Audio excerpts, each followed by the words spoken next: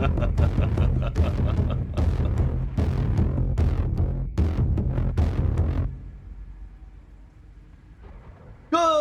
evening, everyone. How are we all doing tonight? It's gonna be chill. It's gonna be salacious. We got Slaanesh goodies. We're finishing this goddamn campaign. I don't even care. Doesn't matter what it takes. Whatever it takes. How are y'all doing tonight? Good, I hope. Oh, I need to take this. Right. Yeah. Gosh. Yeah, I was gonna come back and stream earlier, but I was feeling really tired after I finished my Warhammer Fantasy roleplay session today.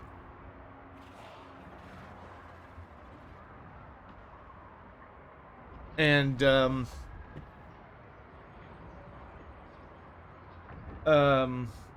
we did Lorebeards, and then I had to go do a roleplay session for Warhammer Fantasy. I had a group thing, and then after that I was like, I'm so tired. I'm so tired. And so I just went down, took a nap. What class am I? I am playing, so I randomized everything like you're supposed to do in the base book, and I got super duper lucky, and I got a witch hunter. So I started off as a apprentice witch hunter, and then getting the trappings to become a full witch hunter is super expensive and difficult. So I moved into the flagellant career, but I'm still like a baby flagellant, which I can't remember what it's called. But yeah. Good evening, morning, or afternoon, wherever you may be in the world, and welcome to the stream to Teaspoon of Salt, Lone Sparrow, John Locke Cole, Captain Squishy, Living Legend, Hawk Godly, Zaladus, Knuckle, Alf Rupin, It's Nico, Dugal, Aurelius, and Adarak. But yeah, so next session, I'm so excited for next week's session, dude. I finally, our group finished putting all the pieces together, and I have proof of a cult, a chaos cult in Bogenhoffen. So we just finished setting up a trap for them, and we've got the Sigmarites behind us. We just got the Varinians on board. So we have discovered that the merchant lords of Bogenhoffen are in a cult, and we have set a trap. And next session we're gonna see if it works. We're gonna try and lure them all in and arrest them, capture and arrest them, so I can burn them alive for being heretics. Critical Mass, how you doing? Welcome to the stream.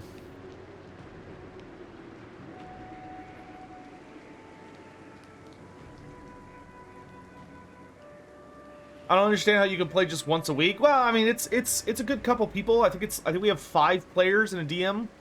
You know, we're all like different time zones and stuff, so you know, it's just a lot. Have you ever heard of Shadow of the Demon Lord? Apparently made by a guy who worked on a lot of the Warhammer RPG stuff. Nope. Jormungandr, how you doing? Hey chat, y'all ready for Slaanesh corrupted wood elves? Oh, I'm so excited. The Tempter Lord. I want this.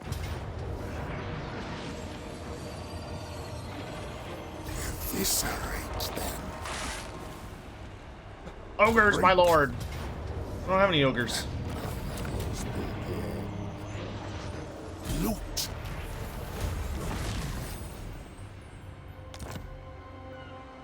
Let me imbibe your essence.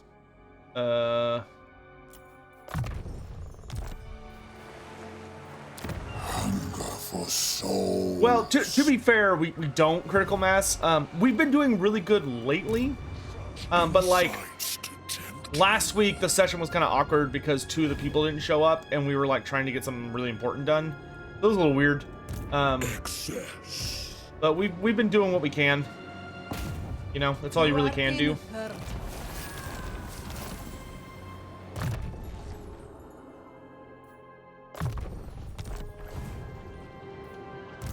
such insights to tempt you.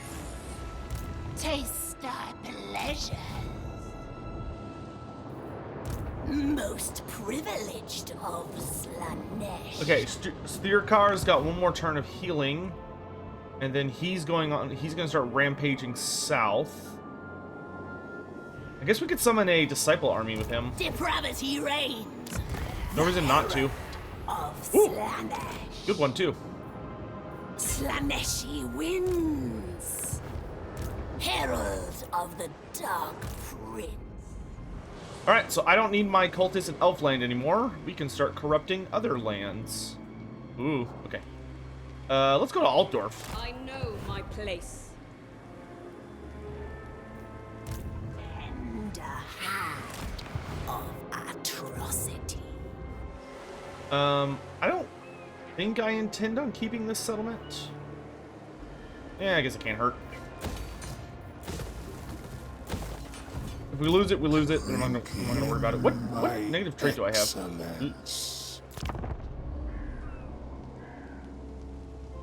How often do chaos cults start up in the Empire? They, from a lore perspective, they're everywhere. They are damn near everywhere.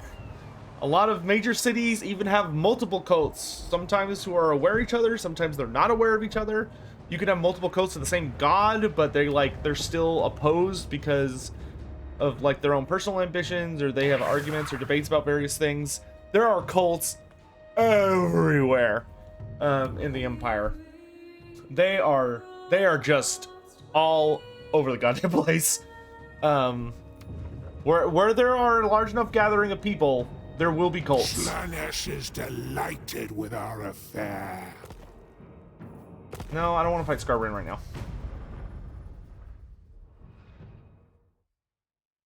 Good evening, Lore Master. I'm trying to learn more about my favorite faction, the Wood Elves. I've been playing them, and a dilemma struck me as odd.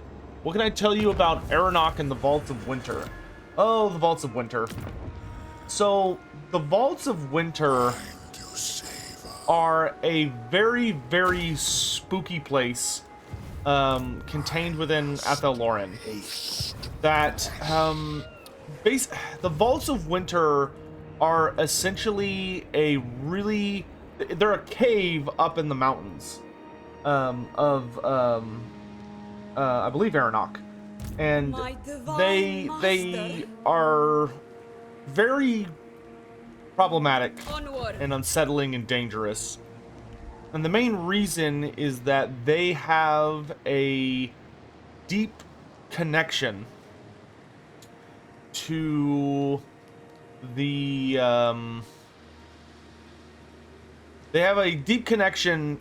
realm of chaos. And there's a lot of power that can be manifested from the Vaults of Winter, because like the winds of magic are constantly like gusting out of them, and they can be a useful tool for someone who is willing to take advantage of them.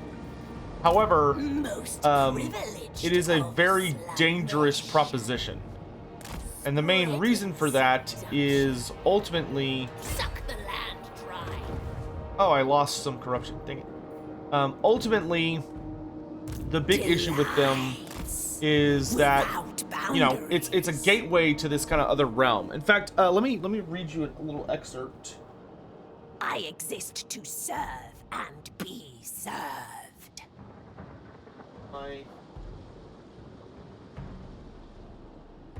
What else?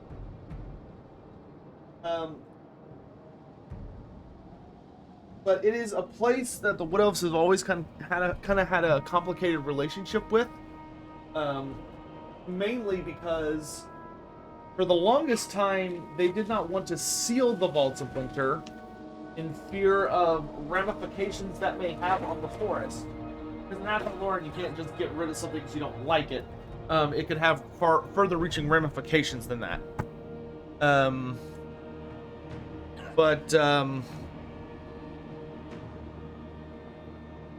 They were supposed to provide notable thing. Here, let me find it.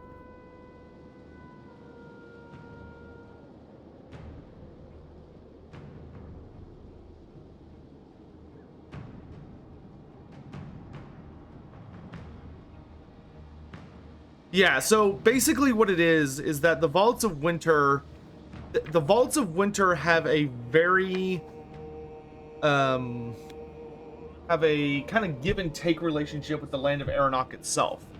Aranok is the land of summer. So Aranok is quite literally a realm that is an eternal summer. So it's always in like this lovely season of plenty, and they have all these great feasts, and it's people are very active, and it's lovely, and excuse me, all that stuff. However, comes at a price, and the price is that basically all of the darkness that Aranok is able to kind of shy away from because of this land and kind of this paradise existence is contained within the Vaults of Winter itself. The Vaults of Winter originally belonged, it was we don't know for sure what exactly was in there, but what's heavily implied was that it belonged to some sort of other race that lived in the forests of Athel Loren, or those mountains that Athel Loren has subsumed long before the elves ever showed up. And something happened where the enchantment that lies over the lands of Aranok allows Aranok to remain in this perfect, sublime eternal summer, and it's a land of plenty with lavish feasts and yada yada yada yada yada. But the Vaults of Winter, which seems to almost supply this situation, is something happened in the Vaults of Winter where it is now a direct connection.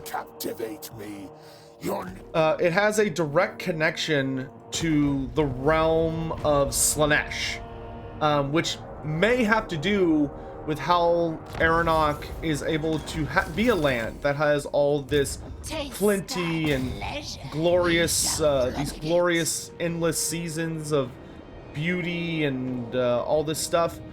It may well be because they are harnessing the good parts that they want from the realm of Slaanesh, and keeping the bad parts, the corrupted parts, contained within the Vault of Winter. Obviously, this is a pretty hefty price, because you really don't want, you know, Slaanesh demons busting out and messing with all your stuff. So the way that the dryads and the elves handle it is they developed a bit of a system, and the system is very straightforward. They have made it where they hold these great feasts, and Aranok, unusual, and yes, I do have soul grinders now. Yeah.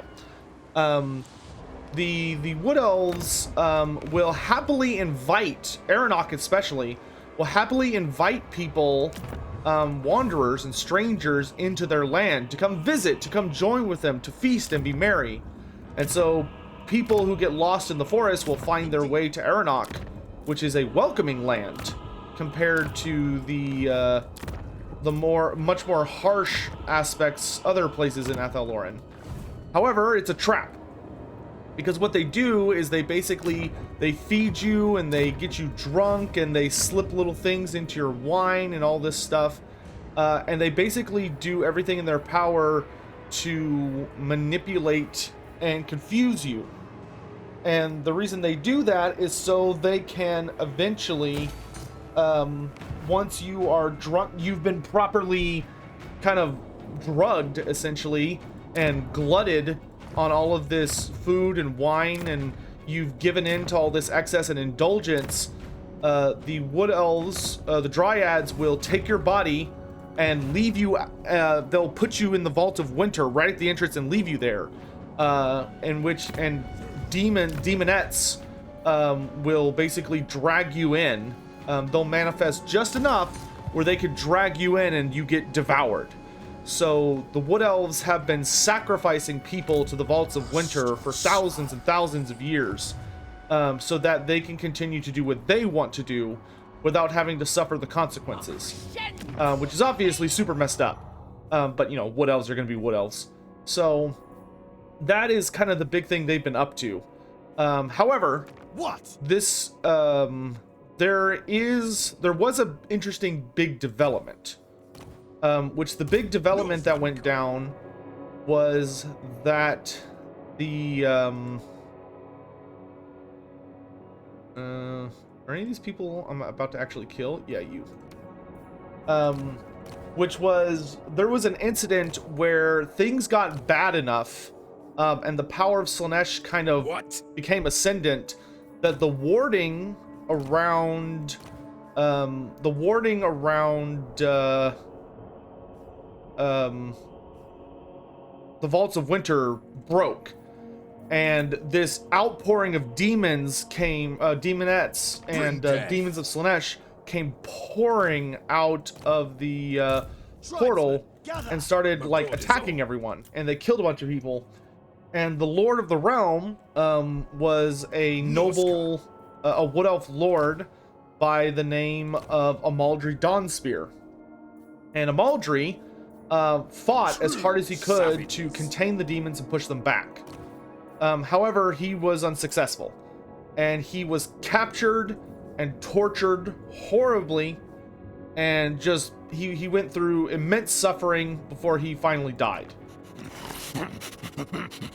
Does it have... So after he dies, his soul was basically so enraged or so focused on like refusing to stay dead that he actively fought against it.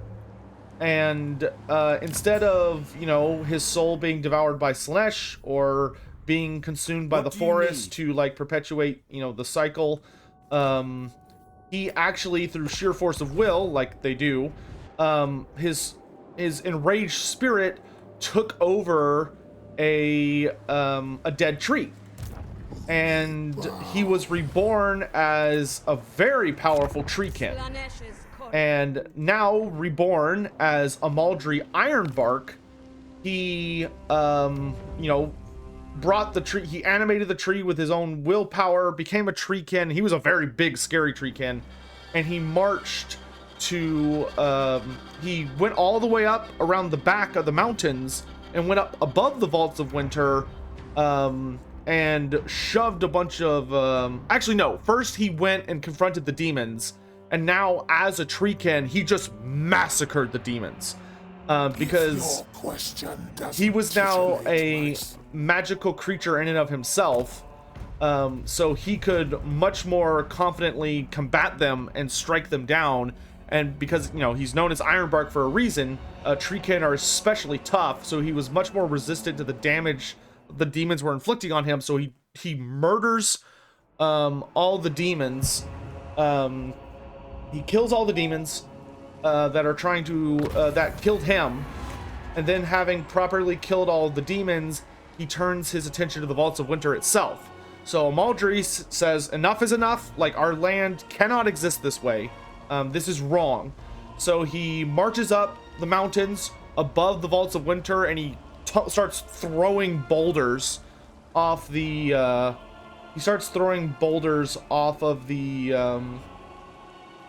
top, and keeps doing it until he causes an avalanche that collapses and blocks the entrance to the Vault of Winter, so nothing can come in or out. And the Vaults of Winter remain sealed until the end times, when the power of the chaos grew so ascendant that the demons were able to literally burst their way out and start invading the forest again. But that was much, much later. I want to see what happens if I do Order of Festival of Perversion, because normally I always pick Shudder the Highs, but I want to see if we get like a part 2. Yeah, we got a part 2. Pervasive Fury. The stench of bodily fluids has faded entirely, and the once constant sound of creaking bed frames is nowhere to be heard. Too late, the truth is revealed. Your now chase followers begin to attack each other. This is Khorne's doing. Extreme patience. There's Khorne blood in the water supply, so that is how this pleasure-selling sabotage was wrought. There's nothing for it but to wait for the boiling ichor to drain away, and we get Khorne corruption, or we could do little blue pills. Somehow, lust has been swapped for rage. To undo this will require a great harvest of souls, which will then be imbibed by your populace. Their loins shall be soon aflame once more. Little blue pills.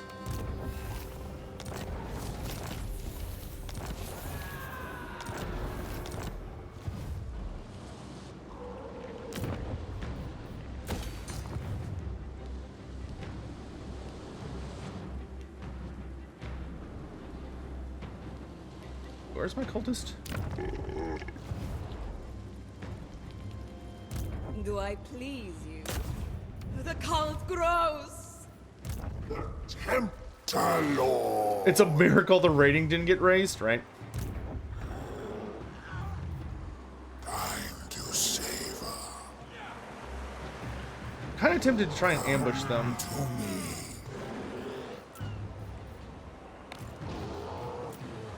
Oh my god! Oh, we don't have enough. We don't have enough allegiance points yet. Oh, we're so close though.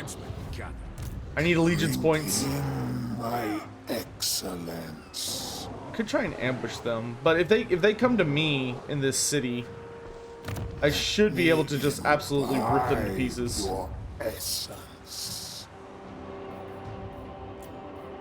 I bring you euphoric death.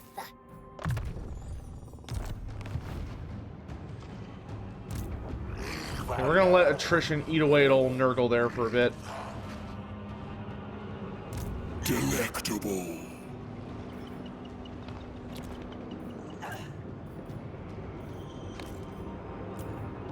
More war mammoths would probably not be a bad thing, to be honest. I actually think the more mammoths Submission. complement the Slaanesh armies quite well. Disgrace. Every step is pleasure. Explorers of experience. Cavorting on. Sweet, sweet suffering.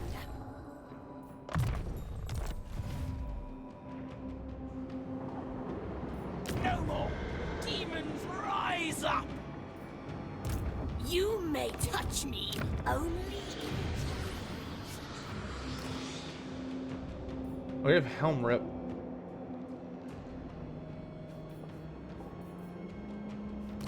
Oof, that's hefty upkeep.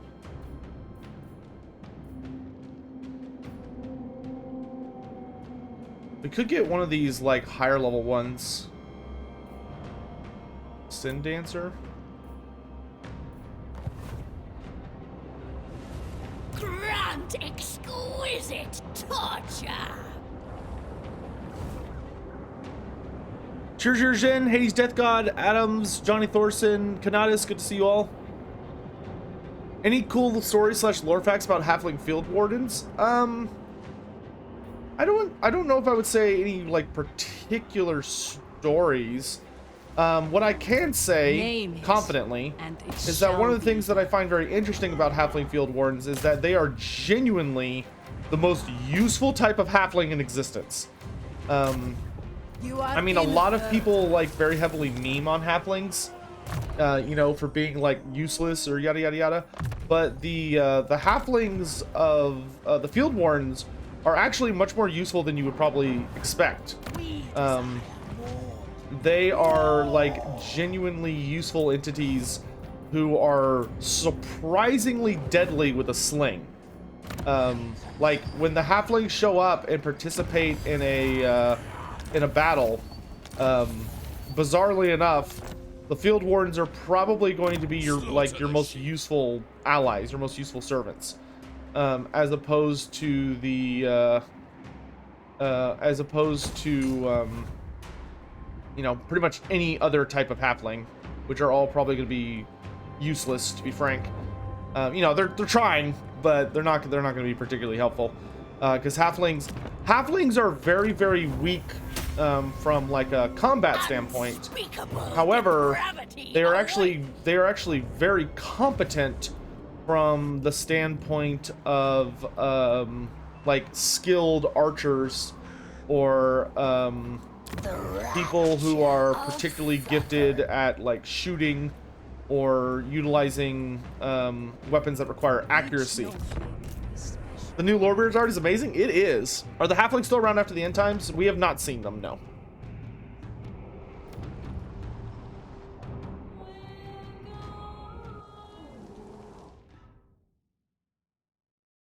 In my RP game where I play a doe witch, yes, because became an Amazon, gotta flex my baby.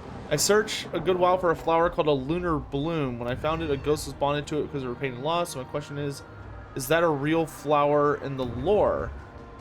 I used to do some big heals for the son of a Bretonnian lord. It might be. It might be something that's like referenced somewhere specific, or referenced in some like adventure tag or adventure hook or something. It doesn't ring a bell to me, but that doesn't mean it's not in the lore somewhere.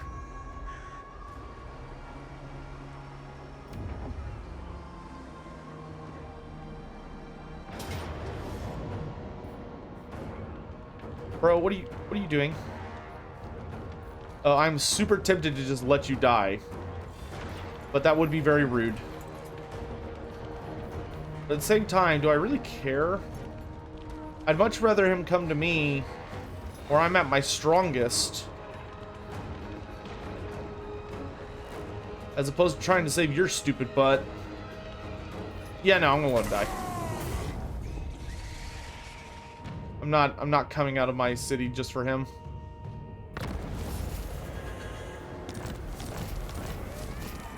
Truth bomb. A euphoric compulsion takes hold of every soul in the land, and they each proudly send you a missive containing their darkest, guiltiest secret. When reason returns to them, they swear unwavering subservience in exchange for a promise that their shameful truth shall never be revealed. Oh. It is treason to command me. I guess I have to go out anyway.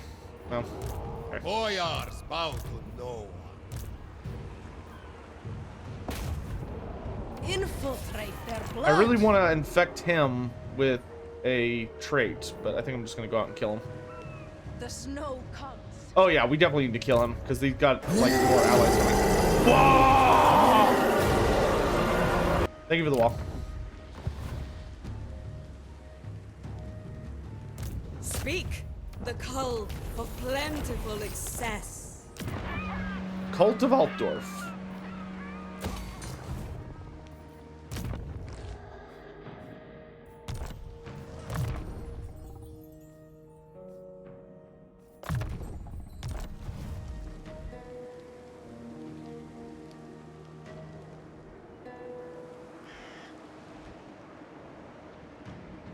Are we getting some ogres tomorrow? Yes, you are. 100%. Undeniably.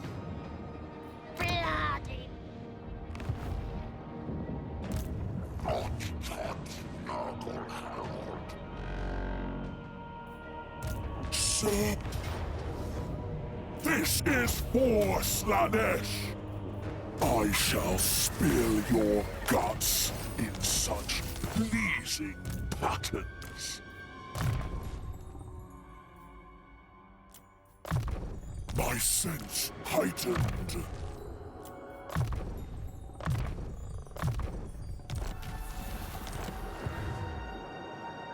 How should I debase myself? Oh geez, Kislev is like all over the damn place. Guess I'm gonna be focusing my efforts on them for a hot minute. Time to indulge. Probably time for you to get a real army, my dude.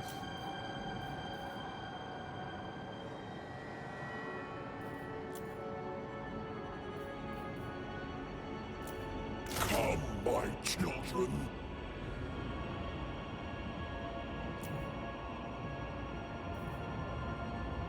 Summon them. You are summoned. Slaanesh is young. You want me. Feasters of pain.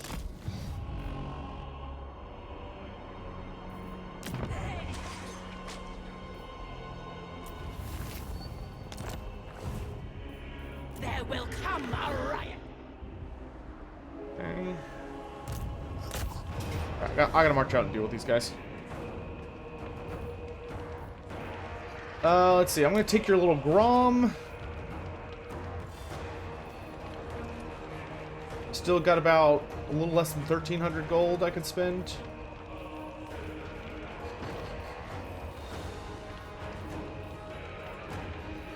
could use some ranged units.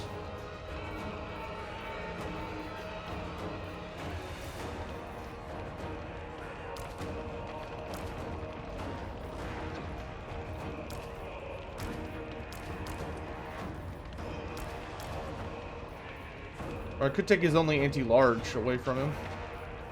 Yeah, that'll be good. Give me those. These are mine now.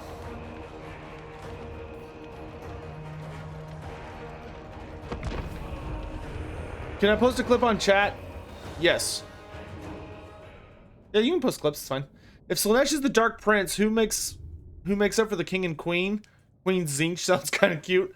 I don't think when they call Slaanesh a prince, there's a king and a queen in the equation. I think he's only a prince in the sense that he's young and has not quite ascended to his full power yet.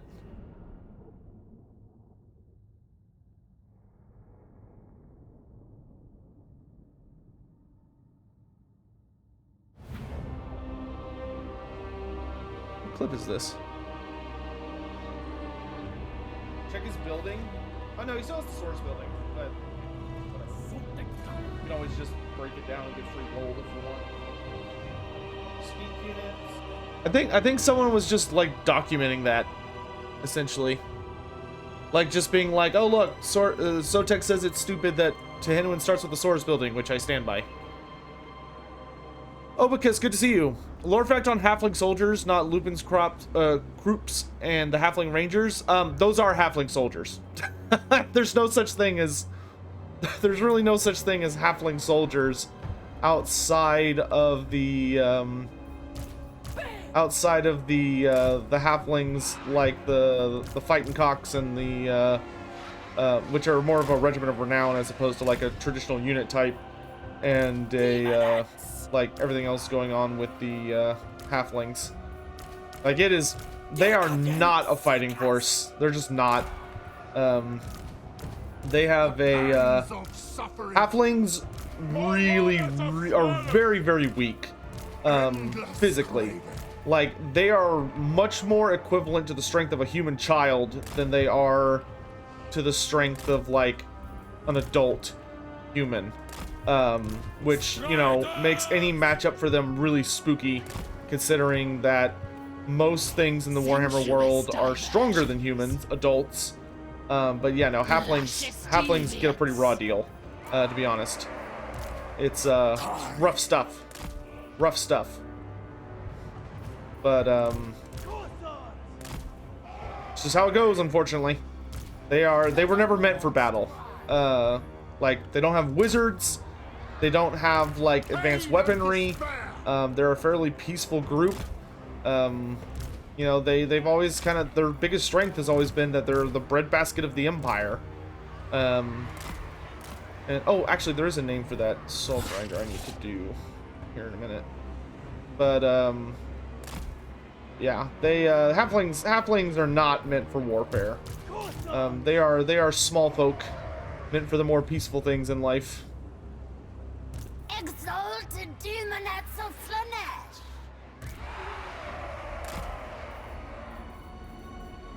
Oh no, not you. Sensuous diversions. I am ready. The cult wakes! The aesthetics are lethal. I need souls. Moving! Such experiences we shall share. Are you ready? We go! The motherland's finest! Little Grom is mine.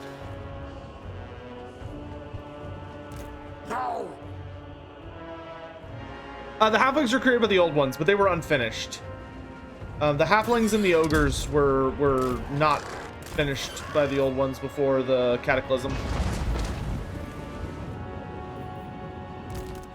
Little Grom!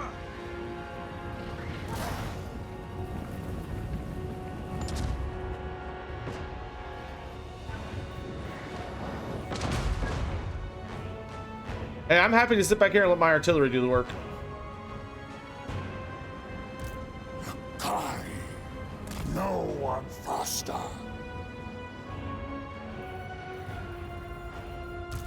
Agreed.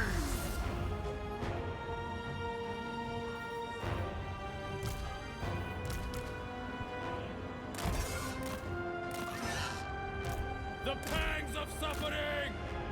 Torture's sweet kiss.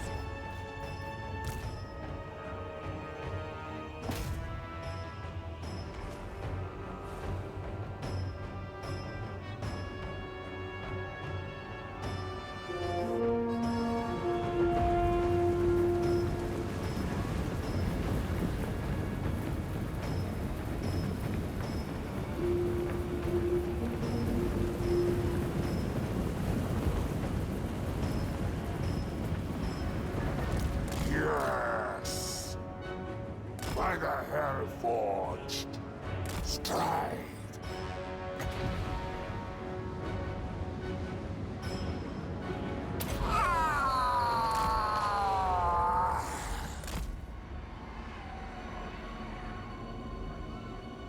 Hellstriders! Heartseekers. Hellstriders of Slaanesh! Comrades of the bear! They die! Inflict You're up. exquisite suffering. Spears!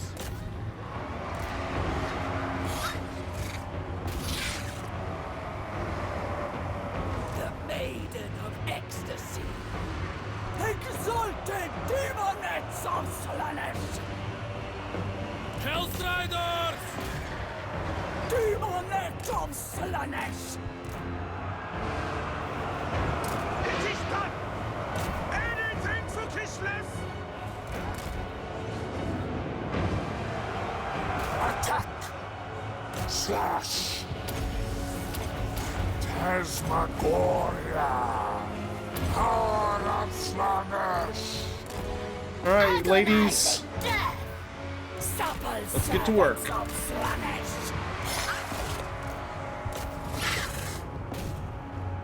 The debauched ones.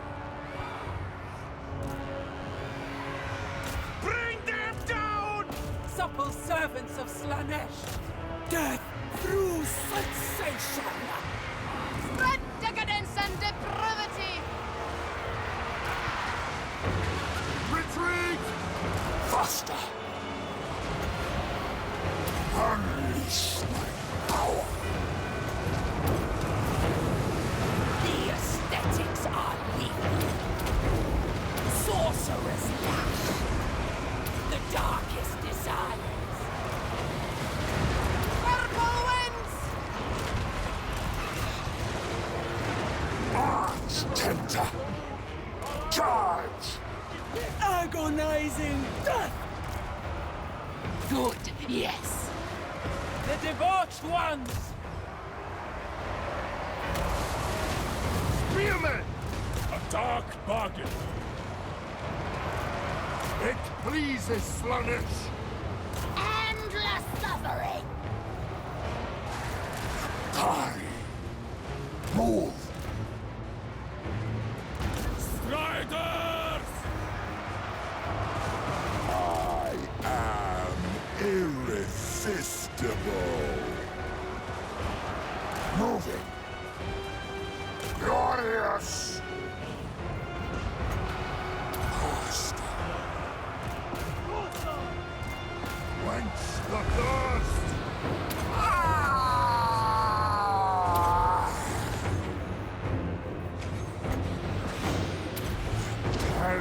Tasmagoria! Exalted demonettes of Slaanesh. New extremes of sensation.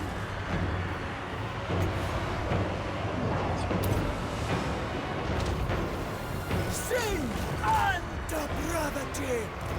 Divine slaughter. Power of Slaanesh! Unleash the power!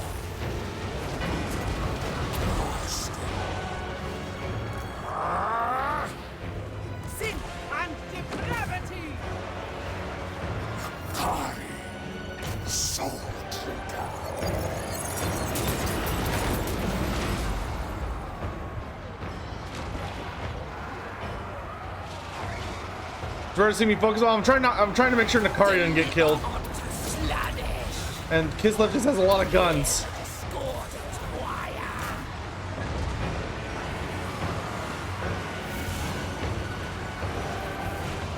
And guns hurt very badly. The good news is Nakari will easily heal up to pretty much full health once he kills enough people. He's got a really powerful stacking heal. The serpent strikes! Slaanesh is Alores. Feast!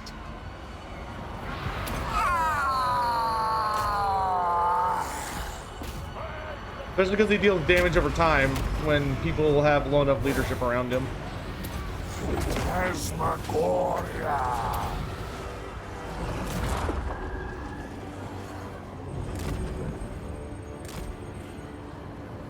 Attack! So we're gonna get this whole group over here. Slash! Glorious!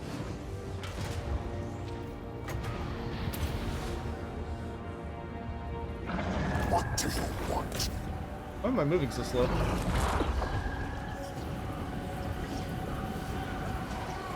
You can see he's draining all these dudes. Power of Slaanesh!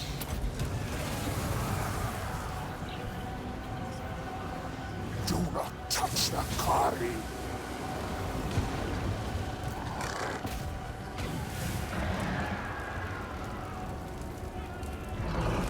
Now, Maisha. That's naughty. unleash thy power! Bend to our will.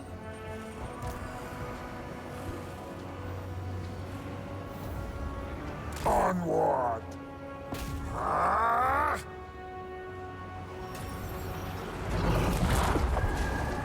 They have outnumbered!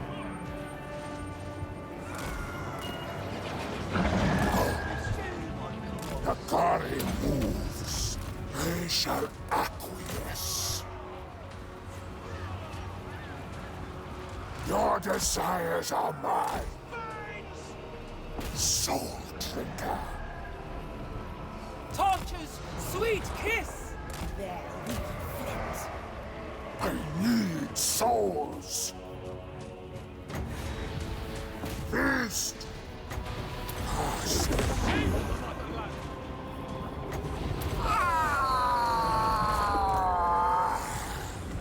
He's almost back to his healing cap. Attack. Raven comes! They are too alluring. Go! Turn and No. die. No.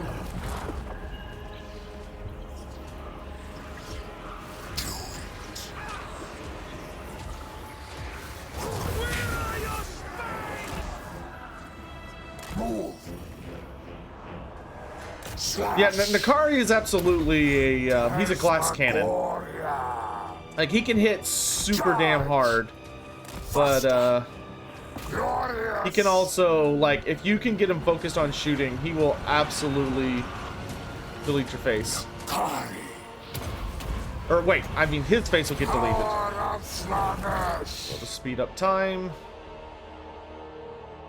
I think this is the last unit on the battlefield. That's okay though. Okay.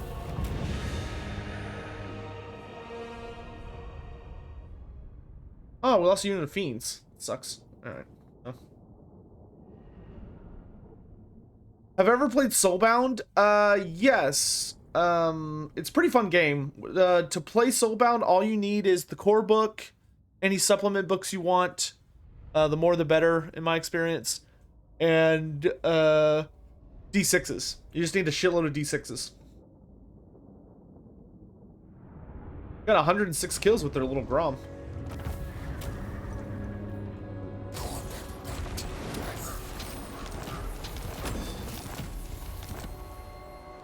The Tempter Lord.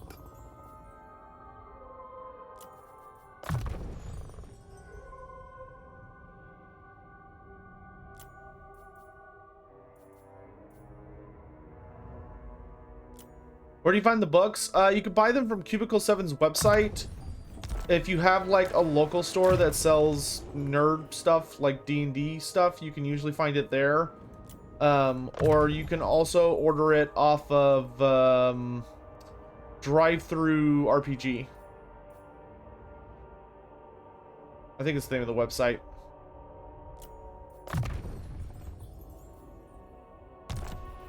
Low-key want them to steal a unit in multiplayer? Oh god, Misha. Why would you wish that evil on the world?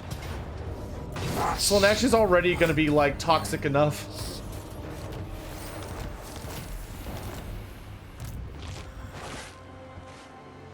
Time to savor.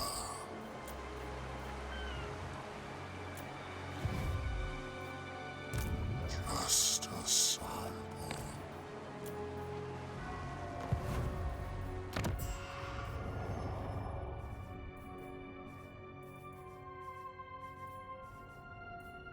Lord of the Glade, consider yourself lucky that we didn't send you to parley with the Dryads.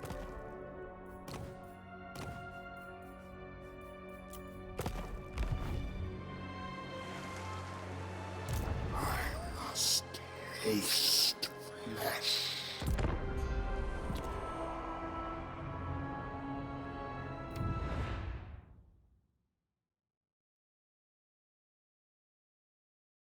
Let's see.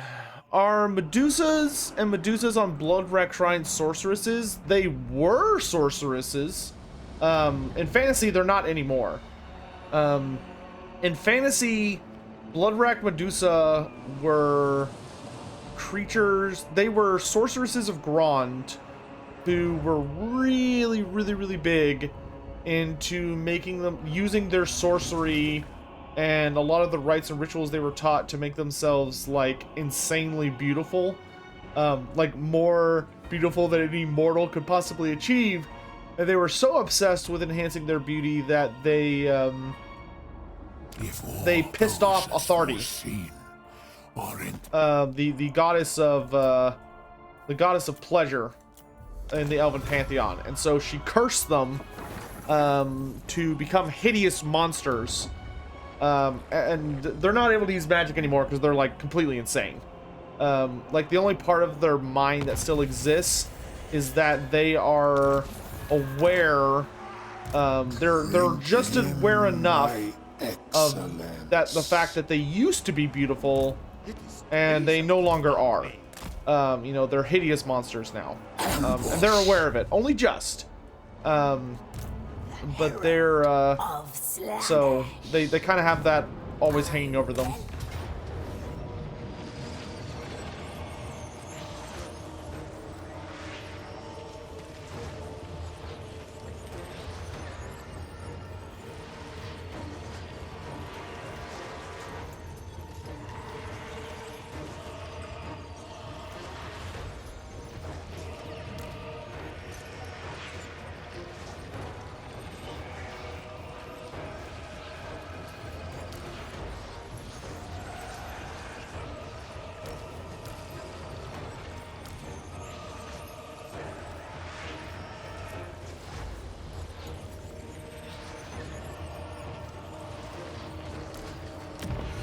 Give me your nerdlings.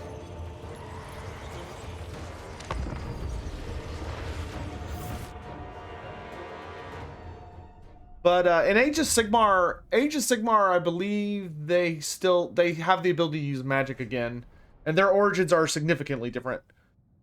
In Age of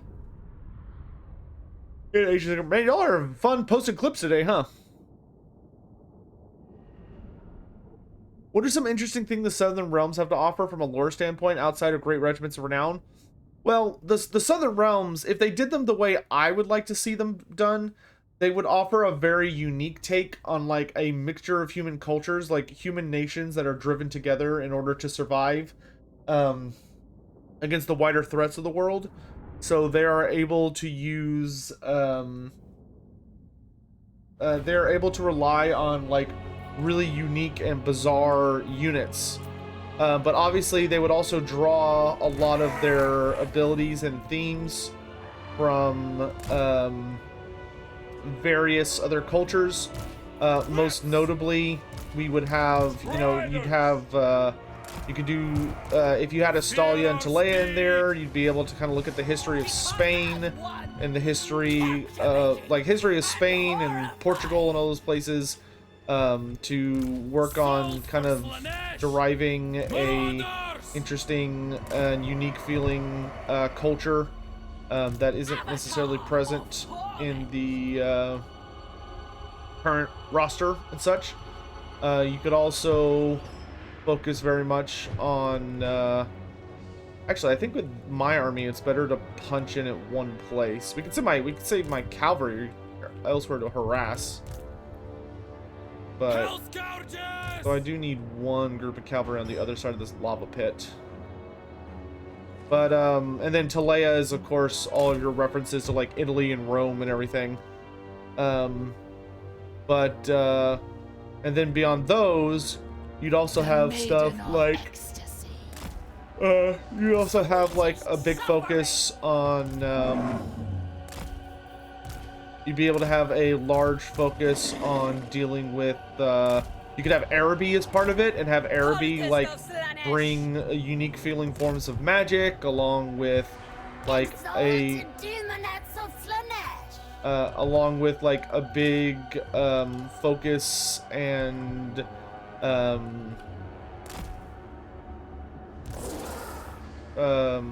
drive for Bringers of joyous them. So you know, you could have like, you could just have like a really interesting mix, like imagining like Talayan pikemen with like gunners behind them. Meanwhile, over on the flanks, you've got galloper guns running around, and then you've got like an Arabian sorcerer hanging out in your back lines, casting sorcery, and they're call upon like the djinns as your army, your faction's monsters.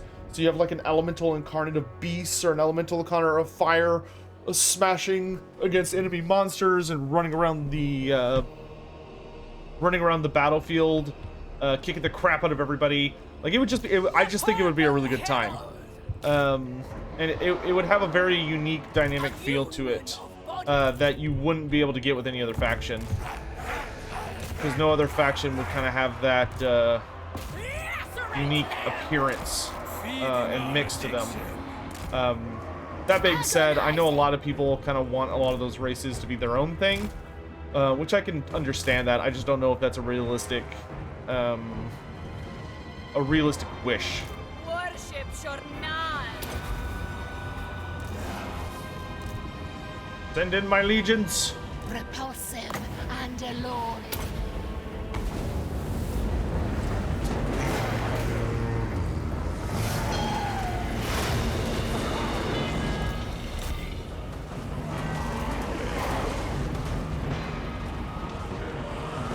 Exalted demonets of Slaanesh. Seeking Slaanesh's embrace.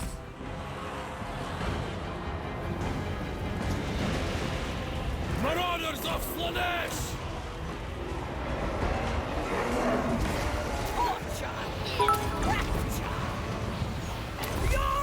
Inquisitor Hammond Shield, X10.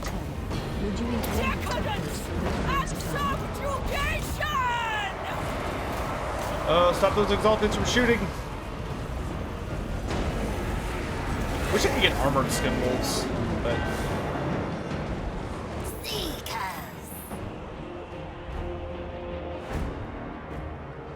think we can get. Scourges! Driven by pain. Seal to our steeds.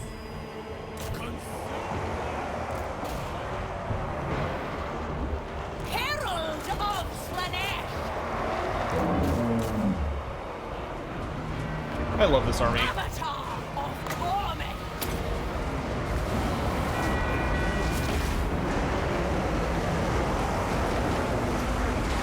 Who can I blame?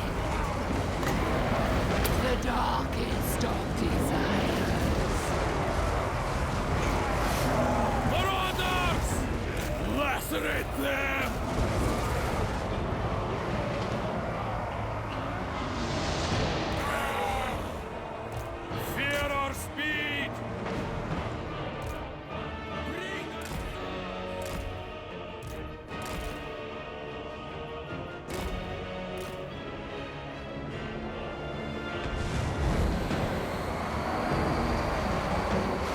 forever unto Slaanesh.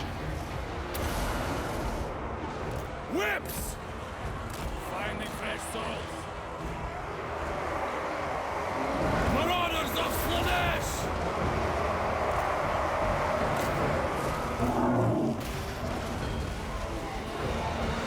Pan-demon of Slaanesh! At once!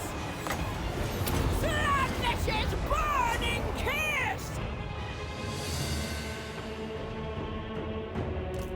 Soul Riders! Guided by hunger, Delicious. pain and despair! Seekers of Slaanesh. The Purple Herald! Darkest winds blow! Seekers of Slaanesh! Sin and depravity! Pain is a gift. The pangs of suffering!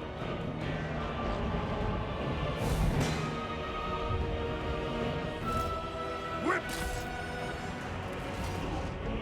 Bend to our will! Endless craving! Dark whispers of glory. Beacon of depravity! A rite of pleasure!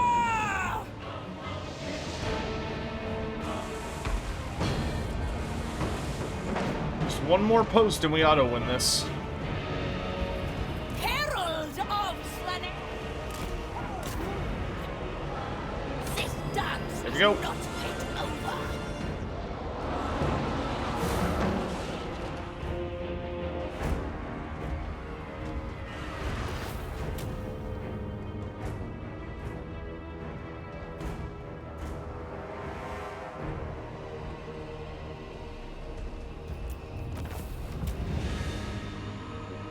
Let's see.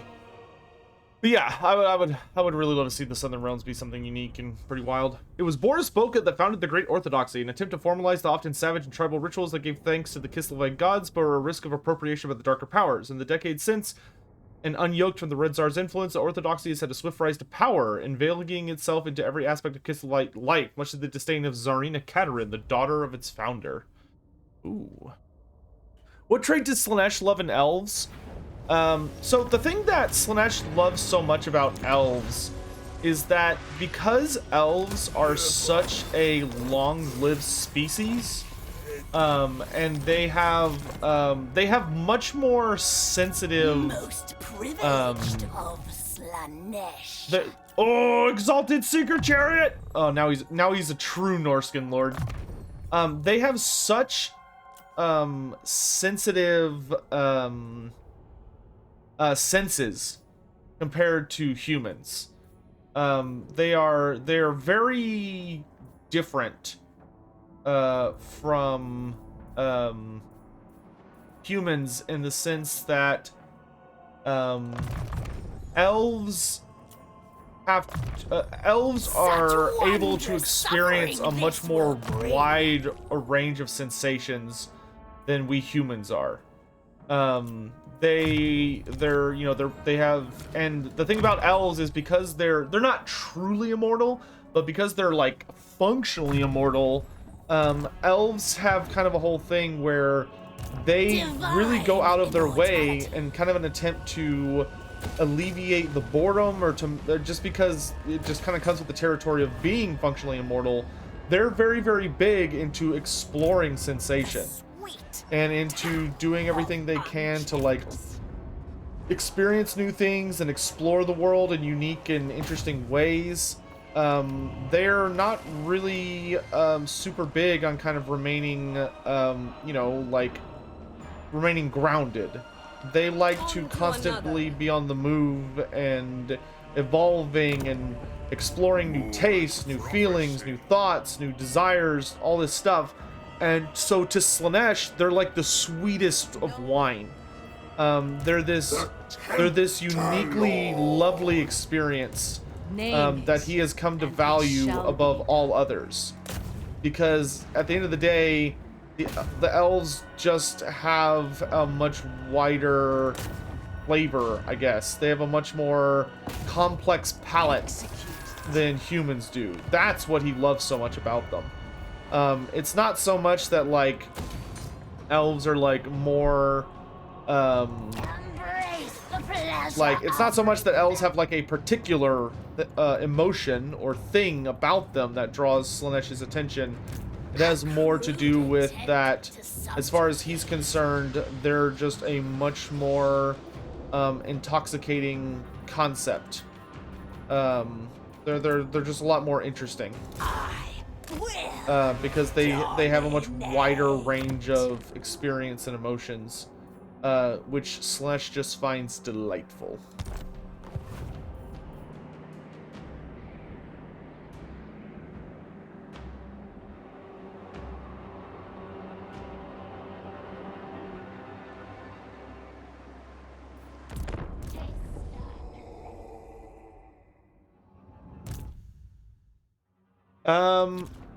Do I think if there was a gluttonous insect race, the caverns of the Mountain of Mourn would be a great location for them? Yeah, absolutely.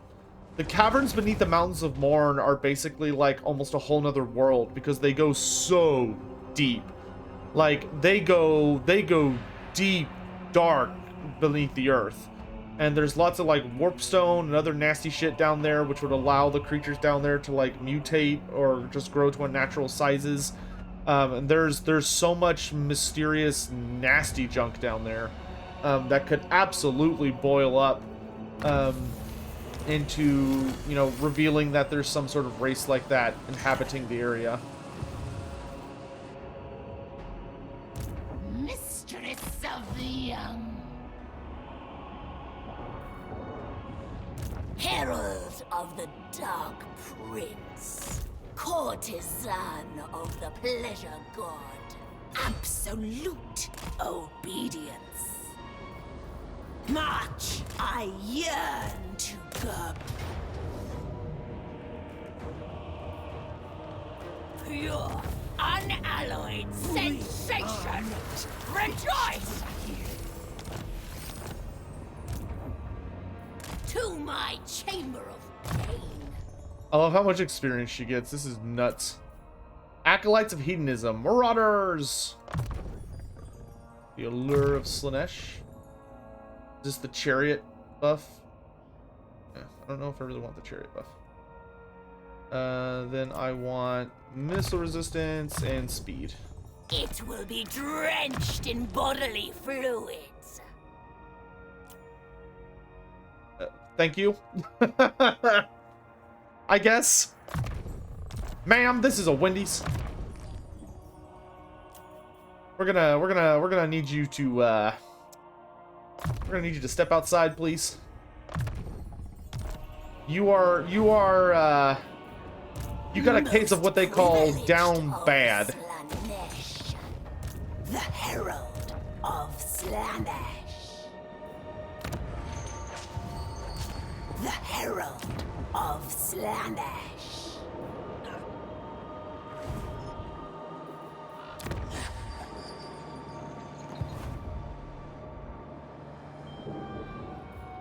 Such insights to tempt you.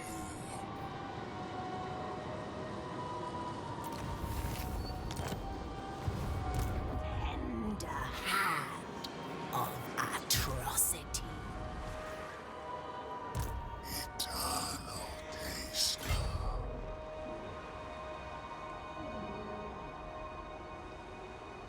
I wonder. Surprise. On we go! Extinction. Oh, Costalton's here. How delightful. I don't like Costalton. I don't like Costalton. He scares me. Spooky.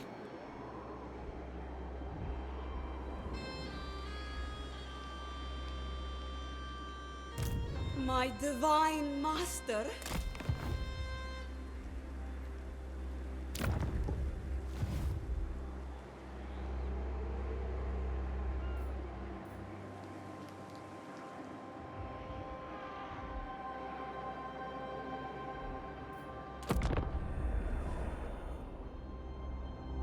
Sotek, how are you? Just wondering, is there a clear description of the blade of Quetzal or how it looks? There's not really a description of it, no. It's just kind of like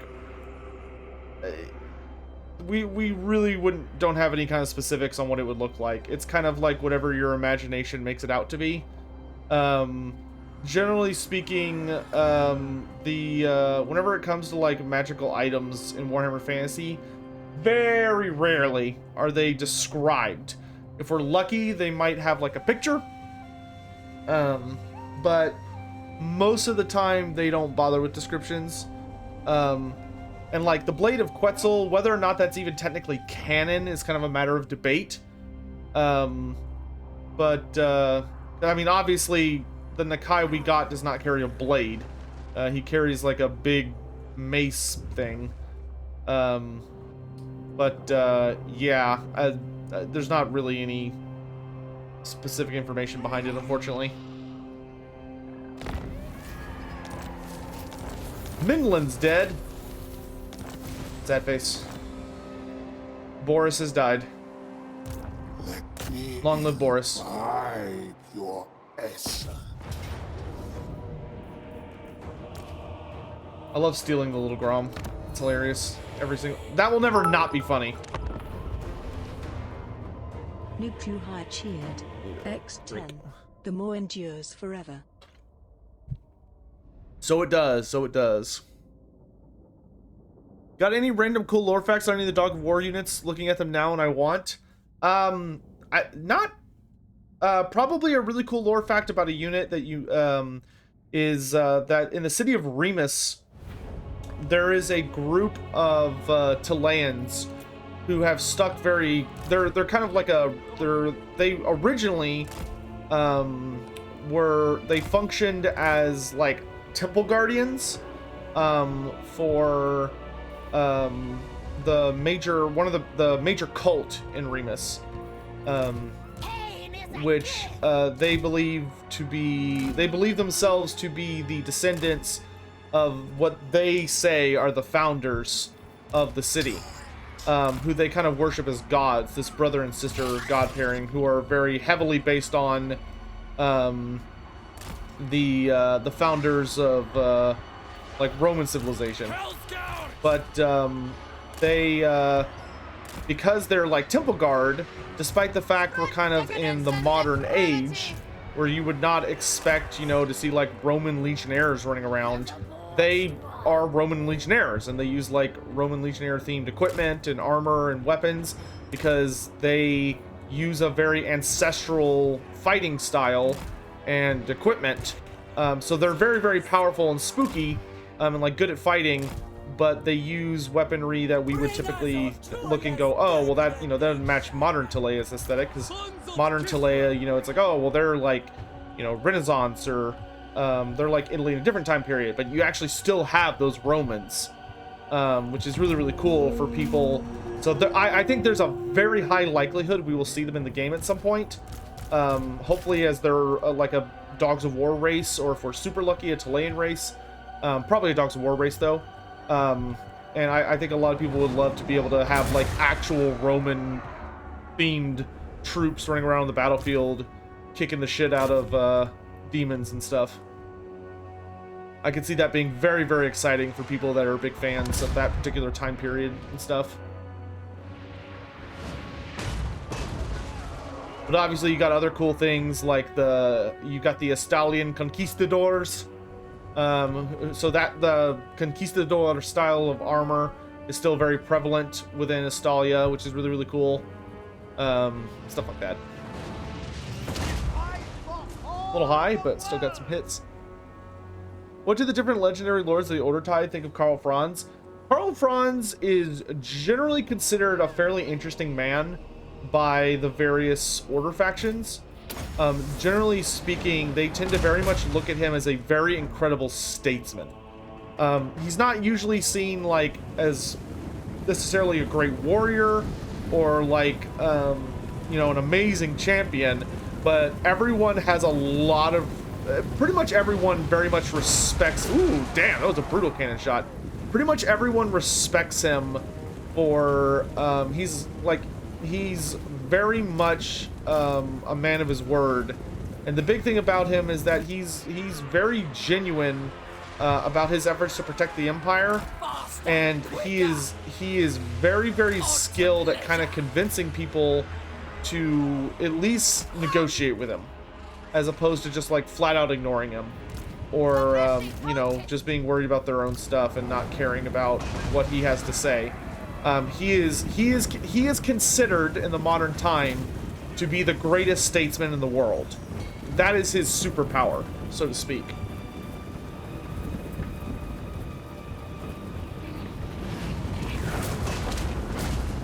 I have read the first omnibus of Go Trek and Felix, Head Taker, Scar Snake, and I'm about to finish Thankful and Bone Ripper. Any recommendations on what I should read next? More Go Trek and Felix. I would keep reading Go Trek and Felix at least until you're done with like the 4th omnibus. I would recommend all of it, but I would definitely go all the way to the 4th omnibus at least. Because that's when stuff starts to get, you start to get like a lot of really interesting like overall focused narratives. Charge! Excess in all things!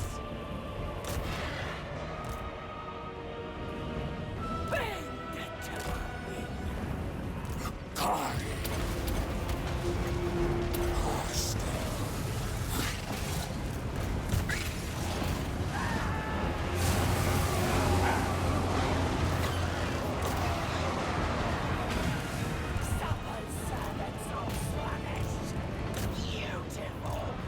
Seekers, we got work to do.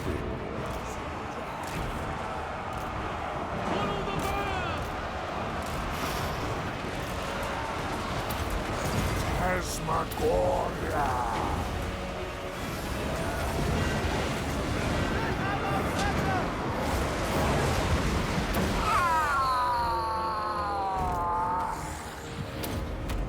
Extravagant despair. The Prince of Chaos rises.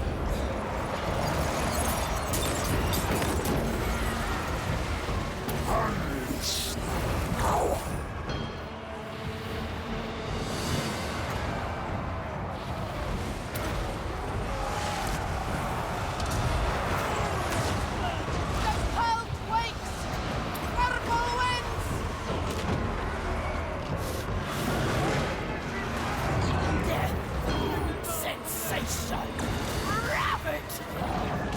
Yeah, because honestly, until you've read, I actually would not recommend for most people reading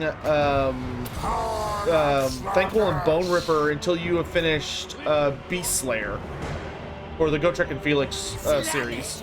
Once you finish Beast Slayer, I would say, okay, you're good to start the Thankful trilogy. But until Beast Slayer, there's a good amount of context you'll be missing for some events.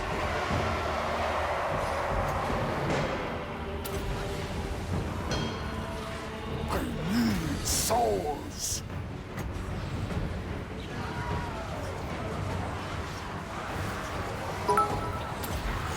Tasmagoria! Mid-2 high cheer. X10. Legendary lords in game 3 seem very powerful. We think game 1 and 2 legendary lords will do fine against them. Honestly, yeah, I think a lot of the legendary lords will be fine. Because they're strong, but a lot of them have like very specific gimmicks, so to speak, that are genuinely counterable. Or like the characters are very expensive, or they're like really big, so they're easy to shoot. And really mess up with some other, like, there will definitely be an adjustment period, but like CA will buff characters if they need to be buffed.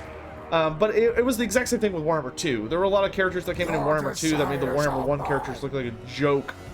And things eventually balanced out. And I think it'll be the same thing here.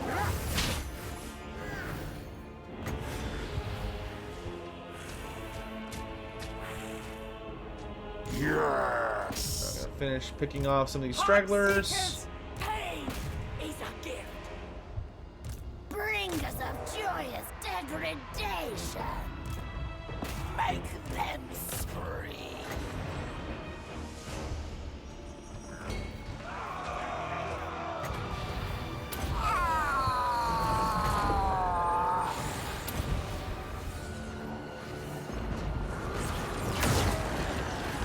So I think they'll finally buff the Lizardmen Legendary Lords. I don't know if the Lizardmen Legendary Lords really need many buffs.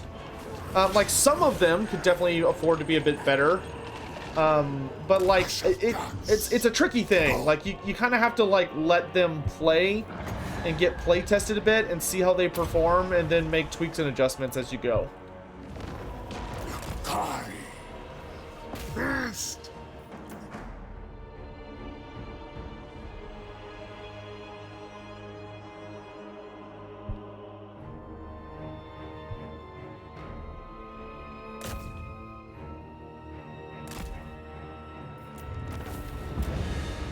I've seen the Wingless Demon Prince in action. He's like a tanky Nakari with 140 armor and 100 speed. Well, I mean, the thing about you can't take the Demon Prince into multiplayer though.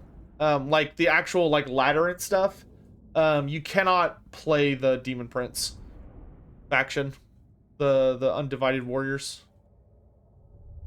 I would love to see them become playable once Be'lakor hopefully gets like put better in the game, because I mean Be'lakor is only really in the game for once you beat the campaign. But it would be really nice to see him become like a much more typical Legendary Lord maybe later on in the franchise.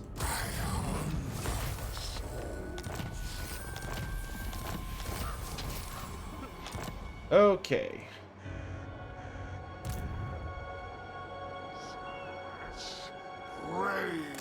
Really need to get the Kislevites out of here. They are becoming a problem. They're messing up my plans, and I don't appreciate it.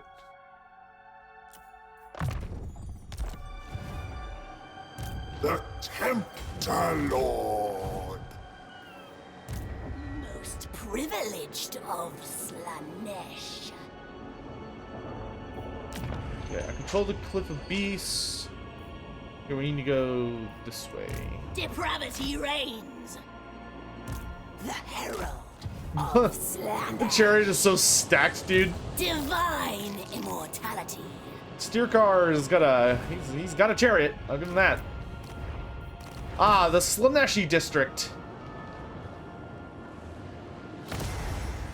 And now we shall make a Slaaneshi colony.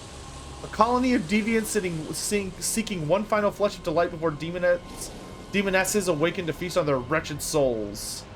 Nice. It's beautiful.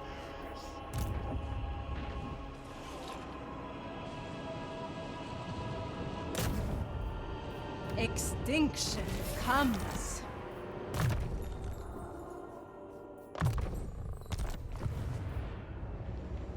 Taste our pleasure.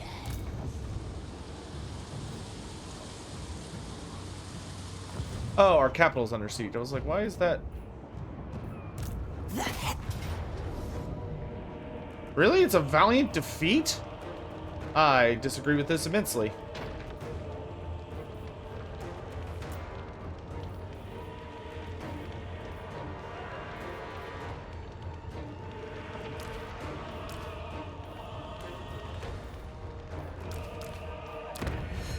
There we go. The time of soul flaying comes. I'm not finished with you. Grace. Great job, Sin Dancer. And cruelty. I don't think we really have a use for you at this moment, but we appreciate your service. A tool of sweetest torture. We'll call you if we need you. Thank you. I just need to stabilize my capital. Name it, and it shall be done. Execute it. Drinking. Does Slaanesh like ogres for their gluttony? Oh yeah.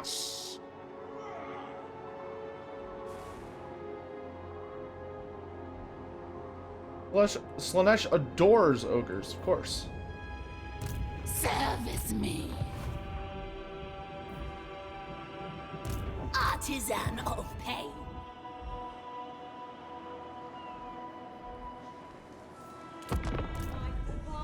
Lightning Strike seems good with the Slaanesh army. Yeah, Lightning Strike is amazing if you want to invest in it. It's just, it costs 3 points to get the best version, to get like the actual lightning strike ability.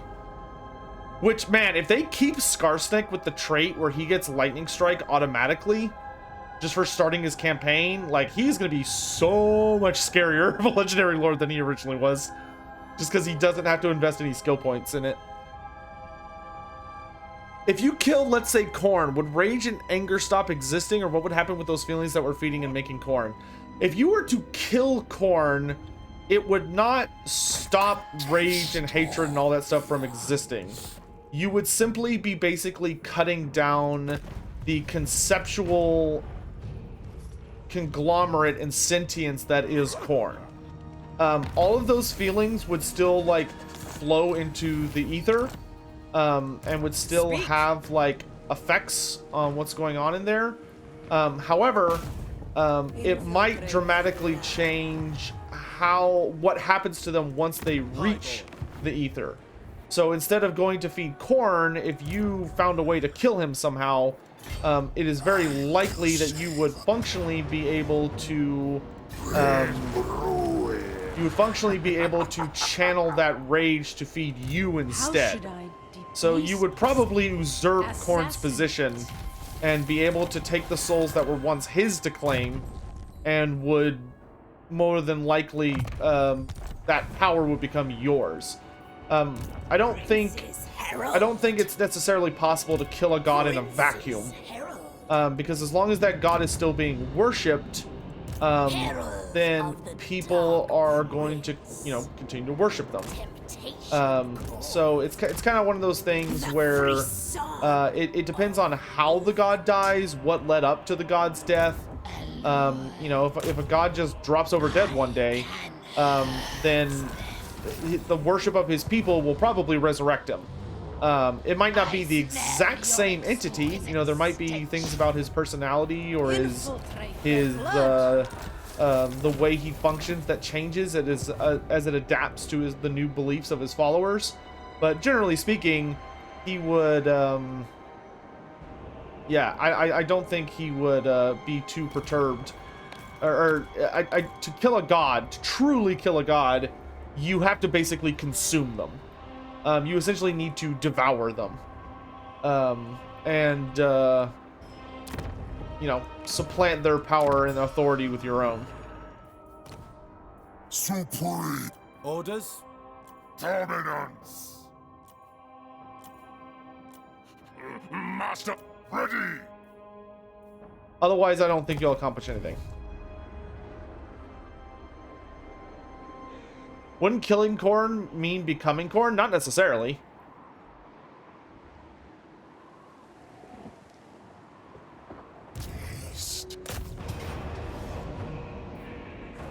And even if you killed corn, like, you'd kind of have to figure out what that meant,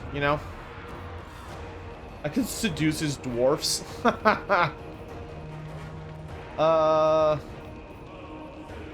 Yo, give me those ice guard. I'm also gonna take your spearman.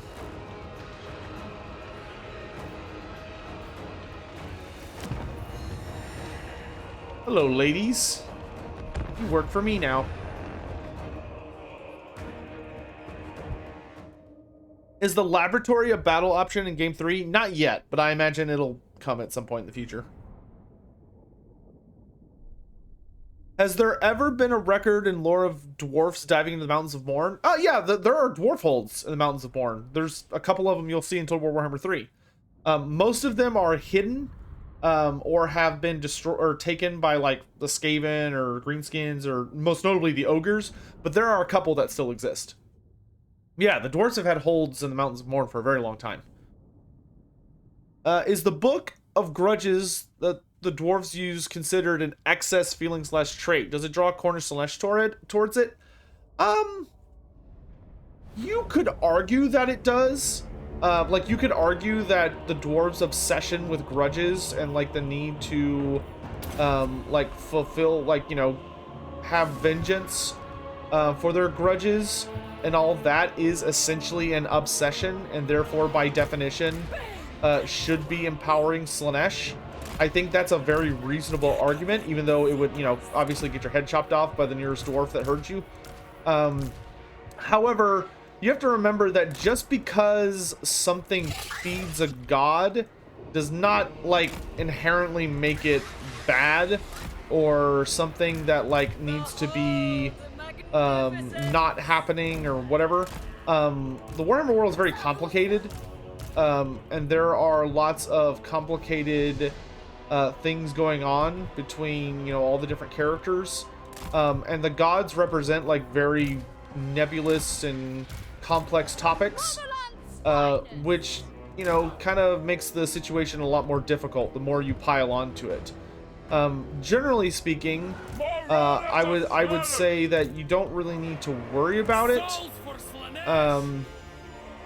Like, do those concepts feed Slaanesh and Khorne?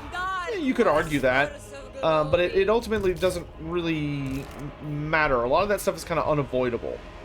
You know, like, because a lot of it is just kind of nature, right? It's just kind of the way things are. Because like the thing about the dark gods that makes them so perverse and so problematic is that they are ultimately very natural processes or emotions that essentially get heavily, there's so much of it all piled on top of itself and stacked together that it kind of becomes distorted and evolves into this hideous thing that it was never meant to be. You know, it becomes way worse, because the basically, like, the main concept of chaos is that too much of anything is a bad thing. You know, and we've I'm sure somebody's clipped it, but I did an explanation about it. You should be able to find a clip you can watch about, like, it takes something that you consider, like, super healthy, right? Like drinking water. And if you were to make a chaos god of drinking water, you would very quickly see how even something as, like, obviously good as drinking water could become something really, really, really ugly, if you became so obsessed with it that you started to make horrific decisions. You know what I mean? A desire granted. Slash.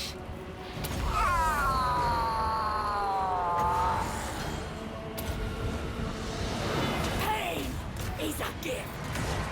Aim! Kill! Cultist of Slaanesh! We fight for Ursa!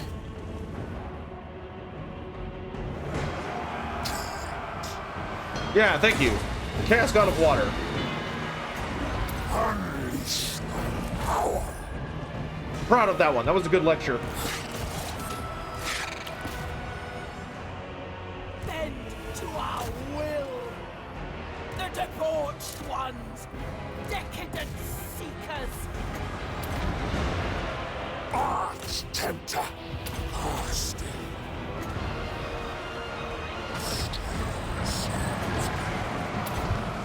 Exalted demonettes of Slaanesh!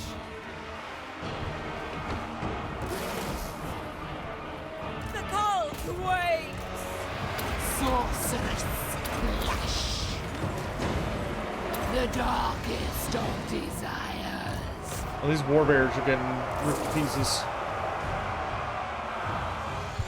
Ice guard! Kari. Tasmagoria. Bringing agony. Pain is a gift. Endless suffering. Death through sensation. Pain is a gift! Power of Slaanesh.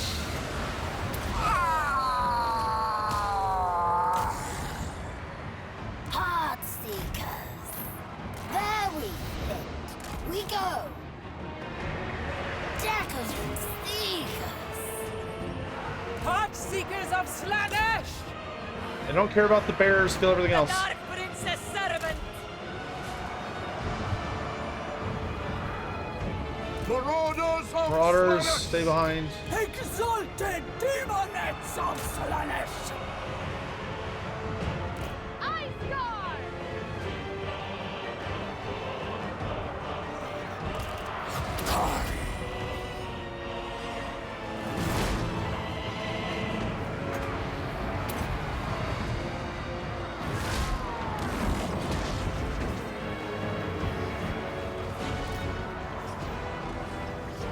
Attack! Unleash my power! Phantasmagoria! Do not touch the Kari!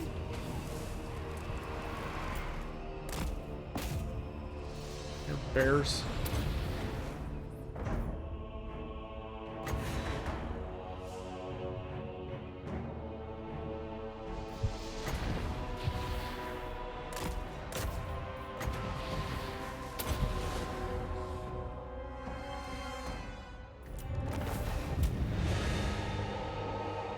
A random fact about Moore. Cool fact about Moore is that generally speaking, he is considered one of the oldest of the gods, especially even in the old pantheon for the Empire. He is ancient. He also has very complicated family dynamics, and a lot of literature and text. According to many humans that had early contact with the elves, and they kind of like learned from elven culture. And they learned about the mysterious and terrifying elven god by the name of Cain. There were a number of elves, or humans, who came to the thought that they believed that Cain was not just an elven god, but was actually a human god as well. And they believed that Cain was Moore, the death god. They believed he was his brother. So that the two of them were brothers, and they had like a falling out a really long time ago, and there was like a lot of complicated nonsense to it. But beyond that, they also... he is the father of... He's the father of Verena, who is the goddess of justice. And... Cultist of the perfect there's also who else is the herald of who else is on all that team stuff? Most I believe of I think Shalia may also be his daughter as well. I forget who his wife is. I think his wife may be, I don't remember if his wife is Myrmidia. But Moore is like, he's like kind of like one of the father figures in the pantheon. He's like this ancient force that humanity is very scared of, but they also respect him very deeply. And he's kind of believed to have his hand in all the kind of just all the pots. Sounds like Zeus, a much less rapey Zeus, but yeah.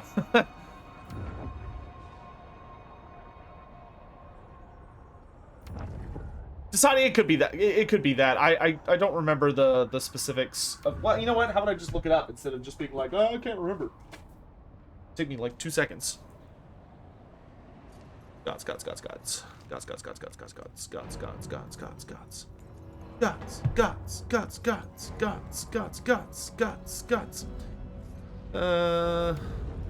Here we are.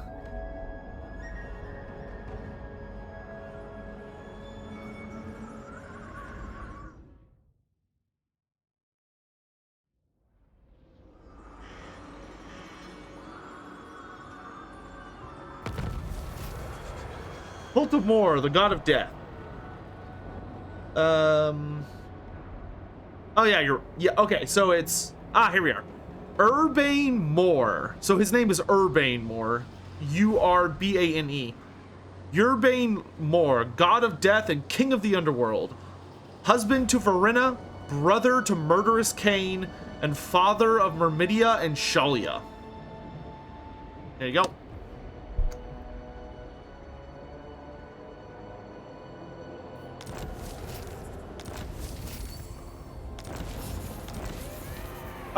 We're ascendant in the great game. Very nice. And we finished one of our tech trees. I can finally start the final tech. Holy shoot. Okay, so this gives our okay, so this is literally the Keeper of Secrets tree. We're not gonna do that just yet. I need to get my other army abilities. Where are my other army abilities, dude? There it is, Ill Repute.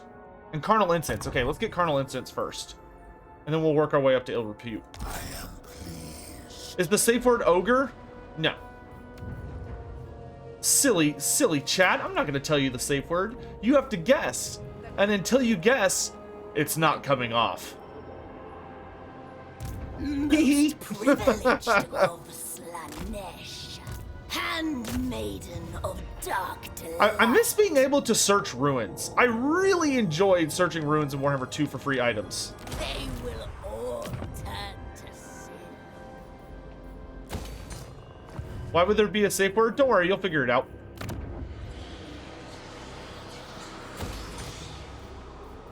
You hated the puzzles? You didn't have to do them. They were just free experience and free money.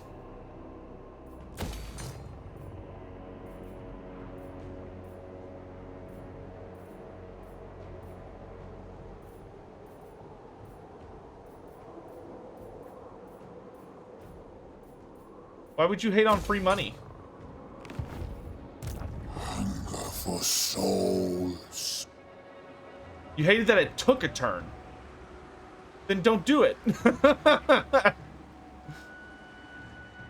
Next destination.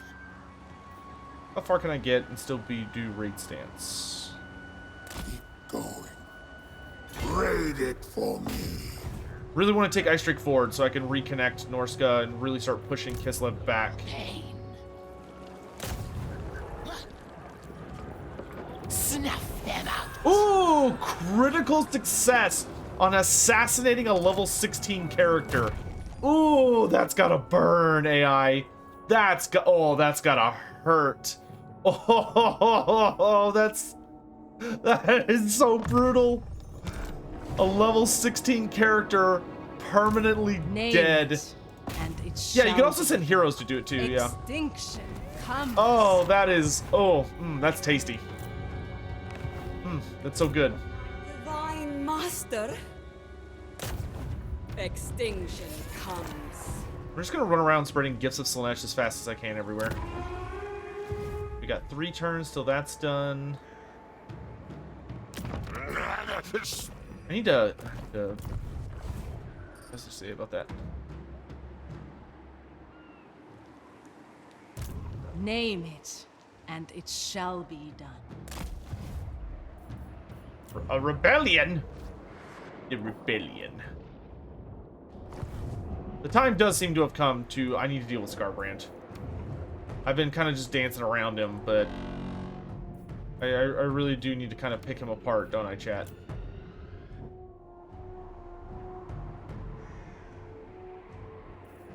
I have so many devotees. Look for any cults I haven't fleshed out yet.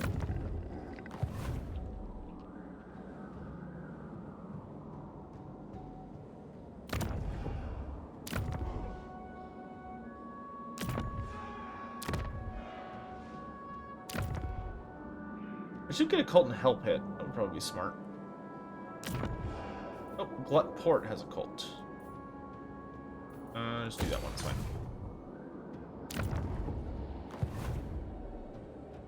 Oh, there's like a lot of ruins over here. I don't know who's been burning shit up, but someone's doing damage. Most wise. We've infected the hell out of Cathay. Terracotta Graveyard.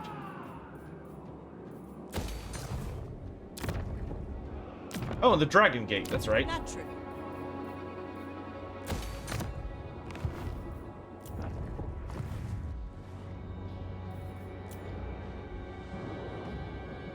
Pleasure without conscience. Weird how the cultists have different accents to all their elves, wonder where they're from. It could be that they've just like, maybe they've kind of been bound to Slaanesh's legions for so long that they've kind of developed a distinct culture or something. I don't know, it's weird.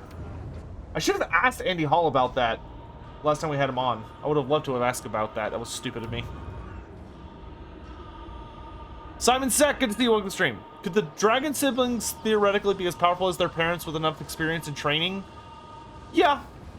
Yeah. Captain Squishy, thanks for the stretch. Talion, thanks for the hydrate. Ugh. Can cults ever be destroyed? I don't believe so. But they don't really do a lot to you. Like the thing about the cults is that if you keep your corruption low, a cult cannot form, at least not without extreme difficulty. But unlike like Skaven Undercities or a number of other things in the game, the Skaven cults, or the Skaven cults, the cult buildings don't really do a whole lot. They're just kind of like there. They don't really have like a specific function. How should I deface myself? Smother them. Yay, no patriarchs. So it's kind of one of those things where like you don't really need to get rid of them because I don't think most, if any of them, spread corruption. And most of them, in order to affect the faction that is like has the issue, you have to destroy the cult. So for instance, like the Slaanesh cult literally does absolutely nothing unless you destroy it. The player. And if the player destroys it, then the Slaanesh cult will spawn a small army. The Plague cult doesn't do anything. Most of them just generate resources for the Chaos faction behind them. But they don't, if you're the player, they don't affect you. So you will probably never even notice them, even if you had them. Because they don't actually do anything. Like the Skaven buildings actually do stuff, and they like increase Skaven corruption. They can destroy your cities. They can summon massive, powerful armies. You know, they're very problematic. All right, Norska, Bjornlings, let's negotiate. To be honest, I'd rather be raiding, but you have my time. I want the Chasm of Torment. I will give you Ice Drake Fjord and the Longship Graveyard. I can't do it all at once, though. Oh, okay, I could just pay him the rest. Okay, great. Fine. Yay! Finally. Okay. So... Oh, that's so nice. That's so nice. Okay, so we now control all this territory. Yay! It's all mine! It's all mine!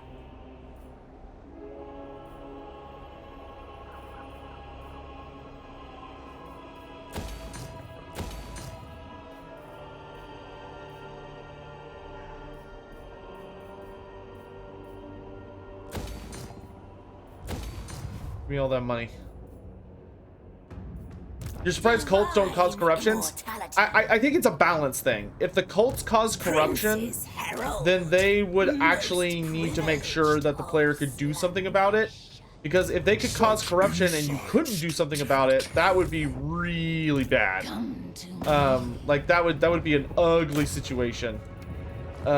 Because it would literally just result in it would be very frustrating for players. I don't think it would be an enjoyable mechanic. But since it does not really in any way seem to affect the main player, I don't mind it.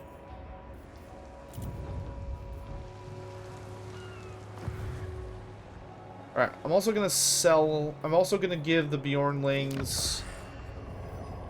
Where are the Bjornlings? I don't really want any of this Norska territory. Tribesmen, gather. I would much rather make the Bjornlings like insanely strong.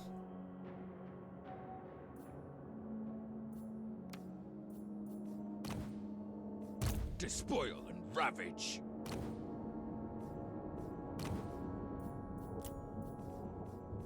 Always ready for a headbutting contest. Okay. So we're gonna give him control of a lot of Norska, with the understanding that he's got to get shit done. And hopefully he'll also get more units, so I can maybe spice up my Norska themed army a little bit. How are we doing on our elf building? Ah, 2 more turns. Speak. You are infertile.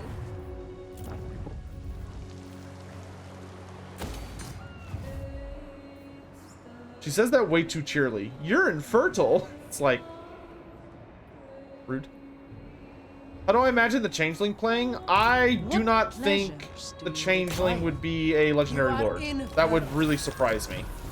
I think the Changeling would make a fantastic legendary hero who you can like insert into your armies, or he has the ability to pull some really insane shenanigans on like other players or other factions. But I don't think the Changeling would make a very good legendary lord. To me, he feels more like a really, really powerful agent who can also join your armies and has some like really cool specific mechanics on the battlefield. For another demon legendary lord, give me the blue scribes. I would love the blue scribes. And I would have the blue scribes be much more of a hardcore support character versus Kairos's like hardcore DPS magic dominance. Galrach? Yeah, Galrach would be fun. The only bad thing is I don't heal very fast here, but I could run up to the monolithic Tom. Onwards. And take that by force, especially if I do pain for pleasure to make myself run faster. What legendary?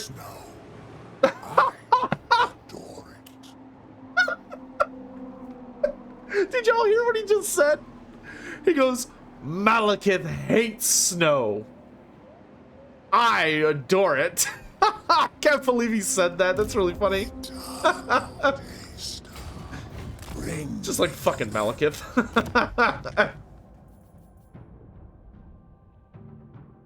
Oh, that's funny. That's good. That's good shit right there. That is quality dialogue that I play this game for. Oh, that brought me joy right there.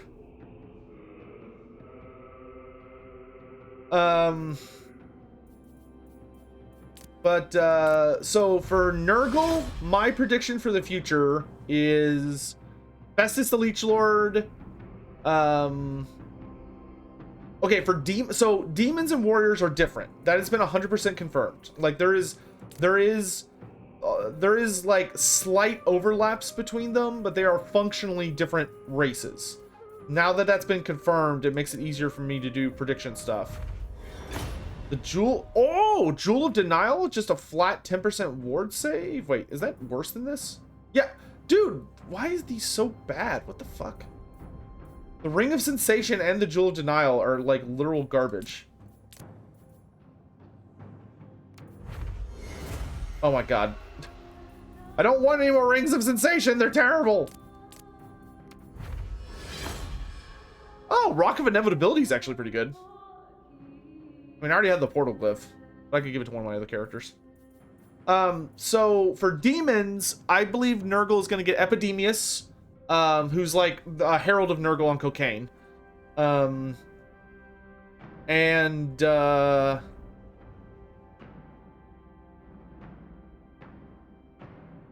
That's probably all of the demon characters. It's probably just going to be Epidemius, and that'd be it for the demons of Nurgle. But then for the warriors of Nurgle, I think we're definitely going to get Festus the Leech Lord. I think there is a very good chance we will also see Tarmakon, the Maggot Lord. And there is a small chance we may get Valnir the Reaper. No, I don't think you're going to see the Glotkin. I don't think CA wants to do the Glotkin. I honestly don't. I think they see the Glotkin as a, like, too much of an end times thing, or like practically an AOS thing at this point. Trying to get some, like, actually blue items. But I fucking hate this item! Dude, I'm screenshotting this shit. I hate this! I keep getting it, and it's so bad. Oh my god, finally, something actually interesting. Prismatic Amplifier. Increases your power recharge rate by 16%. That's okay. That's not great. Man, it feels like a lot of the blue items are just kind of bad in this game. Like, I'm having way more interesting and success with my green items than my blue items.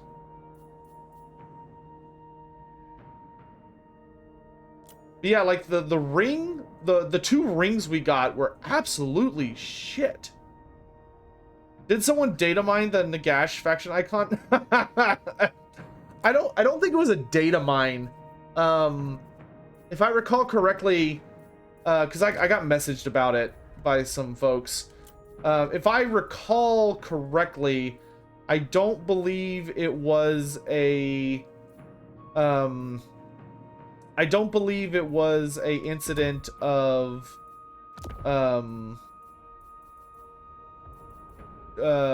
data mining. I think it showed up on a stupid what do you call it? It showed up on a loading screen. Like, it showed up on a loading screen, which clued somebody into it, and they screenshotted it or something. I don't know how it got on Reddit, but it's on Reddit. Can items still be changed by the devs? Yeah. I'll be messaging them. I doubt they're gonna change it in time for launch, but they'll hopefully get around to it at some point in the future. Like, I'm pretty sure the build is pretty much locked in for live now. But I will definitely be sending some messages to be like, hey, y'all should fix some of these items because they're just absolute horseshit.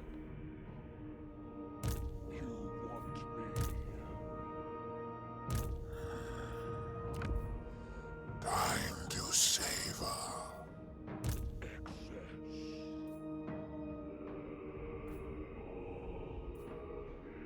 Slaanesh herald.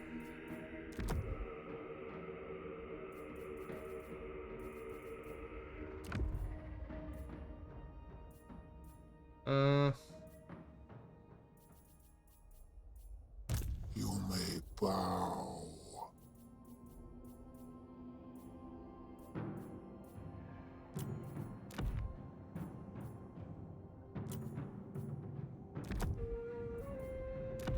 Oops. Roll of leeching.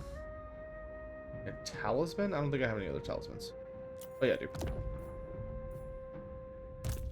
Drink in my excellence.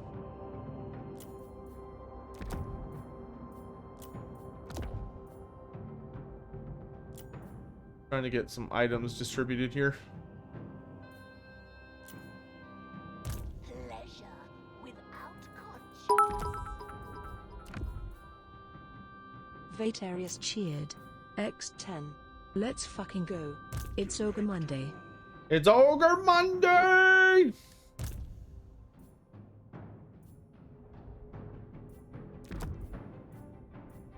Courtesan of the pleasure god. Okay, are we good on items? We're good on items. Let's get everyone filled up on ancillaries.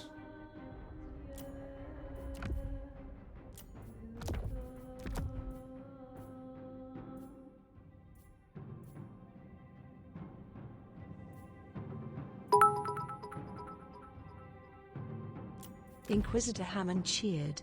X10. Which The one of these arrows fits with Tempter Morathi? Lord. One sec, guys. Dominatrix, that's what I wanted. Dominatrix is very, very strong.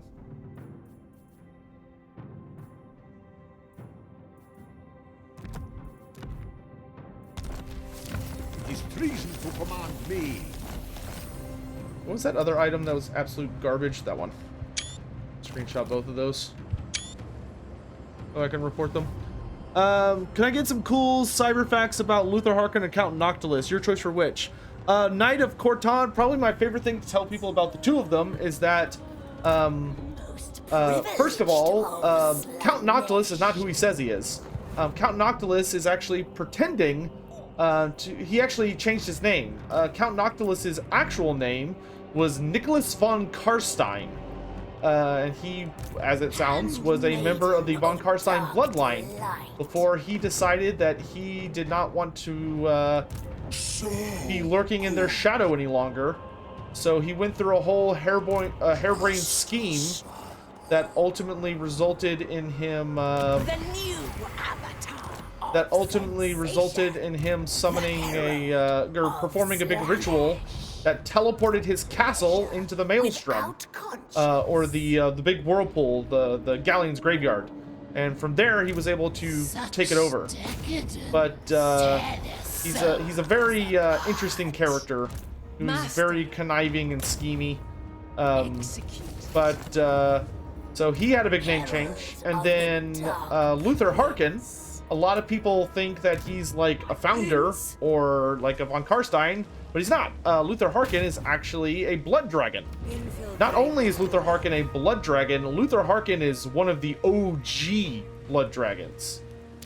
So he is like a blood dragon that was turned personally by Abarash way back, like thousands and thousands and thousands of years ago. And he like set up a whole song and dance situation before he eventually was got shipwrecked. Infiltrate their Or the boat he was on ended up crashing into Lustria's shores, and he kind of set up shop there, where he would of course eventually get his mind blasted apart when he was messing with shit he shouldn't have been touching. You know, as you do. Hopefully those are interesting enough for you. Azulian Boy, Charger Rhino, Giga Gogantes, and Vitarius. Good to see you all with the stream. Which one of these heroes fits with Morathi? What heroes? What heroes are we talking about? Have I seen the unused faction banners? Not only the Nagash one, but there's also 2 Nurgle ones and 1 Cathay one. I have not seen the other ones yet. I have been kind of too busy up my own stuff to worry about that kind of stuff at the moment. Do I think Nakari is laughing their ass off at Zarkon? Yes, absolutely.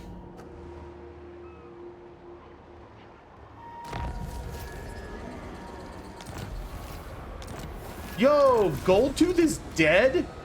Well, we'll have to resurrect him later today, won't we, chat? It's the responsible thing to do.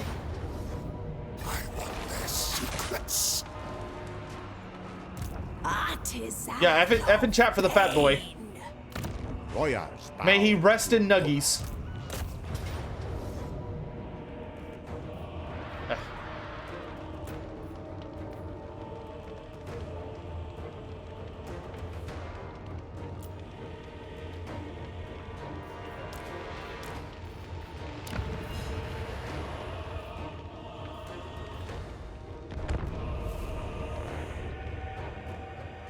Is that Yuri? No, he just looks like Yuri.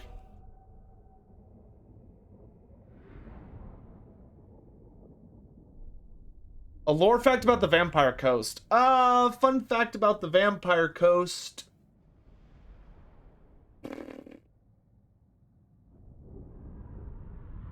Okay, I need to take a pill in about 10 minutes. Chat, remind me in 10 minutes I need to go take a pill. Fun fact about the Vampire Coast. Here's an interesting fact that it's not like a super secret by any means, but I found a significant number of people are not actually aware of it. But did you know that the first ogres put into Total War Warhammer were actually in the Vampire Coast? Those were actually the very first ogre models we got in the game, because the rotting hulks, is that what they're called? The fat boys, not the bloated corpse, the fat boy animated hulks. That's what it is. The animated hulks are actually ogres, because ogres are very normal and common members of pirate crews and such. So the animated hulks were actually the very first ogre units that we got in the game. The eternal hunters! And man, look where we are now, man. Look where we are now. And is power. We got some of those sexy cold and aloof ladies.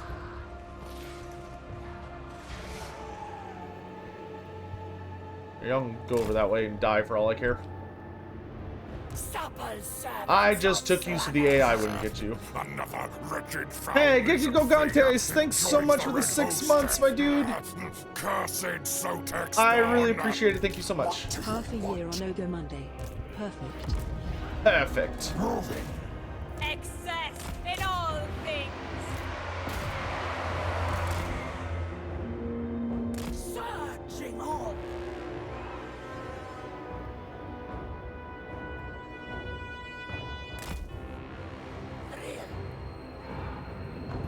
Now, intellect. Unleash thy power. New extremes of sensation.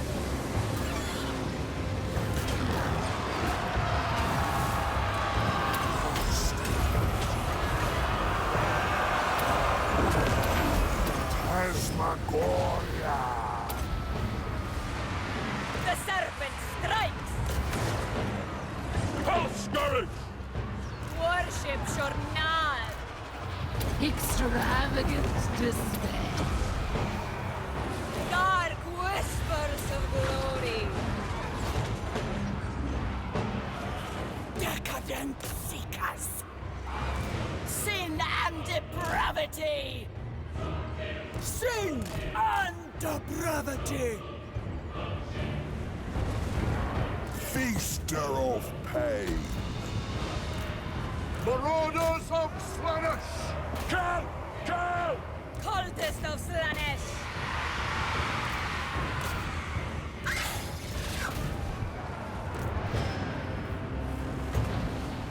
Power of Slaanesh!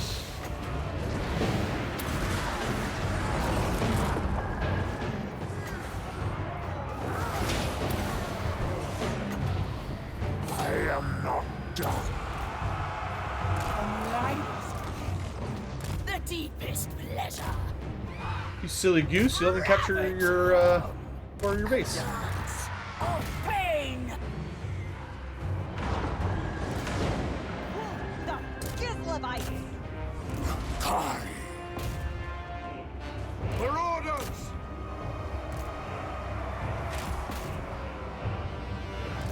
Darkling Majesty. Make them scream. You scream, I scream, we all scream for ice cream. How strong is Zarkan if he was free? As strong as Dakari? No. He's an exalted. Yeah, absolutely. But he's not on Nakari's level. He's similar in power level to Nakari, but Nakari is more like a. Nakari is the biggest it gets. Nakari is the kingpin. On livest leg. Agonizing death. Marauders! Guided by hunger. Behold magnificence.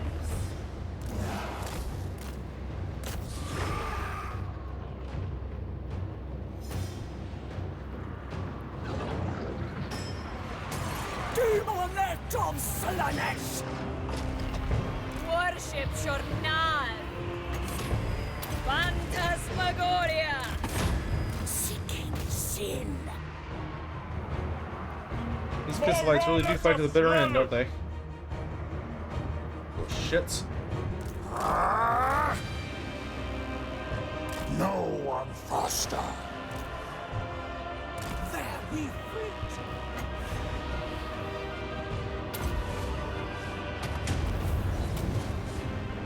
Has there been interaction between the two? No, we've never gotten to really see Zarkan hang out with other demons. We don't.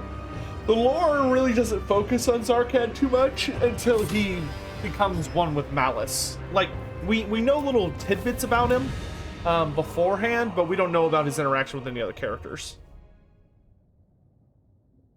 Can you seduce any unit? Yes, if you've got the if you can afford it.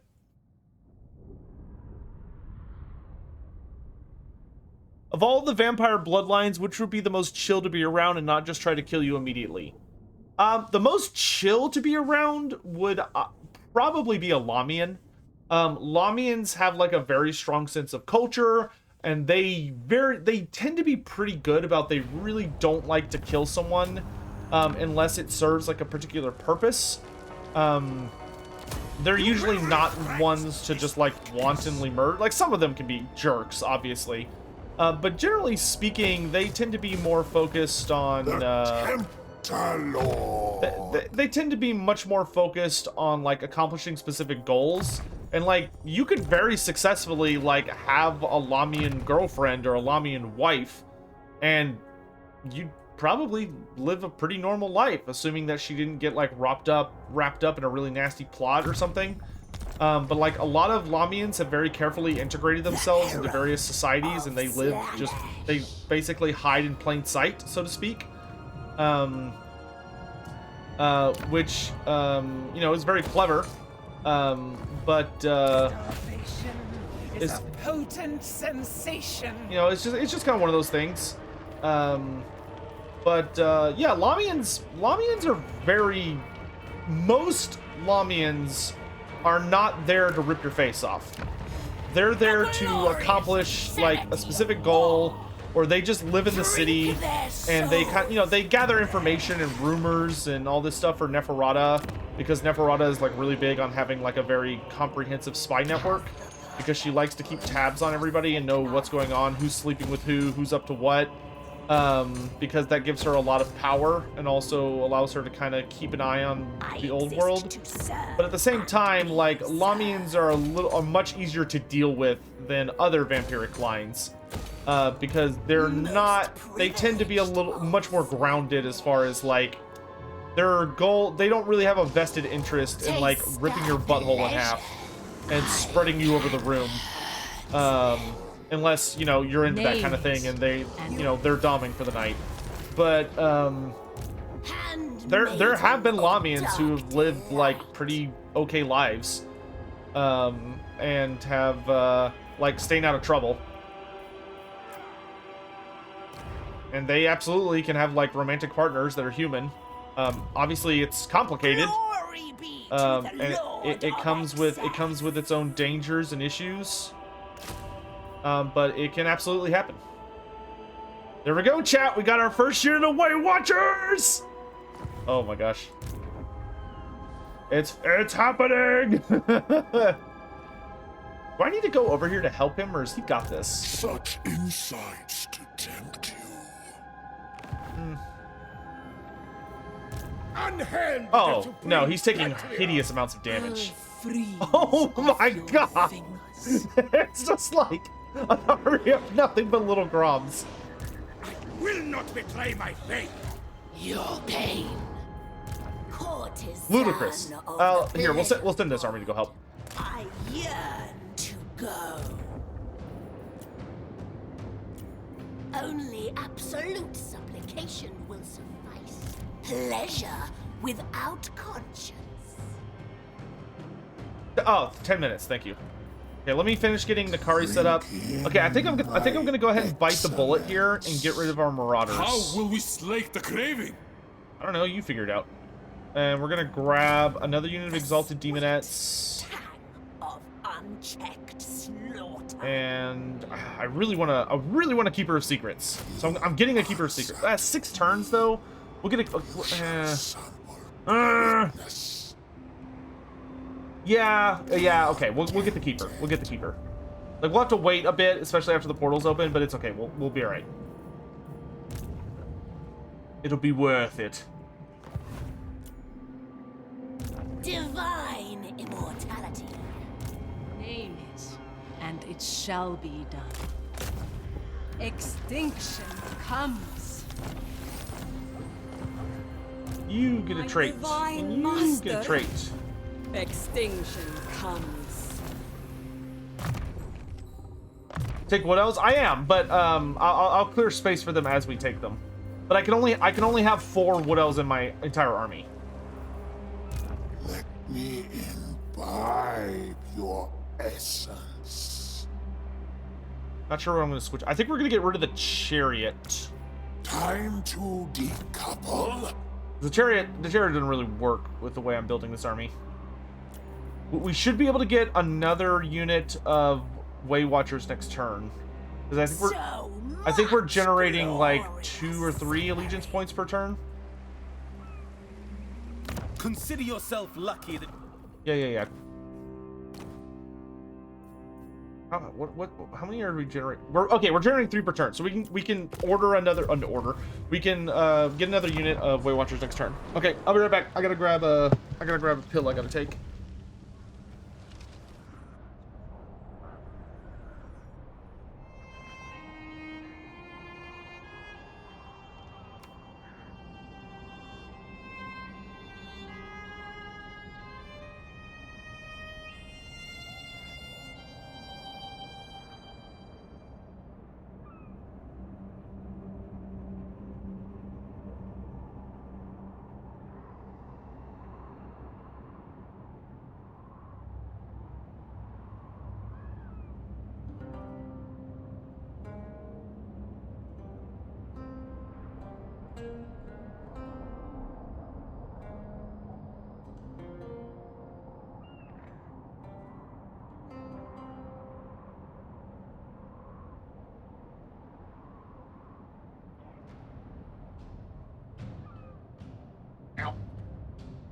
Okay. Disciples of the Ma are going to war with Lara Loren. Look at this alliance. Lara Loren's just like, damn it! Why do I have to be teamed up with Norskan and Slaanesh? X10. So I think we need to have a talk, Sotek. Why on earth do you actually think that dollar store version of Chibi Warhammer looks good?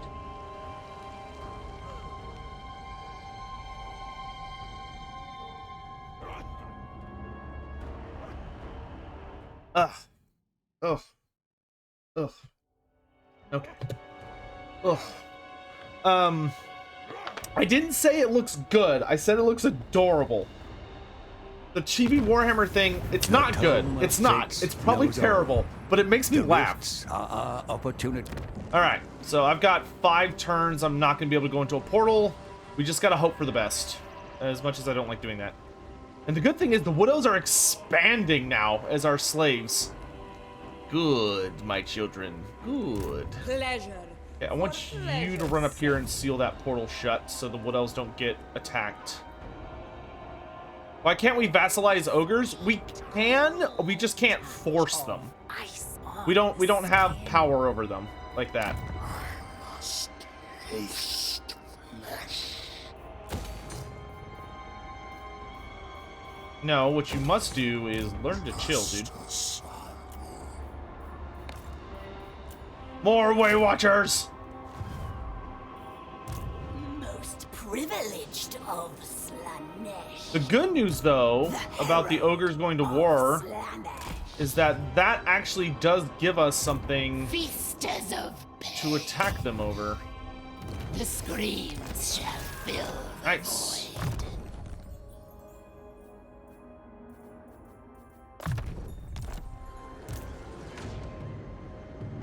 Blasphemy! Blasphemy! I serve Orsan! Yeah, we hear you. I get stronger. I want to fight this. Like, I think I got him, like, hilariously outmatched.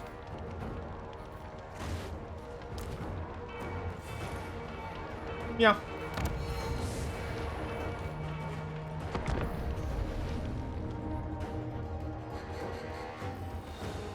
Morathi before Anarion? No, Anarion's older than Morathi. Anarion was a pretty decent bit older than Morathi. Morathi was noted as a young seeress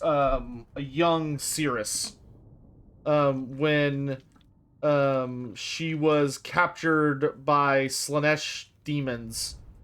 And we don't know what they did to her or what they were doing to her, but she was captured by them, and they didn't kill her, they kept her alive, and it's heavily implied they were doing something to her. And then in the midst of that, Anarion shows up and saves her. He becomes like kind of enamored with her. And the two of them eventually get married and have Malekith. But that was after Anarion's first wife had died. And it was kind of a weird situation because, man, Anarion was not a good husband to Morathi.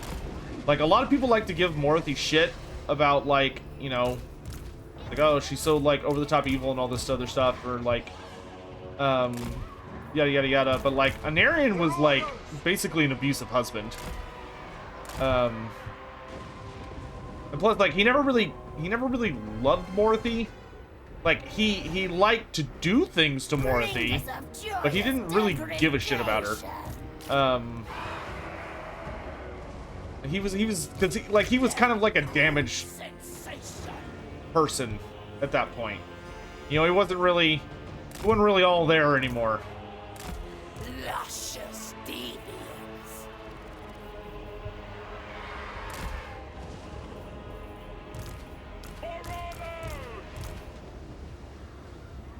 And she loved the shit out of him.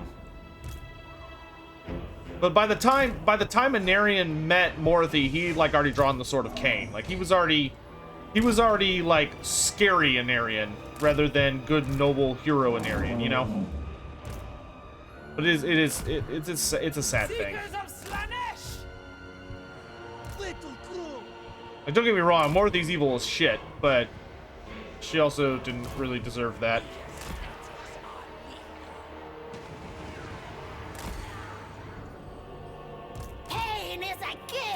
When they show up, you just kill them, please. Excess in all things. Okay, he does not have a little Grom, so I'm just gonna shoot him with my little Grom. Sensuous diversions. Deliver onto Slaanesh.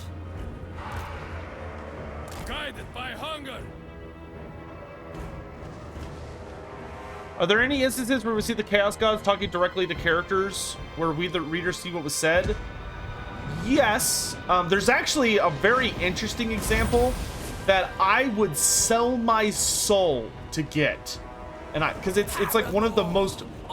It's probably the piece of literature that I don't have that I wish I had the most. Which is that... there is a White Dwarf article that was released during the end times. I don't remember which issue it was, but there was a White Dwarf article that was released that takes place between Cain in the end times and Thanquol, which is book 3 and book 4. And what it covers is we basically get to see a Slaanesh mage priest who is like doing his job, flying around, dealing with like issues in the Great Warding, and he ends up being around, or essentially at Ulthuan when all the shit goes down with the elves unbinding the vortex, and Slaanesh himself like starts manifesting into reality. Like, the god Slaanesh starts clawing his way through the veil, and everybody goes like it's like, oh shit, which was like right at the end of Cain, because Morathi screwed up the vortex so bad that it fractured enough that Slaanesh was able to start manifesting, and Slaanesh literally like stuck his hand through reality, and apparently in that White Dwarf article, there's like a full-on conversation between, like there's some dialogue between the Slaanesh Mage Priest and Fluid grace. Slaanesh. And I have never been able to get my hands on it, and the people who have it have never put it online. So I have no idea what actually happens in it, or what is said, and that has been bothering me forever. Is it possible for a Chaos God to enter reality? Only in freakishly specific circumstances, which the end times was basically, that's like the story of the end times in a nutshell. Is freakishly specific circumstances, the movie.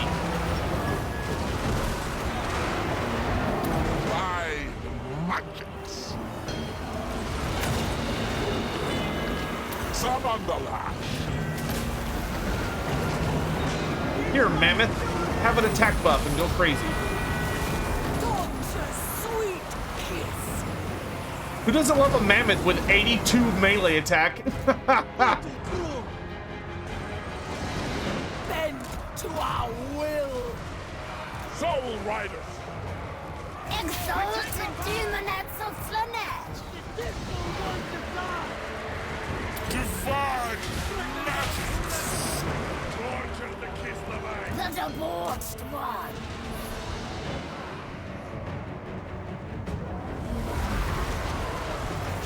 Exalted keeper of secrets.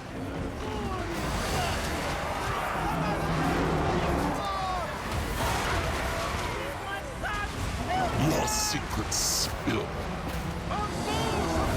Gotta say, Chaos Mammoths complement Slaanesh very, very nicely. It's just a big, fat, durable piece you get on the field, which is just great. Prince. Moving. Darkling majesty.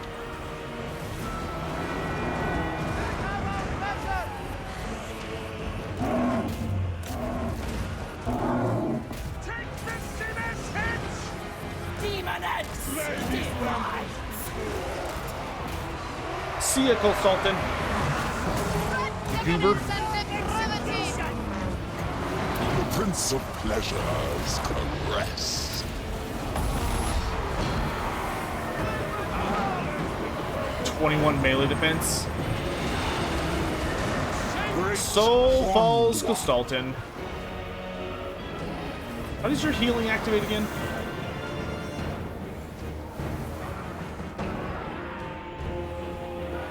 Oh, when there's wavering enemies in range. Okay. Flesh Demon's OP, dude. Chunky boys are good for Slaanesh. Yeah, if you can reinforce your Slaanesh armies with something that has very high armor or very high health, it helps a lot.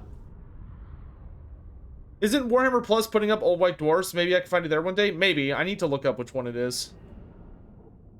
I'm trying to think of any other books where we get to see... There's a number of times in AOS where we have gotten some shockingly badass scenes of people actually talking to the Dark Gods. There was a really great White Dwarf where we got a showdown between Tzeentch and Grugni that was... Oh, it was chef's kiss. It was beautifully written. There will be pain. It just makes me more and more excited for when we hopefully get Grugni or Grombrindal in AOS for this edition. They obviously don't seem to be in the Fire Slayer book, but hopefully... Yay! We got an immortal Exalted Greater Demon finally. More power to me. Turning a character into an Exalted Greater Demon is actually super scary because since it knocks their level back down, there's like a reasonable chance that your character can die before he gets to level 20 as an Exalted. And if he doesn't get to level 20 as an Exalted before he dies, then obviously he, doesn't... He perma-dies. Like, you lose him forever. Which is super scary. Sure they are burnt alive. Nice. Embrace the lust. Mistress of the young.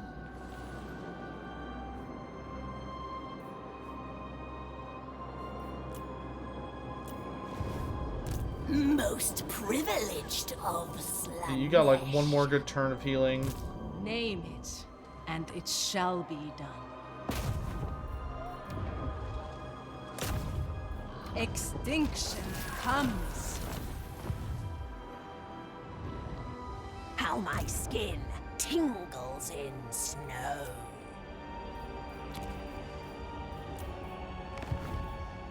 The Herald of Slaanesh. I guess go make yourself useful. Can you go this way without taking a lot of damage? Just Behold my sensuous movements.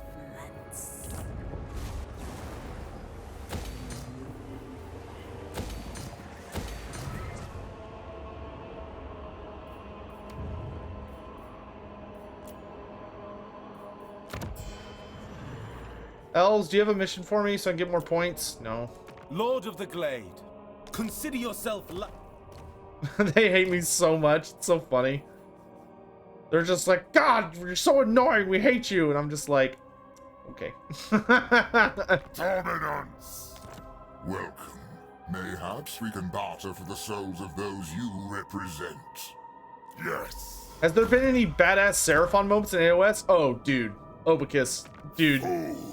Dude, there have been some insanely badass Seraphon moments. Listen, here's the thing. Here's the thing. I love the Lizardmen. I love the Lizardmen so much. So much. However, if there is one huge, glaring problem that I have with Warhammer Fantasy, is that the Lizardmen don't get to do anything. And that's a similar problem to a couple of factions, actually. Ogres also have that problem. But there's like a number of races that just don't get to participate in the storylines. They might as well not even be there.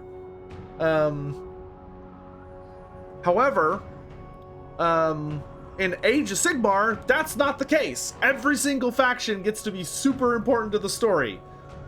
During Broken Realms, the Lizardmen got to be like massive players in 2 of the 4 books, which was like, dude, like we literally get a scene where Lord Croak shows up in a city and just starts dominating all the baddies. And like he goes toe to toe with a god, the new god Kragnos, the god of earthquakes, and you're just sitting there like, oh, like oh my god, like there's so many cool moments. Or like we literally get a, like, I know it sounds ridiculous, but like AOS isn't really like traditional fantasy. You know, it's more like D&D fantasy in that sense of like there's like really futuristic feeling aspects in addition to all of the normal fantasy tropes. But like we literally get a space battle in I think the 3rd book. We get this. So there's Tzeentch has these terrifying super towers called the Silver Towers of Tzeentch, and these things are like a big deal. They are super duper spooky. They cause a lot of problems. They're able to like teleport, and they have like infinite corridors, and they show up and do a lot of just garbage. And they're very nasty and stuff. And we get this big showdown where like a Seraphon army shows up and attacks one of these fortresses. And the Tzeentch demon is like, A, how the hell did they find me? B, how am I getting my ass kicked by these guys? So he starts like fighting back against them and trying to overwhelm them with like literally endless hordes of demons and all these other shenanigans. But the Seraphon end up dying, but they accomplish their mission by basically like blowing open a huge hole. Oh wait, no, I think that happened later. Yeah, like they fought it and it pieced out. It teleported into space. Cheered. X10. Wait, you tell me that I won't find an elf clone twin army in normal fantasy? Nah, unless you try really hard. Like, we literally get this scene where the Silver Tower tries to teleport out into space, and it's Tzeentch, right? So he's like, I foresaw the Lizardmen attacking me, So worry not. I have no fear. I'll just teleport to safety. No problem. No problem. And so he teleports only to like come out of like when he manifests in space, he suddenly finds himself completely surrounded by a fleet of the spaceship temple cities that we saw in the end times. And he's just like, oh shit. And the Lizardmen just light him up. So he's just getting blasted with like lasers. And we even get a scene where all of the temple ships start sending drop pods. Like you would expect to see in like, what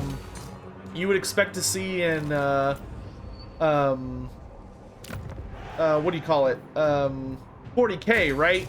You know, the whole thing of, like, they send out the little pods that have, like, a bunch of troops in it, and the pod, like, slams into an enemy ship, and then the troops are able to embark on the ship and attack everyone. So, you literally had drop pods full of Croxigors and Saurus, which, like, holy shit, that's terrifying, and also super badass. And Lord Croak's just sitting there watching all this go out, and they're blasting the shit out of this tower, and they expose like the engines and stuff, or like the power source, and the Tzeentch guy's like, oh, I gotta get the fuck out of here. So he manages to like force a gap, teleports through the gap, and and he's like, ha, I finally got away. Like the Lizardmen almost got me, but I got away. And he crash lands in Shaman, which is the realm of metal. And Lord Croak's sitting there, and he goes, oh, look, basically Lord Croak goes, oh, he fell for it. Hook, line, and sinker. And so the demon guy comes out and looks around outside the Silver Tower, and there's a whole Lizardman army like coming right at him. So the Lizardmen start attacking him again, and he's like, I can't get away from these fucking lizards. And they end up blowing up the Silver Tower, which there's only 9 Silver Towers in existence. These things are a huge deal, and one of them gets perma-destroyed in the in that particular conflict, which was wild. Like, it was so exciting to be reading and being like, oh my god, are these actual consequences in my storytelling? What is this? Holy Artist 95 cheered. X10. So the Seraphim are essentially the old ones from 40K? Or Yeah. are they a stony Imperium of Man? Nah, they're more like the old ones. If the old ones were no longer like full god power, like the Seraphons still have a lot of powerful technology and stuff, but they're basically running around just slapping chaos, and they literally just show up and just slap chaos as hard as they can across the face and then peace out. Over and over and over and over and over again. And I find it hilarious.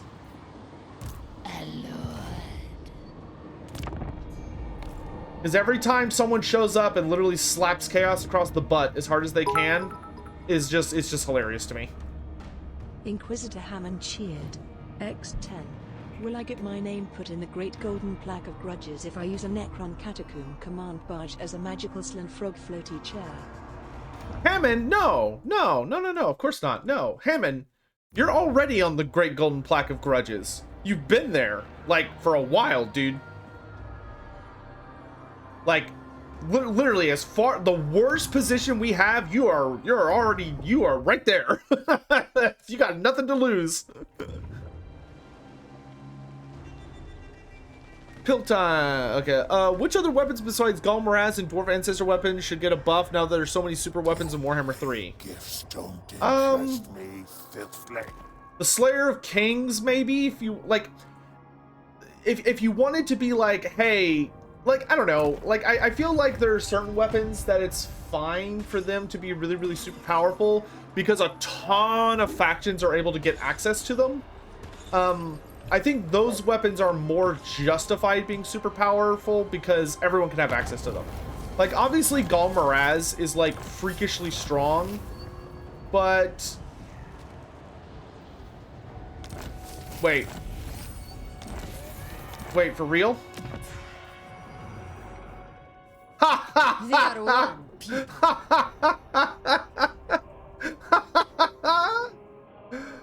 What? I could dominate Katerin? Why can't I do it? I want to do it. Do I have to not be at war with her?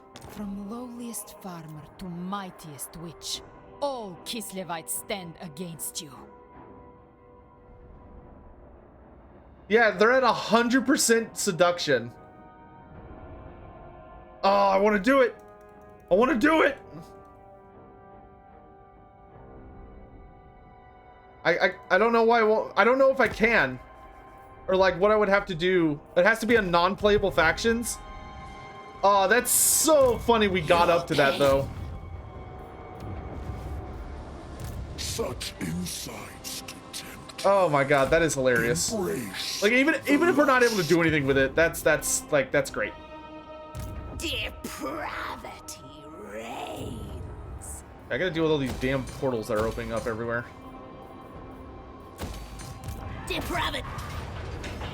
The glorious obscenity of war. I need to stop auto-resolving because it hurts. Divine Artist 95 immortality. cheered. X10. Could you tell me why Duther in Game 1 and 2 can get the Witstealer sword as a dilemma? Because Holy Artists in the lore before this game, while the Witstealer sword is associated with Nakari, it wasn't actually like wielded by him traditionally. In the original books, it was a generic item. So like you could get a Witstealer sword on a generic Keeper of Secrets, but the little lore blurb that came with it basically says just talked about. It would talk about him, but ultimately, like, Nakari wasn't a playable character in 8th edition fantasy, which was always super dumb because he's a very important character to the story, but he was never playable. But he gets talked about a lot, and you could take the Witstealer sword as a generic item and then use it on your... you could use it to further empower your Keepers of Secrets. So it made sense for it to just kind of be like a cutesy item that could show up as like a fun little Easter egg. You know what I mean? It wasn't really something that you would have ever expected to see on a character unless you knew for a fact that like Nakari was going to be in the game, if that makes sense. Every step is pleasure.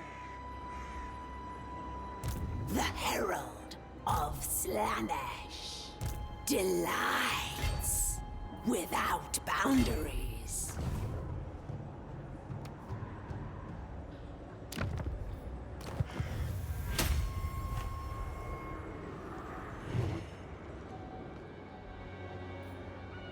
Let me imbibe your essence. One more turn, we'll get another unit of Way Watchers, and that'll be enough for the moment. I'd like to get 4 eventually, but we'll settle for 3 for now.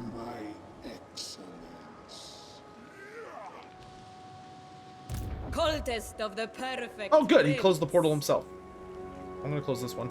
Moving, my prince. I don't like all this corruption from other gods showing up in my territory.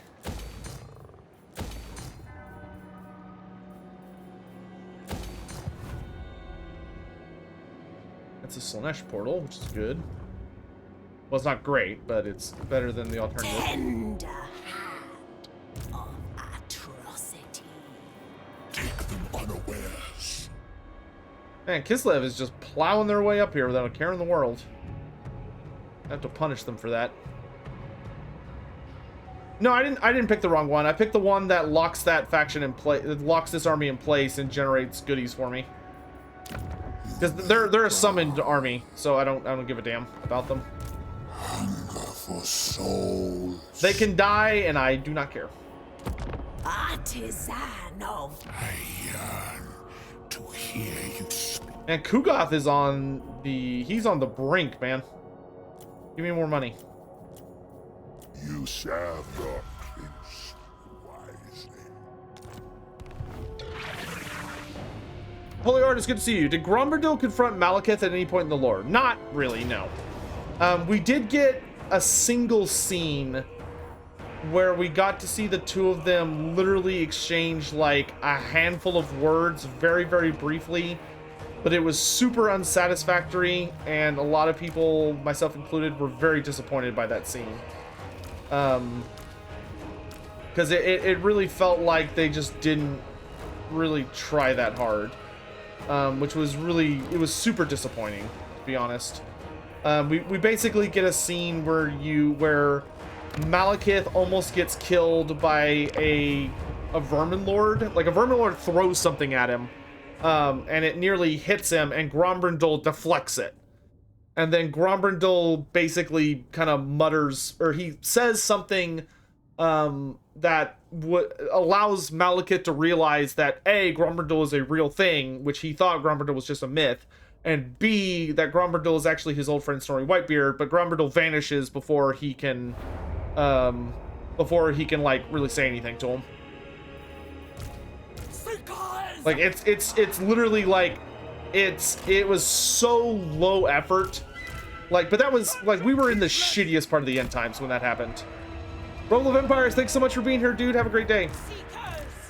Like, we were in full trash tier at that point. Book 5 was awful. It was the worst book in the entire set. It was so bad.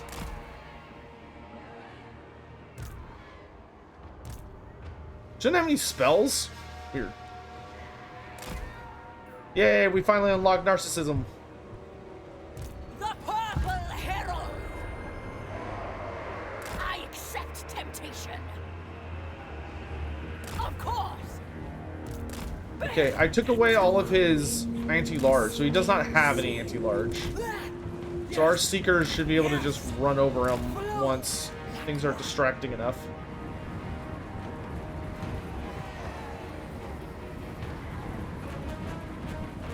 Marauders of Slaanesh! The Eternal Hunters! Without question, quench the thirst! Hunters! Seekers of Slaanesh! Breathtaking violence! Decadent Seekers! Flay their souls! Endless suffering!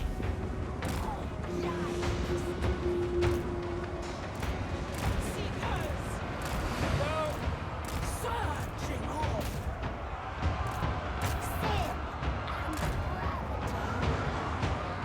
Sin and gravity! Seekers of Slaanesh!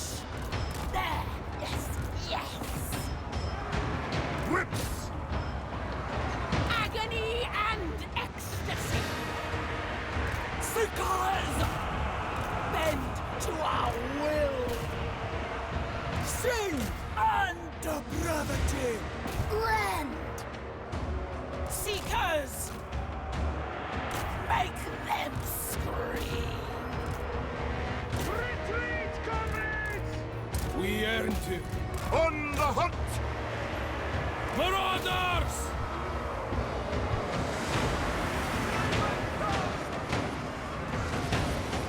Seekers of Slaanesh! Supple servants of Slaanesh!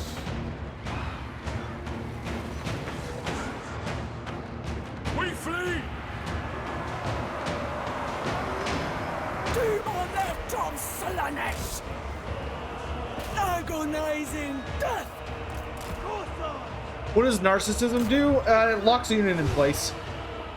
Bend to our will! Makes it so they can't move anymore. Blind slaughter! Seekers! The debauched ones! Marauders of Slaanesh! Yeah, I actually kind of got lucky with this map because I can't actually engage him very well outside of the forest. Ah! Supple servants of Slaanesh! A flurry of talons! Demonettes obey! There we go, now they're out of the forest. Sin and depravity! Whips! Guided by hunger! Slay them! Marauders of Slaanesh! Flint's flesh!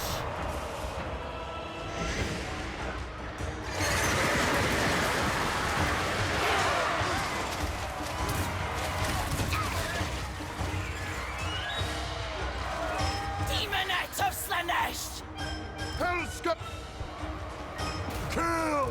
Kill! Marauders! Avatar of torment!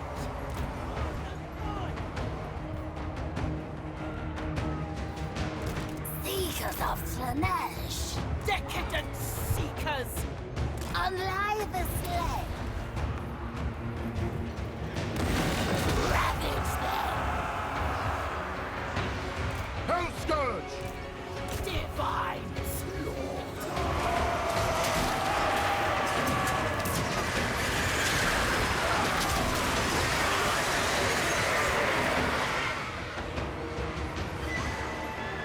Let's lure them out of the forest, guys. I don't like fighting in there, it's annoying. Bringers of joyous degradation, surging on! There we flit! Move with grace! Beautiful pain! Do you still get stuck easily? I don't think I'll be able to answer that for you, because I think most people who play this game or play these games have very different interpretations on how that feels. That's something I think you'll only be able to decide for yourself.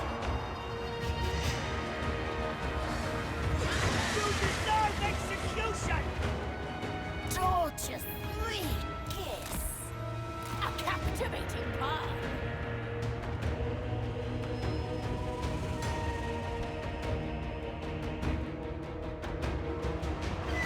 The debauched one! Pan-demon of Slaanesh! Death through sensation! Seeking sin! Sweetest suffering! Do I think they'll finally ever try to tie everything together? No. No. Seekers! I don't see why they would. I don't see that being good for any of the franchises. Make them scream!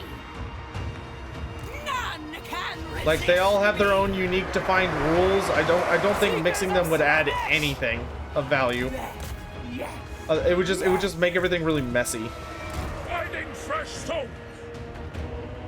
The debauched ones! A desire granted! Avatar of torment! The pangs of suffering!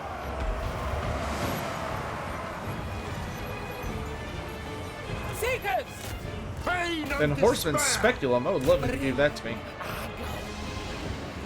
Seekers of Slaanesh! Like, 40k would not make sense with magic in it. Like, genuine magic. And introducing, like, the 40k verse into Fantasy or AOS would, like, completely defeat the point. Didn't know I also stream? Actually, I would say I stream more than I do videos nowadays, but, welcome. How you doing? Fun fact about the Fey Enchantress. Do you want to hear a funny controversy about the Fey Enchantress?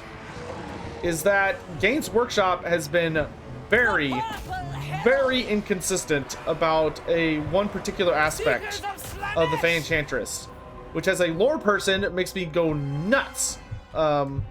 Which is that little known fact, Games Workshop has flip-flopped numerous times on whether the Fey Enchantress is human or an elf. It's really difficult to say, because in some stories she is very clear she's an elf, but then in other stories they paint her very much as a human. Based on like gathering all the different sources I have together, I actually feel most confident that she is an elf, but it's always very difficult to say. Racially fluid? I don't know if that's how that works. Rip all hope from them.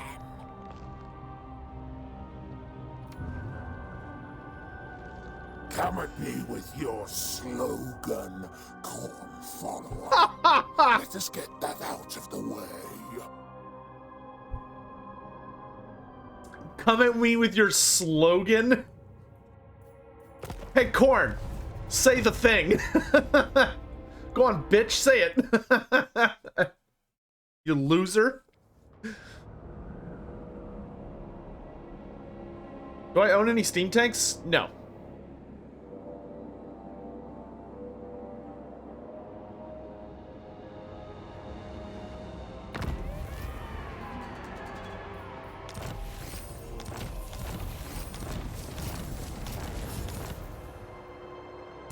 The Herald of Slaanesh. Oh, what? Is worth 16? Dang it. That's fine. Insights to tempt you. Taste thy afflictions upon them.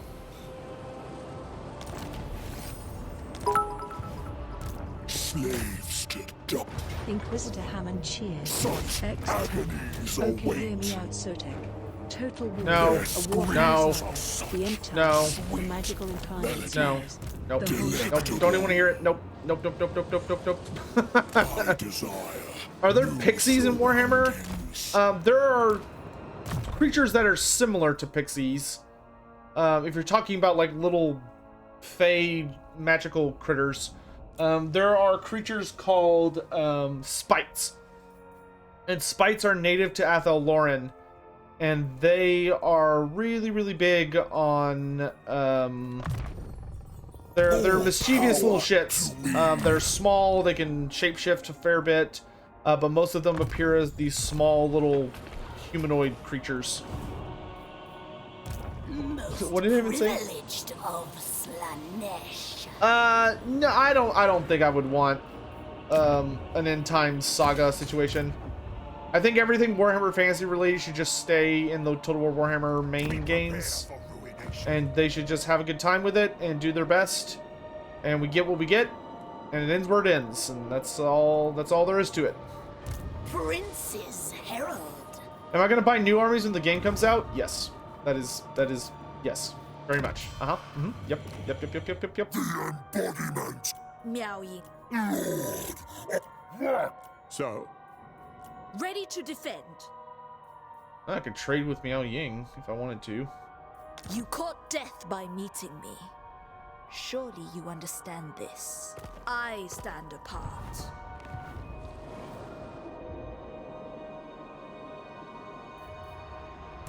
the Tempter Lord. What else? Do you have a mission for me? I know you hate ogres. I'll kill the ogres for you. Highborn. Oh. Just waiting on that Miao Ying model. That model goes in the special place. My divine master. Get out of here, Nurgle. Assassinate. Little shit. Depravity reigns. I think you're healed enough. Spreading seduction. Raise the pleasure dome. Oh, yes. Yeah, let's start a shit fight with Zing. Why not? Actually, let's get rid of this Nurgle portal first. The Herald of Slaanesh. Artisan of pain.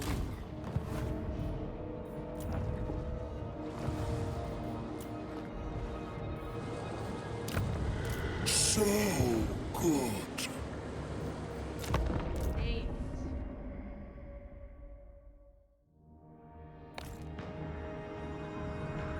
Bronze Emperor, good to see you. What's my favorite dwarf moment / story? The time of I would say my favorite moment for the dwarfs, or my favorite story about them.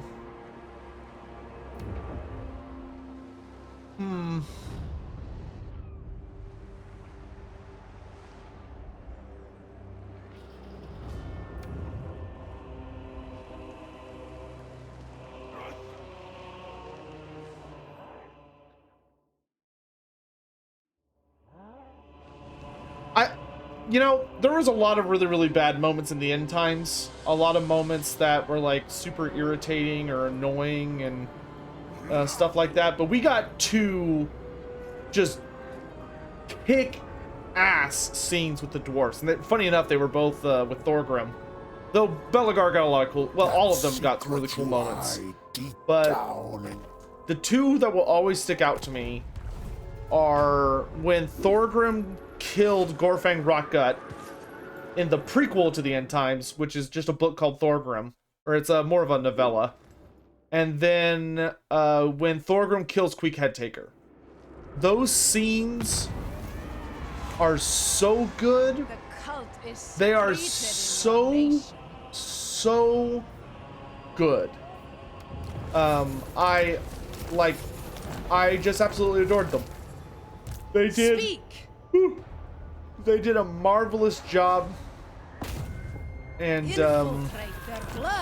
really like impressively. I felt a lot of emotions, good emotions, but I felt a lot of emotion reading those moments. They were very, very special to me. Where the hell is the nearest Chaos Rift? There it is. Okay. Surrounded by Kislevites, oh joy. Let me imbibe your essence.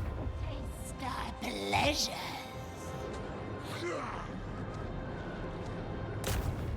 I can hurt them. Dungrit, get out of my territory. With joy. Excess. I can heal for a bit while he's doing that. My divine master. On to another.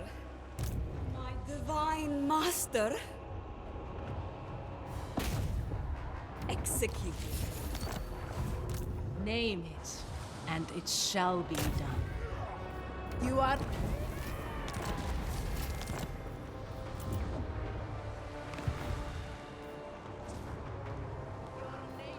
I don't really want the Altar of the Crimson Harvest anymore. Always ready for a headbutting contest. Here you go. I own you, right? Yes. It's done. There, now it's your problem.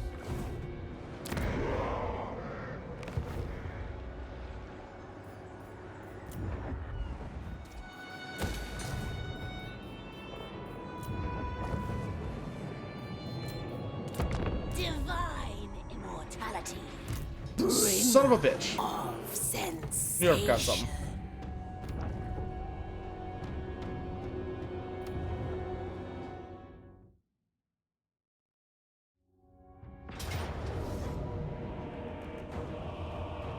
This is my bonus army.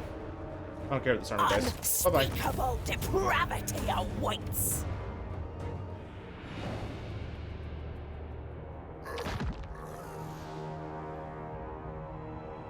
What is my favorite lore fact of the Sylvaneth?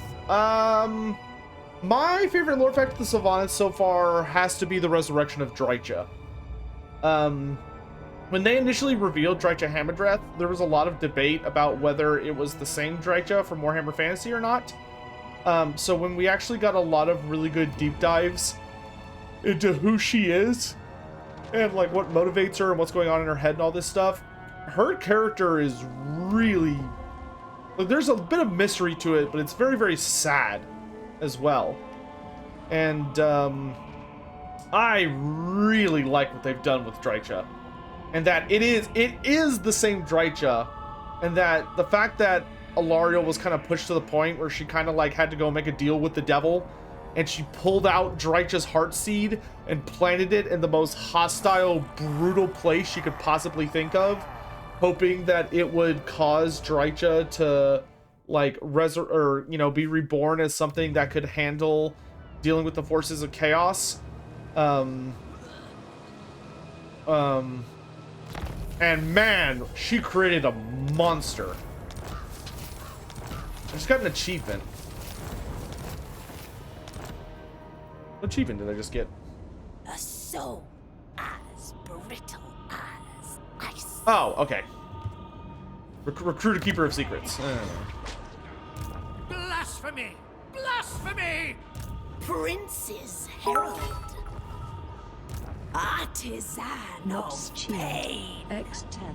If you would be asked to do a movie/TV series, what would be about the first 10 minutes of your first episode? Insights to tempt you. Slaanesh's I'm not a writer, and I don't pretend to be a writer. It's a very, very difficult thing to have a good understanding of like how to start setting up a story and like get people hooked and draw them in further. However, if you held a gun to my head and were like, figure it out, bitch,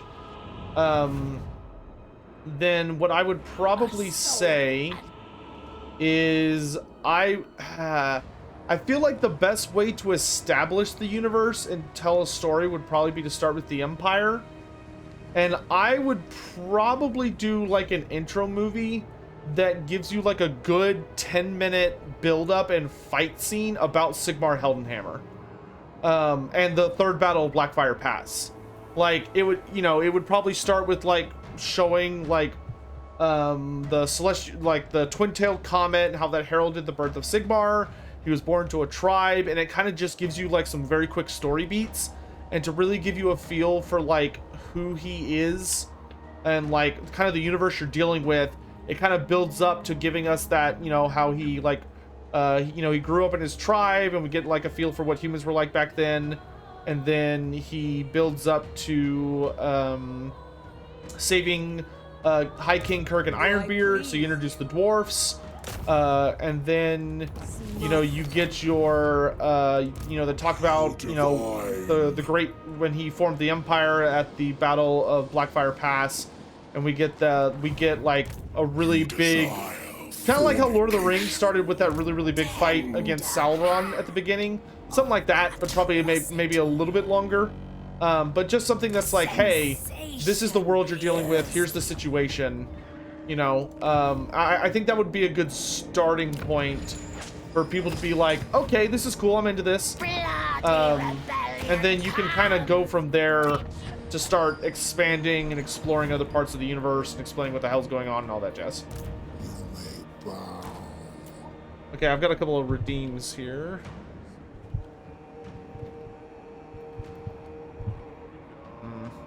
Let's do this.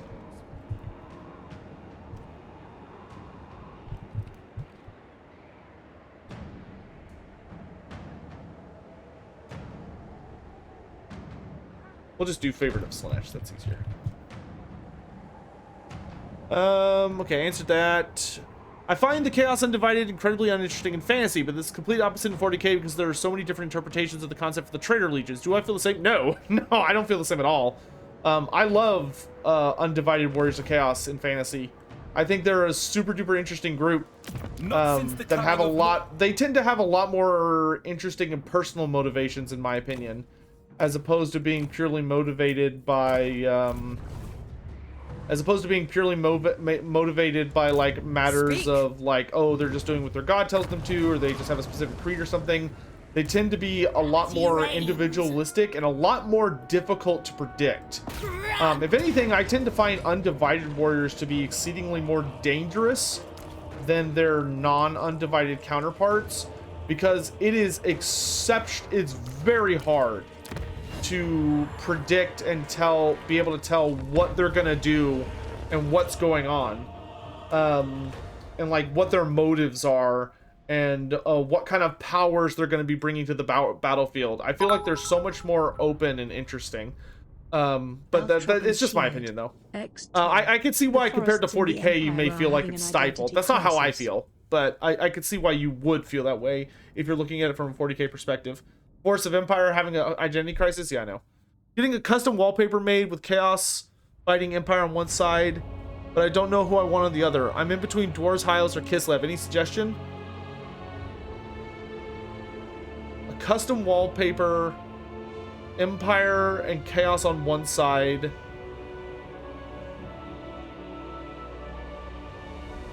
So are you saying like it's two Chaos and then Chaos is fighting the Empire and you want another good guy army to be teaming up with the Empire. If it's against Chaos, I mean, if you want the wallpaper to be more dynamic, I would probably go with Dwarfs. But if you want it to have like a more cohesive feeling theme, I would probably go with Kislev. Has Korn ever spoken a paragraph? No. No, he is not. Every time Korn ever speaks, he's literally yelling. And he tends to yell like he just kind of garbles out some information. And that's all there is to it. And I honestly, I don't think Korn even bothers using words a lot of the time. I think he tends to be much more in the vein of speaking via like angry bellowing that you have to somehow interpret into like English or whatever language it is you speak. And like I'm sure once you get used to it, it's pretty straightforward to do. But yeah, I imagine no, he's not eloquent by any means. The other three tend to be very eloquent, but Korn is not noted for speeches.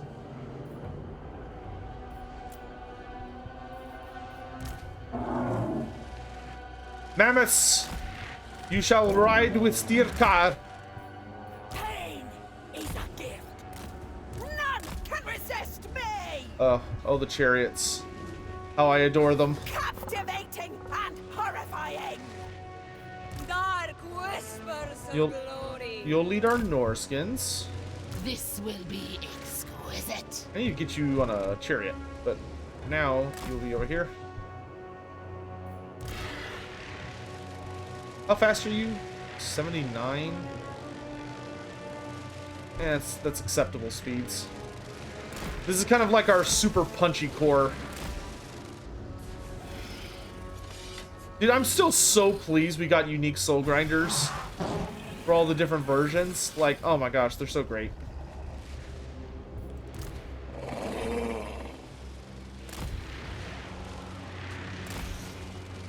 Skin wolves! Nurglings, go die. Hell's Gouges! Cultist of Slaanesh. I kind of feel like I should maybe put the cultist on foot, but so she can actually run with the marauders. Because right now she's quite a bit faster than them. And then maybe we'll get our Aluris on a steed, so she can lead our Hellstriders, because she can actually keep up with them. And then the rest will, you know, sort itself. The Purple Herald! Excess in all things. Go die. Sweet Criteria luxury tuned. awaits us. X10. What would young Saul have said if he saw this game? Whippers in anticipation. What would Yun Sotek have said if he had watched this stream? He would have several questions. The first being, holy shit, they actually made a Total War Warhammer game. Holy shit, how do I get there? I can't believe I know about this and now have to wait on that information. I'm gonna go buy Creative Assembly stock. I'll be back later. Also, how dare you, I hate you, future self, for getting to play this before me. Go die in a fire. To which I would say, that's fair. Also, by the way, you're gonna have crippling anxiety in a few years. Have fun dealing with that. that would kind of be the crux of the conversation.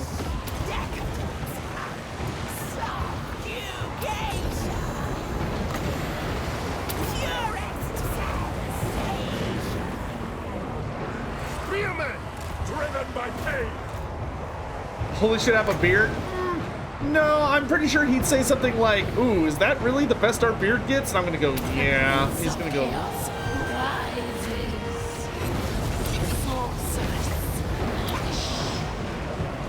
The serpent strikes.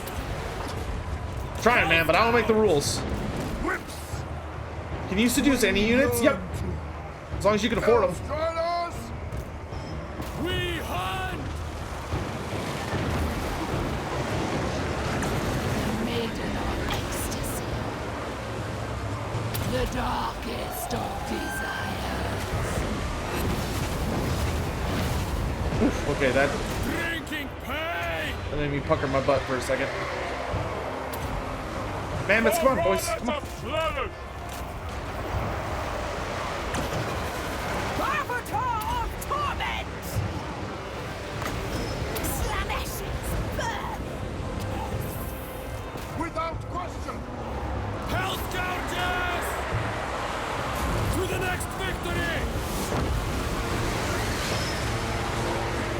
Do I think we'll get Chaos Knights on Rotflies? I would love that. Like Chaos Knights on Rotflies would be pretty hype. I'm not gonna lie.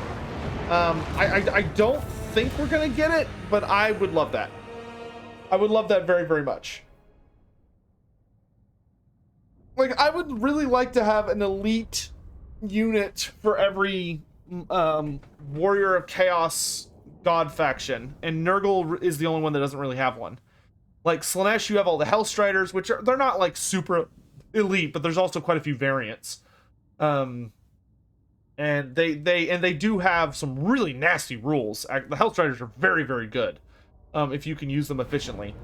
But yeah, I would love to get Nurgle Rotfly or like Chaos Knights on Rotflies. I would love that very, very much.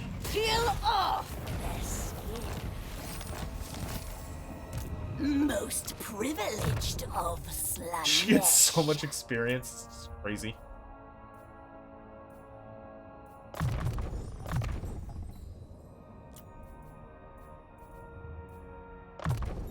Such wondrous suffering this will bring. Basically, Blight Lords.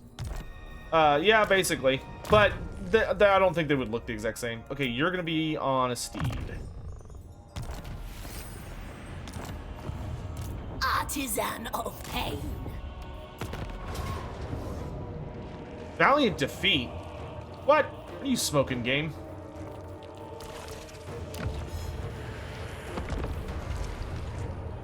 Do we know why Elithanar stole Morathi's stone from her husband? To be a jerk, because he hates Morathi, and he found out, he knew for some reason it was precious to her, so he stole it as a big FU. Also, it's a very powerful artifact he utilizes very nicely to make himself capable of disappearing. What's the most badass the Eternity Guard did through the end times? The Eternity Guard? You mean the Eternal Guard? Like the do you mean the Eternal Guard like the Wood Elf unit? Or are you talking about like a specific unit? The call to wait. Okay, remind me to put her on a horse. Cultist of Auto resolve Slaanesh. seems to favor the AI. It does. Is there a Legion of the Damned in fantasy? No. What is the Legion of the Damned?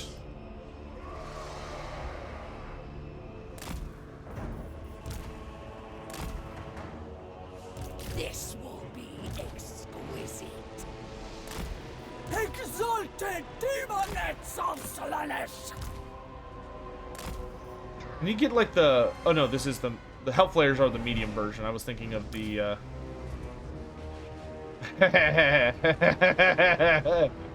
I forgot how they have that soul scent ability. It's funny.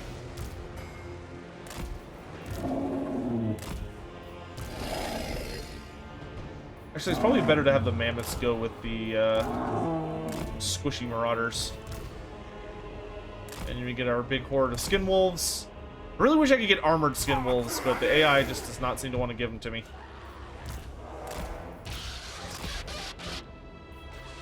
Spread decadence and depravity. Worship your none.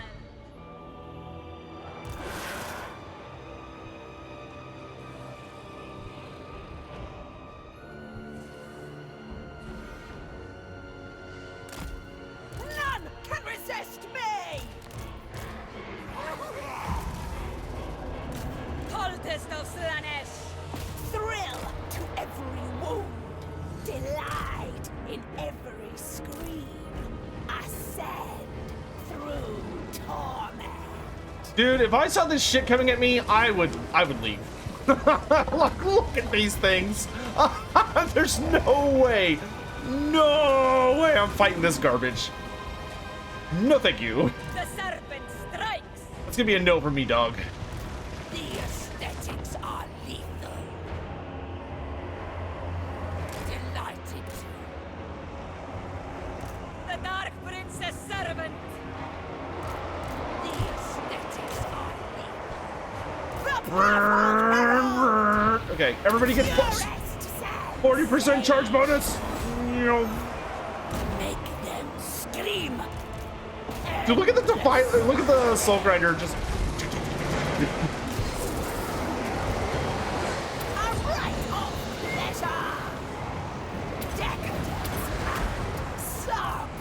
Hellflare, or Hell's, whatever you are, you're up.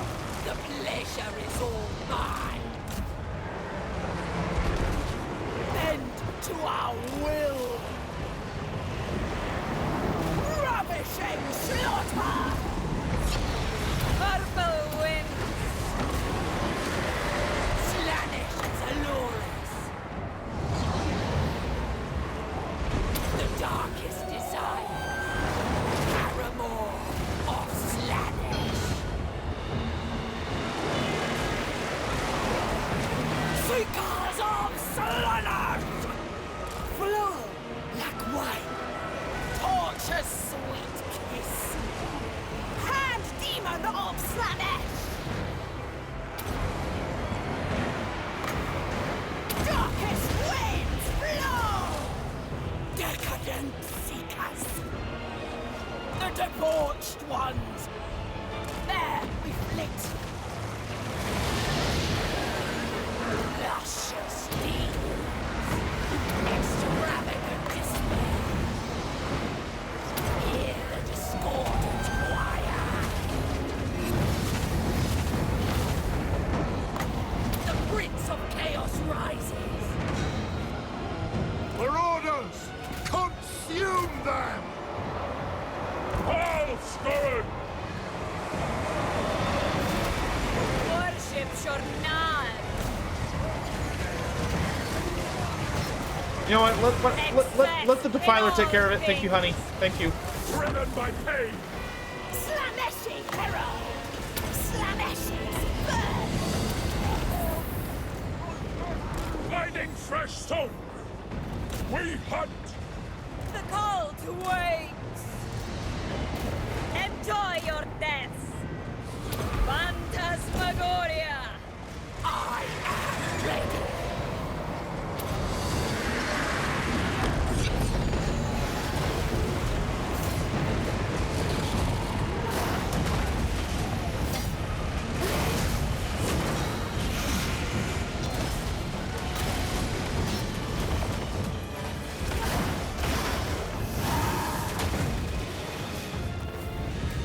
Boys got jet boosters.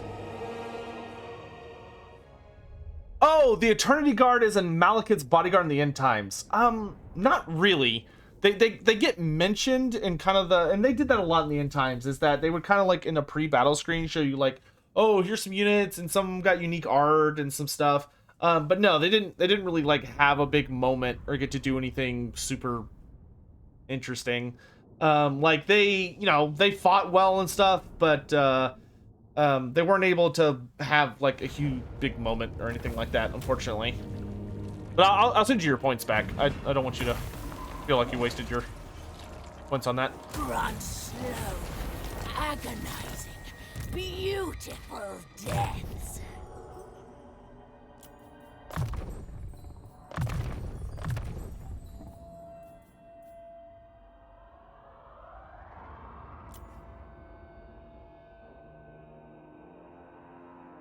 It will be drenched in bodily fluids.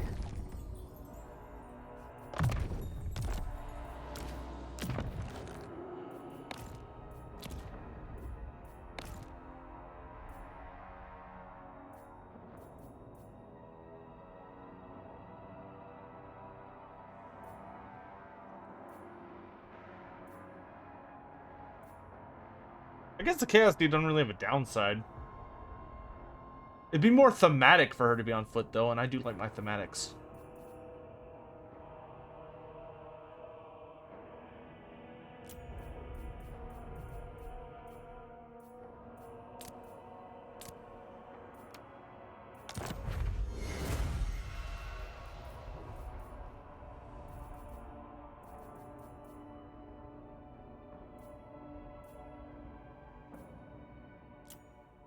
Most privileged of Slaanesh.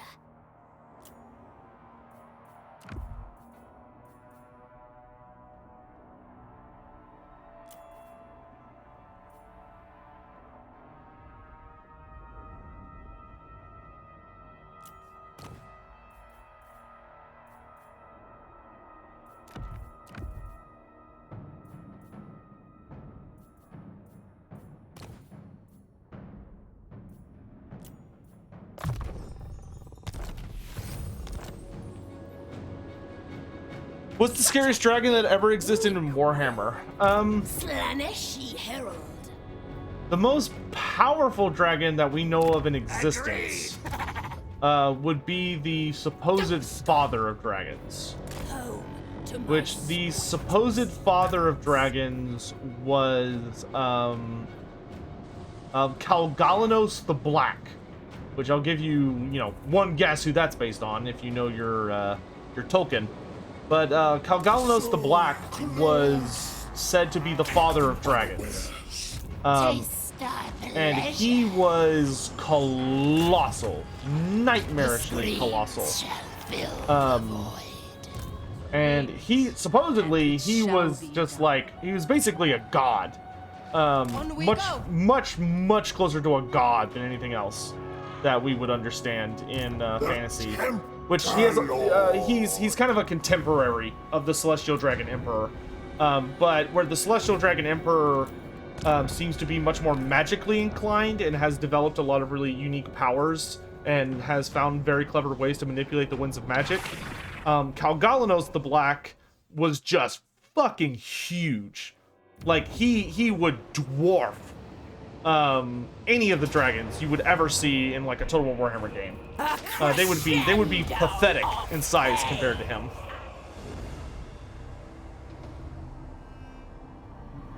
I mean, just brutally so. But yeah, he was top dog. We don't know what happened to him. But last he was seen, I believe he was throwing punches with old Krakenrock the Black, who's the father of the Dragon Ogre race. The two of them did not get along. They had issues with one another. But Krakenrock fell into a deep sleep after making his pact with the Dark Gods, and has been slumbering ever since. And or at least some point after his pact with the Dark Gods. And when it comes to Kalgalanos, most likely when the Old Ones moved the planet's orbit closer to the sun and warmed it up a significant amount, Kalgalanos was one of the dragons that retreated and went to sleep. We're talking at least mountain-sized. Like him and Krakenrock the Black would be on the same playing field. And Krakenrock is literally the size of a mountain. Is there a clear weakest dragon? A weakest? High Elf Sun Dragons would probably be the weakest type of dragon.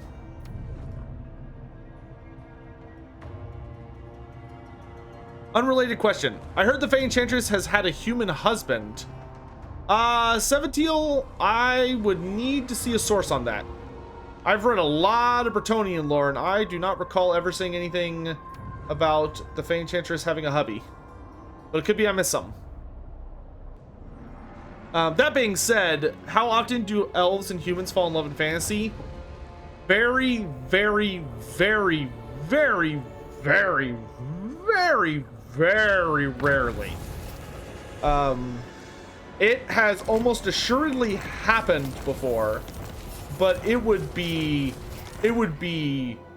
deeply, deeply rare. That is not something that we have like a lot of great literature on. Vatarius cheered. X10. Considering ogres come in 5 hours, will you switch over to ogres later, or will there be a longer interruption? I don't know. I serve I don't know yet. Ice court. I'll have to think about it. Well, I'll know when we're a little closer to it's all ogre time. Drink in my excellence. Okay, I need to get to a portal. Is that the nearest one? Yes, it is. March, my children. I don't want to go that way because I'm going to get attacked. Let me imbibe your essence. How far away is this portal? Is it 3 turns or 4 turns? 4 turns. Actually, it could be 3 turns if I do this.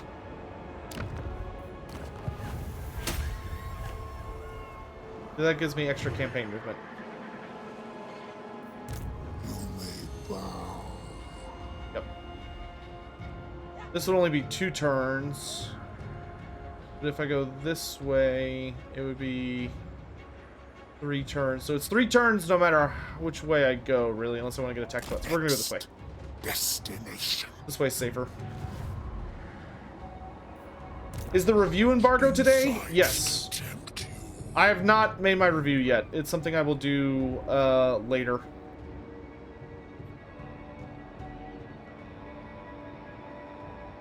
That being said, I'll be happy to talk about my thoughts once that happens. Yeah, today really is the big day. We're running out of money. Extinction comes. Speak!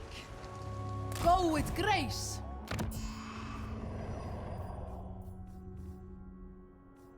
None shall question me.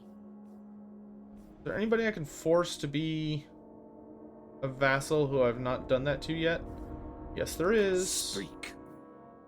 To be honest, I'd rather be raiding, but you have my time. Okay. Oop, you're mine now.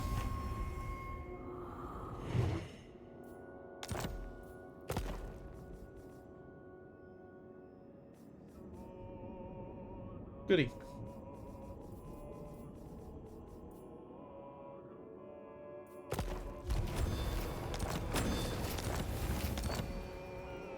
More seduction, more seduction. Divine master. Do we happen to know what happened to Gorok or Krokar in the end times? Gorok never appeared in the end times, so we have no idea what was going on with him. And we did get to see Krokar in the end times for all of the shenanigans with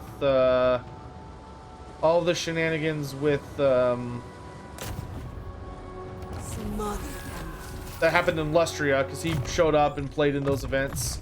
So we know he struck down, he killed, quote unquote, Lord Skrolk. But after that, we don't know what happened to him. Like, Krokar was last seen heading for one of the spaceships that would have allowed the Lizardmen to escape the planet.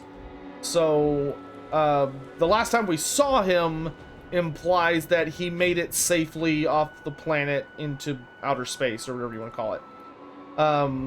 But we do not know for sure what happened to him, unfortunately. It's one of the great mysteries of Warhammer Fantasy.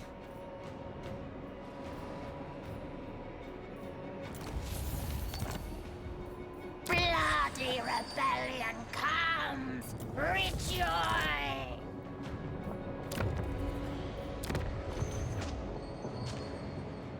Prepare for the 6 seductions.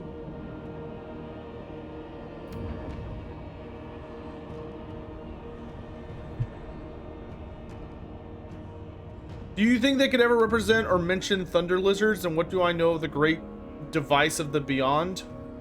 Thunder lizards, I think, have been mentioned quite a bit. Will we ever like get a playable one? No, I don't think so. Thunder lizards are obscenely huge. They are so stupid big, it's not even funny. Like, a single thunder lizard is capable of destroying a lizardman city by just walking through it. I mean, that is an unreasonable level of size. That is painfully huge. I could not. The only creature in Lustria that can even remotely threaten a thunder lizard is a Dreadsaurian. And it's like, it's not a favored matchup for the Dreadsaurian. I'll put it that way. Like, a Dreadsaurian can kill one, but it's a bit of a showdown, to say the least. The Great Device of the Beyond, if memory serves, the Great Device of the Beyond was kind of a goofy Easter egg moment that showed up in End Times Thanquol, I believe. If I recall correctly, that was the device that the Skaven located in the Lizardmen city, I think of Slaanesh, and they screwed around with it a bit and managed to get it to make connection with some mysterious entity or race, in beyond the stars. And the quote we got was that when it got a connection, the entities that were speaking sounded like distinctly elven to the Skaven, and it's very heavily implied that it seems to be Eldar. And the Skaven immediately freak out and like smash it on the ground and shoot it with a bunch of guns. But the thing with that is that the thing you need to understand about the end times, that's I think very key to understand, is that the end times just did not give a damn about doing things right or doing things that were like for the betterment of the universe or were going to be relevant to future storytelling. They were literally killing off the universe and basically just gave a ton of their writers free reign to just do whatever the hell they felt like doing. And unfortunately, a lot of the writers that they tapped to do the end of Warhammer were not interested in doing good storytelling. And a lot of them were, like, no offense to any of these people, but a lot of them were just idiot 40k writers who really like 40k and just decided that it would be super hilarious to like write in all these weird bizarre references that don't make any sense, because like the very fundamental laws that exist within fantasy and within AOS make 40k's existence in the same universe horrendously difficult. The only way that you could connect 40k and Age of Sigmar, like 40k and fantasy is a little easier because fantasy could literally just be some random ass planet that's out in space, or there's two prevailing theories, which is, and they're both equally valid, which is that and they're both also equally unvalid. And the theories essentially go that some people think the 40k universe is the dominant universe, and then either in the warp of 40k or somewhere lost in another galaxy or somewhere in the universe, the Warhammer Fantasy Planet exists. But there is also a group that believes that no, it's actually the reverse, that the Warhammer Fantasy Planet is the true universe, and that the Warhammer 40k universe actually only exists in like a literal like a little globe, a magic globe that contains the universe within it that exists on the Warhammer Fantasy Planet. And it thinks it's the universe, and it is from its perspective, but it's actually contained within like a snow globe.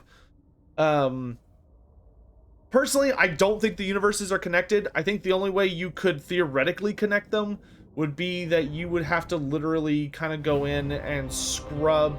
You'd basically have to go and say, okay, so theoretically they are connected through the realm of chaos. And as they're connected through the realm of, because the realm of chaos is like this unknowable, bizarre realm that does not obey the laws of time, physics, or reality. So you could do a whole situation of, well, yeah, no, they don't, like, they exist in the same universe by the dint that everything exists in the same universe, because you can connect the realm of chaos to them, so therefore they share a universe. However, if you were to go through the realm of chaos to get to one of these universes, just by popping out in that universe, all of the literal laws of physics and reality change when you get to that place, which is super stupid, because that totally defeats the point. Like, because by that logic, our universe is then connected to, like, our reality would be connected to those realities, because that's how, like, stupid and lazy that theory is. But like, honestly, I just consider that, like, it, because at that point you're opening a multiverse can of worms. And like, multiverses are cool, don't get me wrong, But like, I don't think a multiverse of 40k and fantasy is worth dwelling on because nothing's gonna come from it. It's not worth worrying about, and it just gets really messy really fast. Because like the thing you have to remember is that the writers of Games Workshop are really, I say this with love, they're really dumb in a way on purpose. Like, they purposefully make the world as vague as possible. Andy Hall has talked a lot about this when we had him on for the podcast. They literally use a theory called open door, the open door theory, or writing style, which is literally that when they write their lore, they purposefully write like a bunch of random bullshit so that if something ever happens where people get really interested in, really interested in like a particular thing they wrote about, then they can just go back and write it or go back and expand on it. But like, they don't have any plans when they write those things. They just kind of wing it. But I mean, it's also the whole thing of Games Workshop has very publicly said like, hey, like, there's really no actual canon. The canon is whatever you want to be canon, which, I mean, that's the official stance of the company in regards to it. They don't really like to deal with concepts of canon. They like to deal with concepts of like what's going to make them money, because at the end of the day, they're here to sell minis. They don't give a shit about like establishing like a really nitty-gritty world with a lot of rules and canons and like all the things that you would need to make a functioning universe with all of its theories and all that stuff. You know, they're not Tolkien. They're not sitting there like carefully mapping everything out, trying to make everything work and like, we're gonna tell a very intricate story and like this is gonna lead to this, this is gonna lead to this. And like, if you have any experience, literally any experience in Games Workshop, you know that that's just how they are. And it like, sometimes it's a good thing, sometimes it's a bad thing. It just depends on your personal opinion. Like, I try not to get too, like, I just don't think it's worth worrying about. When you get it, I think if you get too grand, with some theories, like,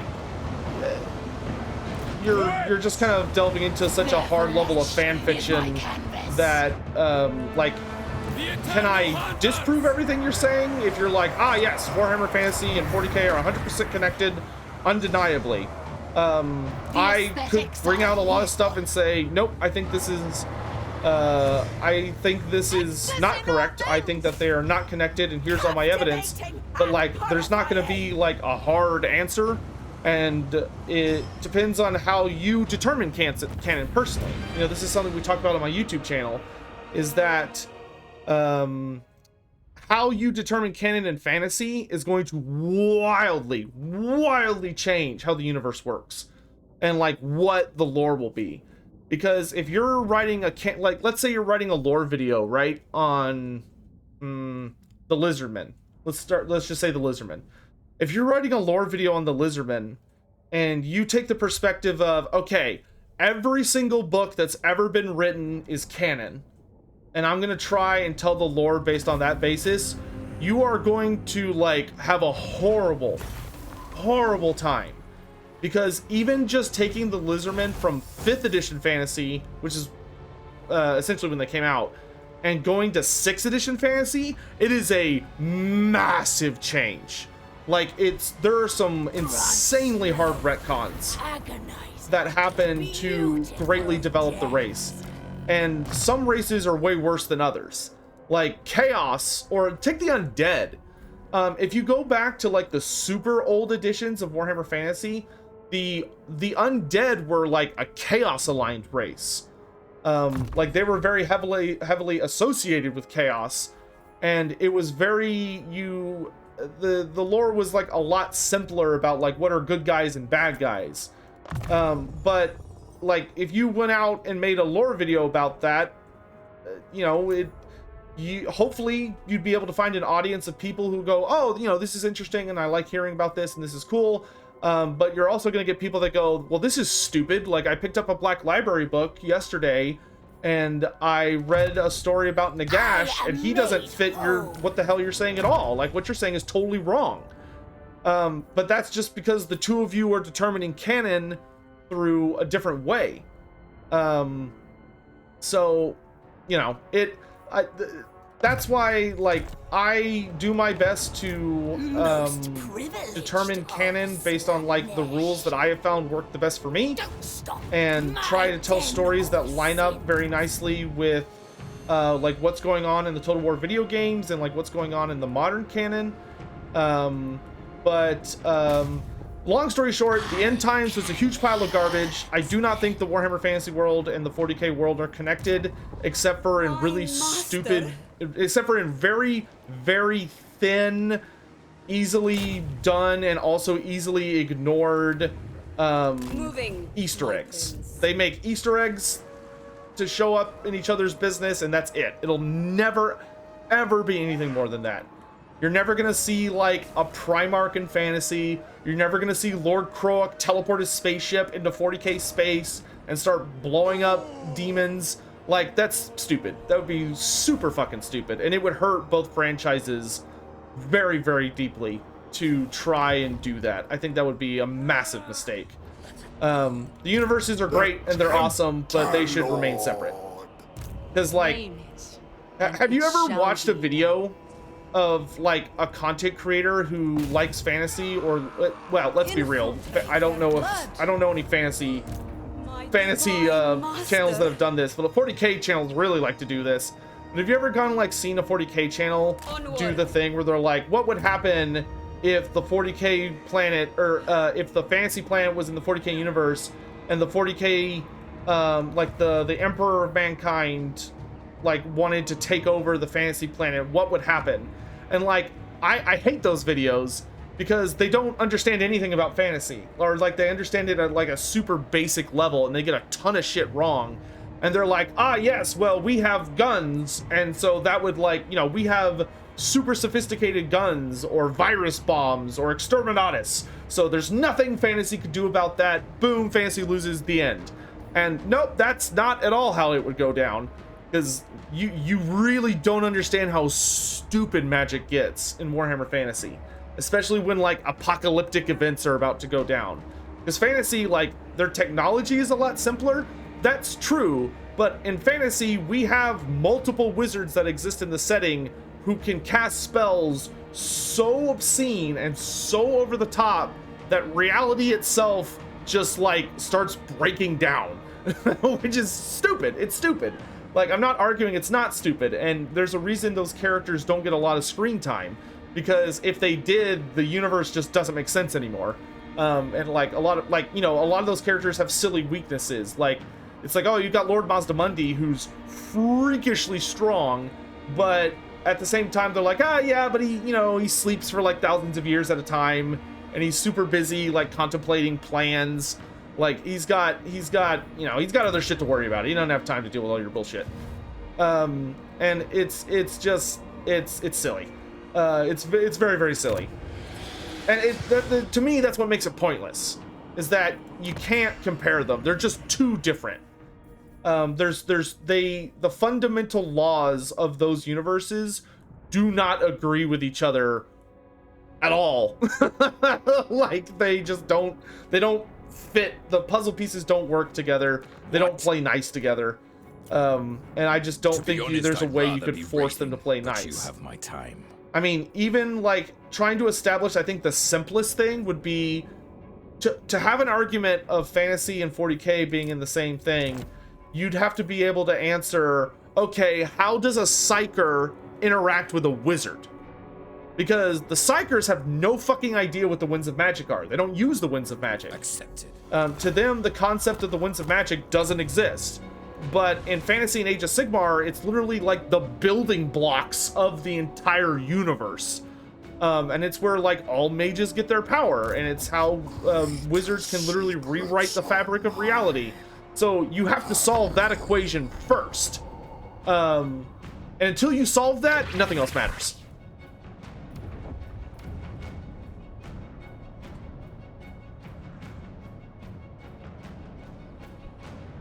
Now, don't get me wrong. I'm not saying that like you should never speculate. Like, you know, it's fun to speculate. Have fun with it. You know, have a great time. Like, I love who, like, come on, let's be real. Let's be real, guys.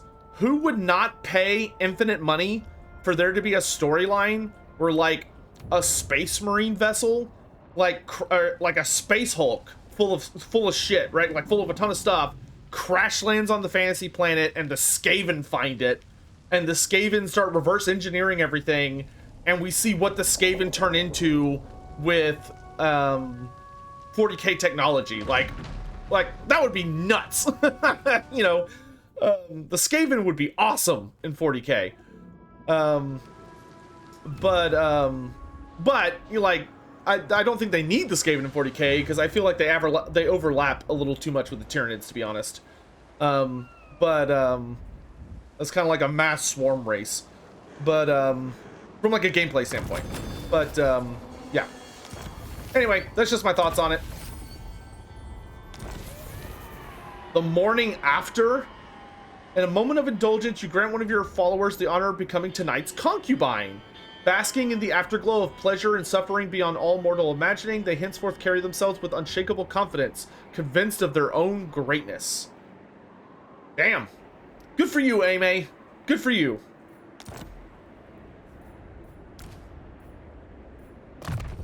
The Draman? Yeah, that would be cool.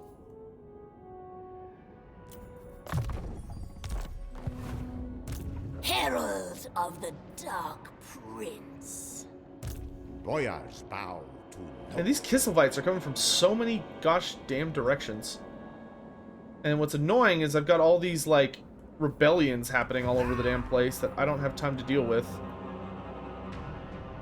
Trust us. No, he's gonna close it. Shit. Tribesmen, gather. Wait, can I take control of this army? Despoil and ravage. Slaughter the sheep. Marauders all.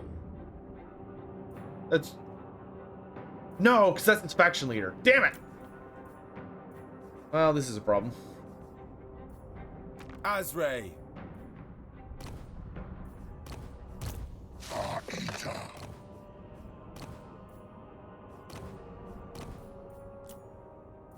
Speak briefly.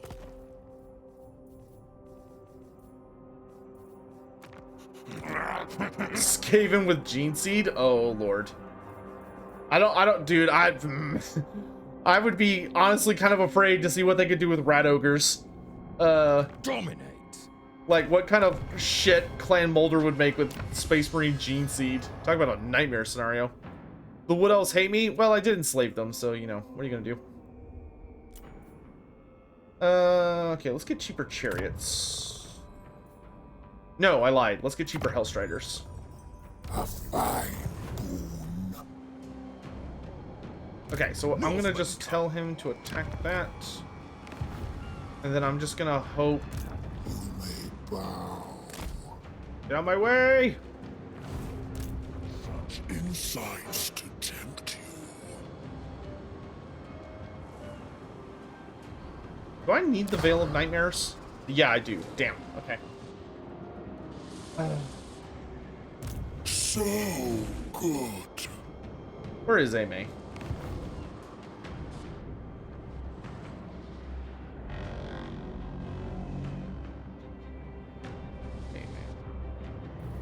The glory of deviancy.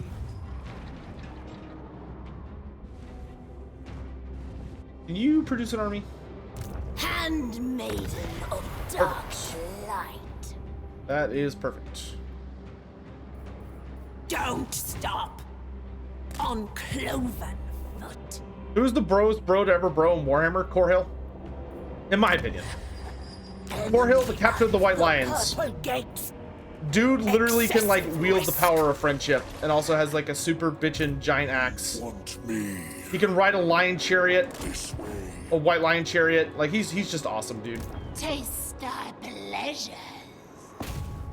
Tear their soul. He's a king among elves. Goes out of his way to, like, go help people that he considers friends. Like, ask the Phoenix King if he could basically have time off Because he's like, yo, I heard my friend's in trouble, like, halfway across the world. And the King's like, oh, okay, like, does that mean you have to go? And he's like, yeah. And then he leaves and travels across the entire freaking planet with an army to show up to save your ass. Like, come on. What a bro. Dude's a hero. As long as this lasts 4 turns. We will relish this ordeal.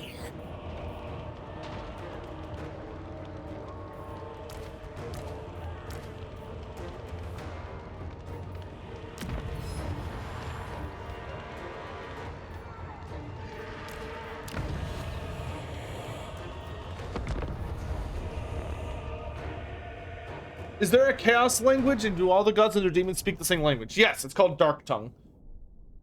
It's a very wacky language.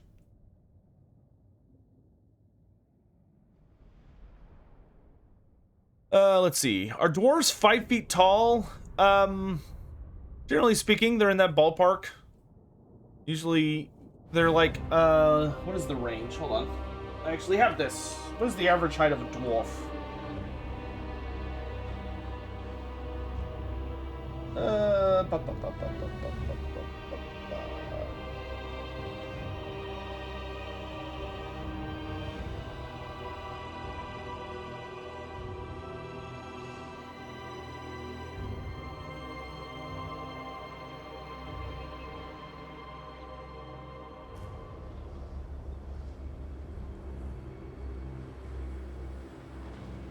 Average height of a dwarf is... Dwarves tend to... I mean, obviously, they sometimes fall outside of this, but dwarves tend to range between being 4'4" and 5'1". That is the typical range for Dawi. There ever been a war between dwarfs and men because a dwarfette, you mean a Rin, fell in love with a human? Not that I've ever heard about.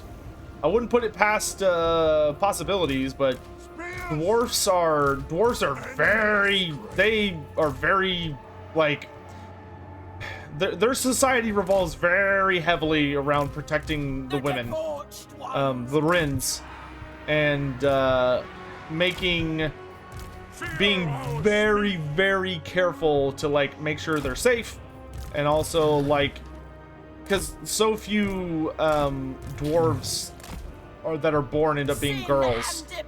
Like, their culture relies very, very heavily on them, you know, making sure to marry to another dwarf and do their damnedest to have kids.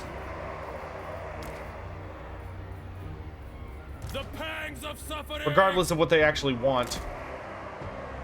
The pleasure is all mine. Have I been able to play a skink in the AOS fantasy RPG?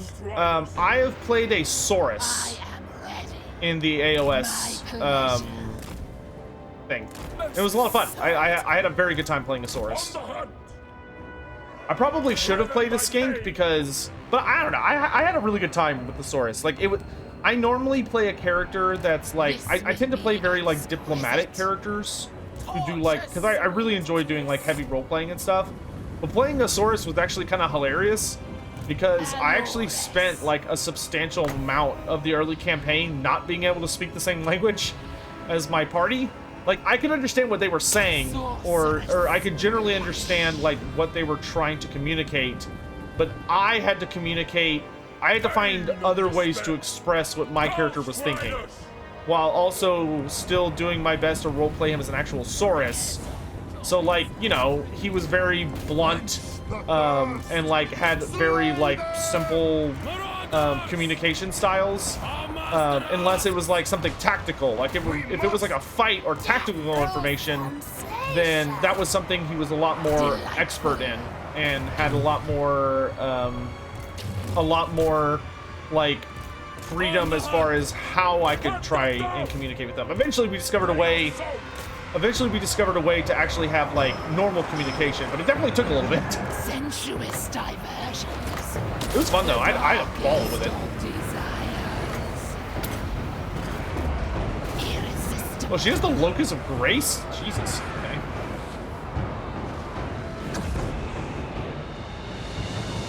I want to run a D&D 5e campaign for Vampire Coast. What kind of rules do they live by? Oh, Jesus. So here's the thing about vampires. Vampires are very, like... Oh, God, how do I describe this? Vampires are a bit tricky in Warhammer, because one of the things that vampires rely very heavily on, generally speaking, is that they don't really have, like, racial weaknesses. Like, just because something works on one vampire does not mean it will work on another. Vampires tend to have unique weaknesses. There are some things that tend to universally hurt them, but if it's a vampire of, like, sufficient enough power, they can easily ignore it. Yeah, generally speaking, sunlight hurts vampires. They don't like it. Some vampires, it definitely, like, dampens their power. And makes it more difficult for them to fight effectively. But some of them have grown so powerful that they're able to, like, ignore it very easily and just kind of power through without an issue. But others have found, like, creative ways to solve these issues, because the vampires in Warhammer Fantasy can have really bizarre powers. But, like, as far as, like, oh, can they go into a house uninvited? Well, some vampires can't. Like, some vampires, that is a general, an actual, like, vulnerability that they have, is that they have to be invited into a home. But that does not work for all vampires. Oh, you know what might help you? So, Beer Stole My Friends. There is a very, very easy book you can look up. You didn't hear this from me, but supposedly if you Google it, you can find it very, very easily. It's called Knight's Dark Masters, and it's from the Warhammer Fantasy Roleplay 2nd edition. And it has this really cool chart in it. It has a very, very cool chart in it that helps you customize your vampires. So it basically introduces all of their, like, potential weaknesses and also their potential secret strengths. And it allows you to customize your vampires either to a particular theme, or it allows you to develop vampires so your party doesn't know what the vampire is weak to.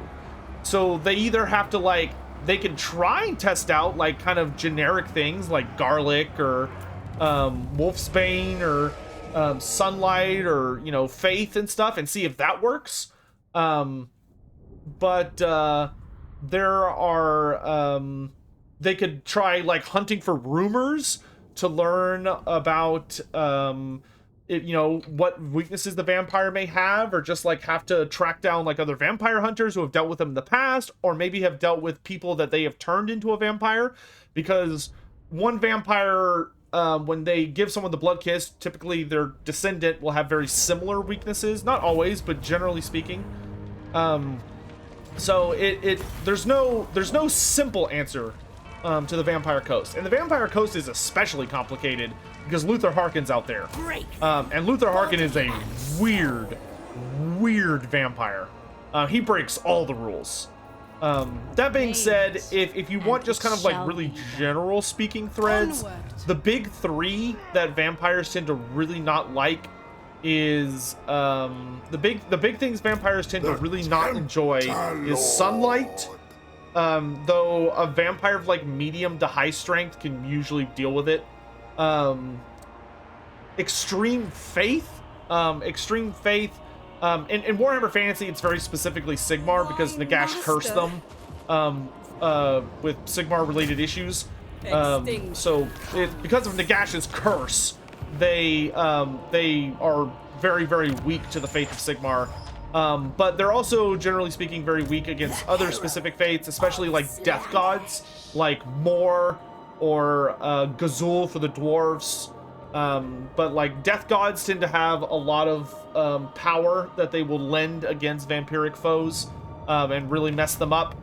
But hopefully that information can help a bit. Oh, and light magic. So anything that hurts a magical creature. Because vampires are sustained by magic. So, like, there are spells in the lore of light that specialize in banishing unnatural creatures or creatures of magical nature. And those spells are devastating against vampires. Hopefully that helps.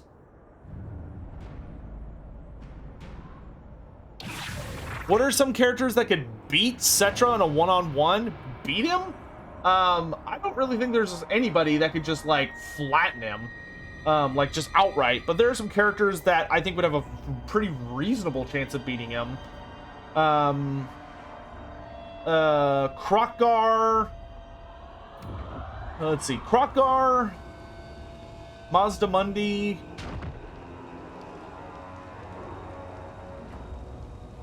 Nakai.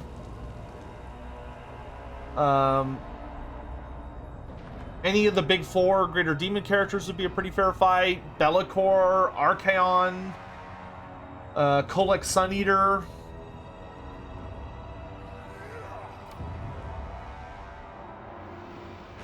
Tarex the Brass Bull would actually be kind of a problem, especially with his flaming weapons. Skull Taker. Pretty much none of the wizards, though. Except for, like, super big wizards like Mazdamundi who can do more environmental stuff. Why can't dwarves use the winds of magic? They can use the winds of magic, but it's very dangerous to do so. When a dwarf tries to utilize magic, the way the old ones created dwarfs, they have a, like, they were fundamentally created to be very, very resistant to magic. And they are so resistant to magic because their bodies literally are able to take magic and ground it harmlessly by essentially discharging it into the earth. If a dwarf takes magic into themselves and is holding onto it and attempting to shape it into a spell, if they lose control of that spell for like a split of a second, or they miscast, so like they mispronounce a word, or they screw up part of the ritual, or they lose control of the magic, or just they get too much magic, just something happens, their body will literally turn to stone, or a part of their body. Chaos Dwarfs have to deal with that problem a lot, because Chaos Dwarf sorcerers use magic. They just consider it worth the risk. But many Chaos Sorcerer Lords, or Chaos Sorcerers have died because they were too ambitious and drew on too much power, or they screwed up, and like their heart or their brain or just their entire body turned to stone. They died instantly. That can happen.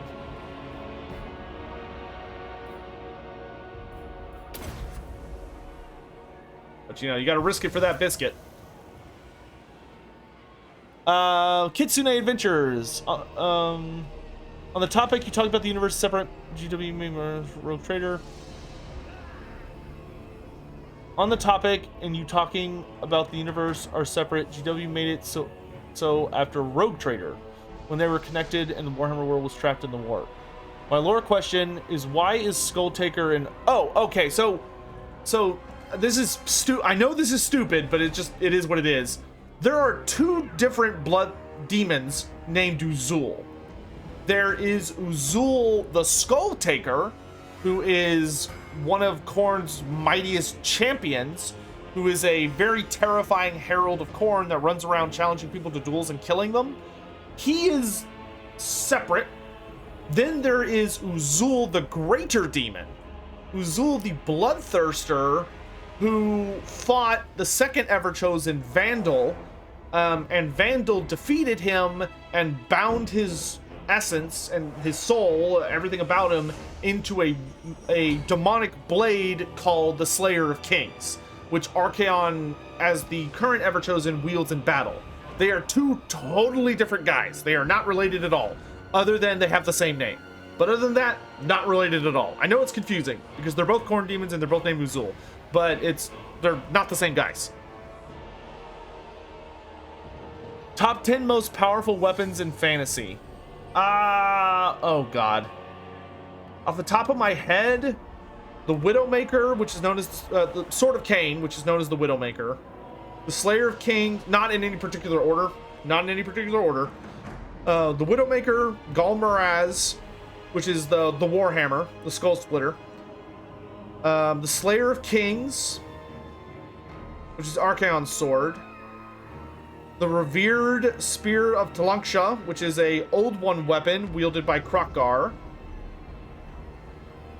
The Axe of Grimnir, or Axes of Grimnir, but I'm going to count that as one.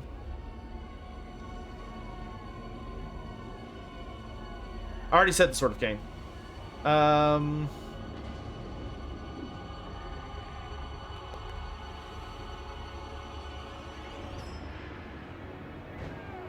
The Titan Scepter of Grease's Gold Tooth.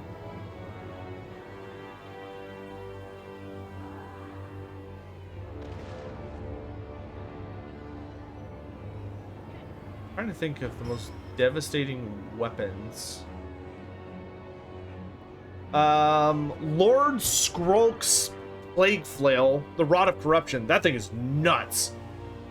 The Rod of Corruption.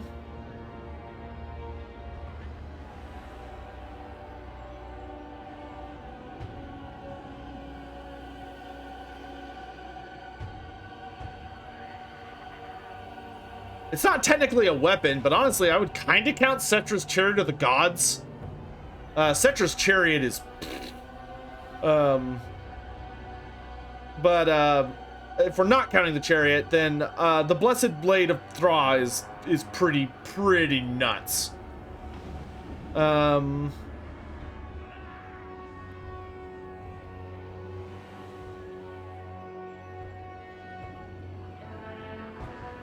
Star Crusher, which is Kolek Sun Eater's hammer.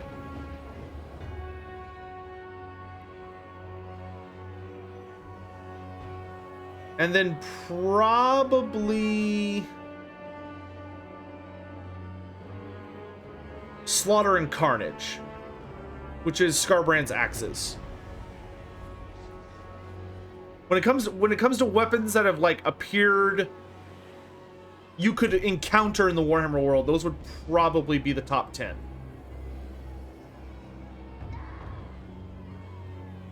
There are stronger weapons if you start getting into like weapons that like exist but were never like wielded by mortals. Like obviously World Ender, which is Khorne's weapon, is like stupid OP.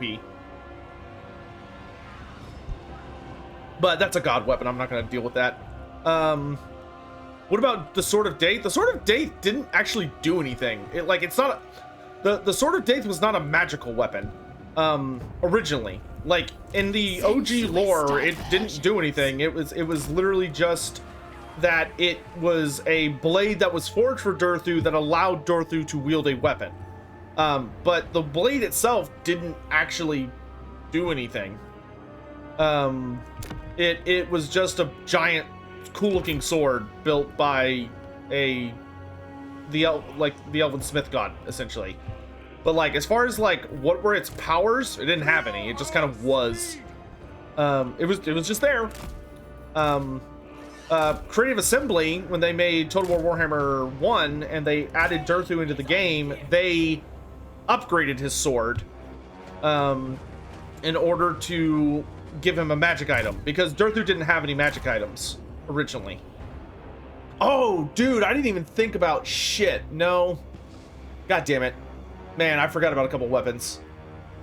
Okay, no, I would not say the Blessed Blade of Petra. I would say the Destroyer of Eternities. The Destroyer of Eternities is the most powerful weapon the Tomb Kings have, and it is a bitch. The Destroyer of Eternities is insanely powerful. And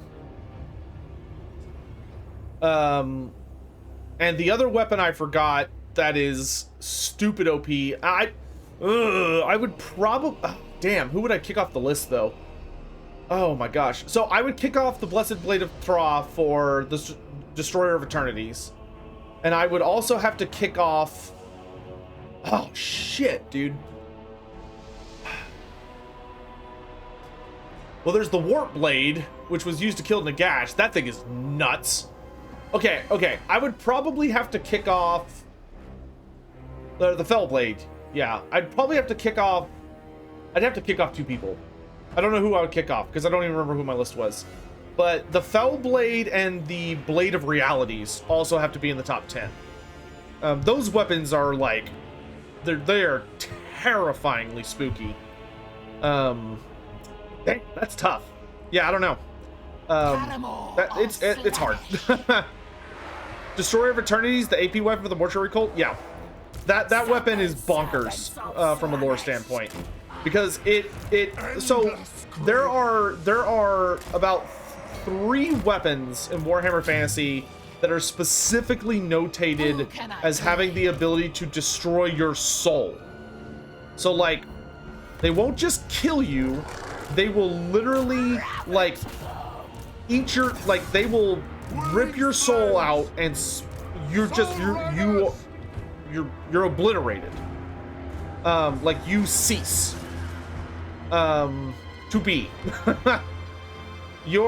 Everything that made you a thing, a living thing, is no longer. It can kill. They can perma-kill demons. They can perma-kill anything. And the 3 soul killers we know of, at least off the top of my head, the 3 big soul killers are the Destroyer of Eternities, the Blade of Realities, which is a Lizardmen weapon, and the Widowmaker. What about Lokir Felheart swords? They're pretty powerful magic items, but they're not like anything really to write home about. He literally stole. I mean, those weapons are literally that Lokir Felheart attacked End and stole a statue from a temple, a sacred temple of Gilgadresh, who is one of the gods of End, and he had it melted down. And it was a substance I think called red iron, and he had it melted down and made into a sword, or a pair of swords, which then had some like curses on them. But they're not like, if you're talking about the most powerful weapons in the setting, they're not even close to top tier.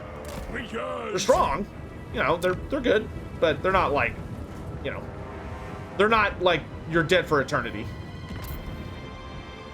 You hate that name? What? You don't like when Warhammer wears its reality on its sleeves, where it's not a universe of original ideas, it's a universe about combining a lot of classic ideas until you end up with an original product. It's the crossroads of fantasy. Luscious deviance. Would Nagash's blade be in the top 10? I don't think so.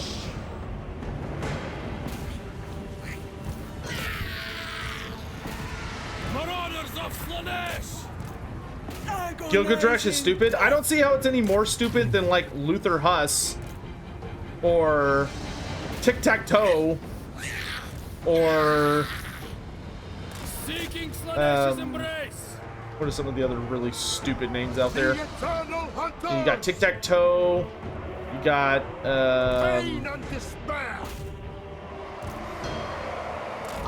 yeah, Lord Croak. There's a lot of really dumb names in fantasy. Tehenowin's got an original name. He didn't originally. When Tehenowin was first created by Games Workshop, his name was Teeny Huini. And then when Games Workshop was making 6th edition, which 6th edition was a lot more serious than 5th edition, they were like, maybe we should try a little harder, just a smidge. And they changed his name to Tehenowin.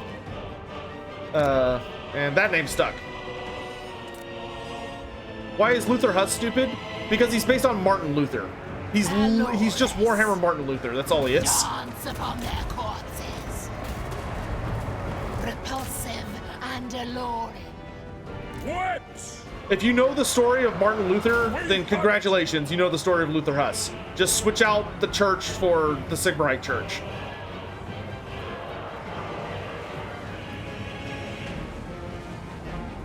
I don't know who Jan Huss is, but I'll take your word on that. Harry Potter? What about it? I've not touched the Harry Potter thing in a very long time. Grew up with it, though. I have a lot of fond memories of reading those books as a kid with my family. The aesthetics So I do owe them that much, at least. extravagant. Yeah, we had Michael Jackson, who was... Michael Jackson was one of Heinrich Kemmler's white servants, who had a hee-hee scream that was like a special rule, if memory serves. Warhammer Fantasy used to be really dumb. Guys. I mean, painfully dumb. Like I love it, like it's delightful in its stupidity, even all these years later, but like man. I see. It's still dumb? That's true. That's fair. That's fair. The darkest of desires. Unto pleasure. I move.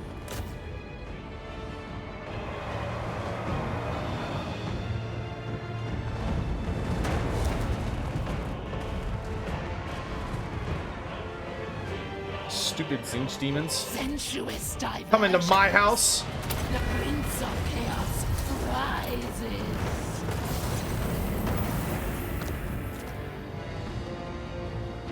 Bring us all joyous degradation. Alores. If I could kill this herald, I would be so happy. Canvas.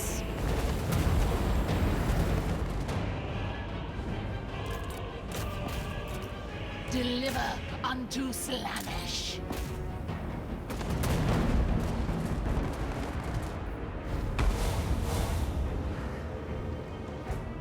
Deviates!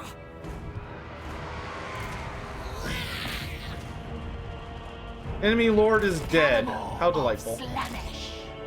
Suffer.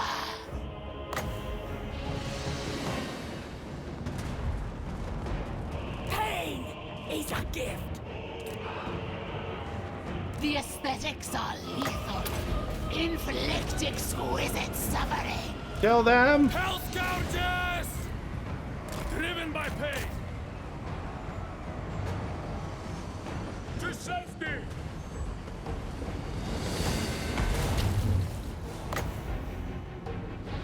Sorceress lash. Attack. The fortunate ones. Marauders! Do I have a tower like behind them somewhere? No, he's taking all those spots. That's the point. Repulsive and alluring. Gosh. Let's see. Octocraft, good to see you. Welcome to the stream. Let's see. I answered that. I answered that. I answered that. What is Wa magic and why isn't it regular wind magic? Because in order to use Wa magic, you have to be able to tap into the Wa! Which the Wa is essentially kind of like a... It's kind of like a racial... Oh God, how do I explain it? It's like a racial energy that exists between greenskins. Most notably between orcs. Goblins tap into the Wa on their own. Yeah, that. But the general gist is that the thing about using Wa magic is to be able to use Wa magic, you would have to be a fervent, deep, undeniable believer in Gork and Mork. Because basically to wield the power of the big Wa and the little Wa are basically a goblin shaman is very innately, like, not very consciously, and most of the time they tend to be whacked out of their minds, are taking in the winds of magic, and they are basically channeling that magic through their faith. So they're using Gork and Mork as a filter, and the power of their gods is what shapes it into these bizarre interpretations of magic and spits out what we understand as greenskin, you know, spells and magic and stuff. It should be noted that greenskin magic does have a very strong affinity, and it seems almost heavily derived from the lore of beasts. There is definitely a very deep relationship there. However, generally speaking, it is not something that when you're dealing with like religious lores, or you're dealing with like a lore that only one race can use and they're using it through shamans, then generally what you're looking at is a situation of they are almost in every single circumstance taking the winds of magic, and it is they are wielding it, and it's being filtered or controlled or altered by their god in some way. And their god is what allows them to kind of distill it down to a usable essence, and then they spit out a unique lore of magic. If that makes sense. As opposed to like some lores of magic, which are unique combinations of different lores like mixed together in various ways, like the lore of necromancy or the lore of dark magic. Those are spells that anybody could use if they wanted to, but they're very dangerous to use because they're very heavily reliant and dependent on dark magic and come with various risks. Are there atheists in the Warhammer world? Most privileged. Kind of. There are people in the Warhammer world that you could absolutely consider an atheist. Yes. There are people who exist who believe, like, there are people who have gone their whole lives without encountering or being in a situation where they would have to like deal with seeing a like a god, right? Or seeing the seeing a warrior priest channel the power of Sigmar, and therefore it like powers up their hammer and does some other stuff. But it depends on how you define atheist. Like, there are uneducated people or people who have not experienced the world who believe that the gods are like, they're not real. They're just like, you know, nebulous concepts or things that you worship because your parents worship them. Have any secret abilities? Yes, the hand of the gods absolutely has secret abilities, because we literally see it use secret abilities, in that he uses it for far more than just shooting space lasers at people. It gets used quite a bit for some pretty insane shit, like enhanced powers and stuff. I mean, it is a very, very powerful Old One relic, which I don't think Krokar or any of the Lizardmen fully understand what it's capable of or what it does. But it was a very powerful gift for him. But anyway.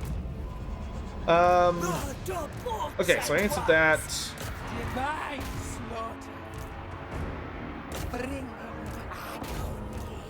Go have fun. Make them scream. Bow, how you doing? I know it's speculation, but why do I think the Celestial Dragon Emperor decided to involve himself in the affair of humans? Most dragons don't seem to care about other creatures.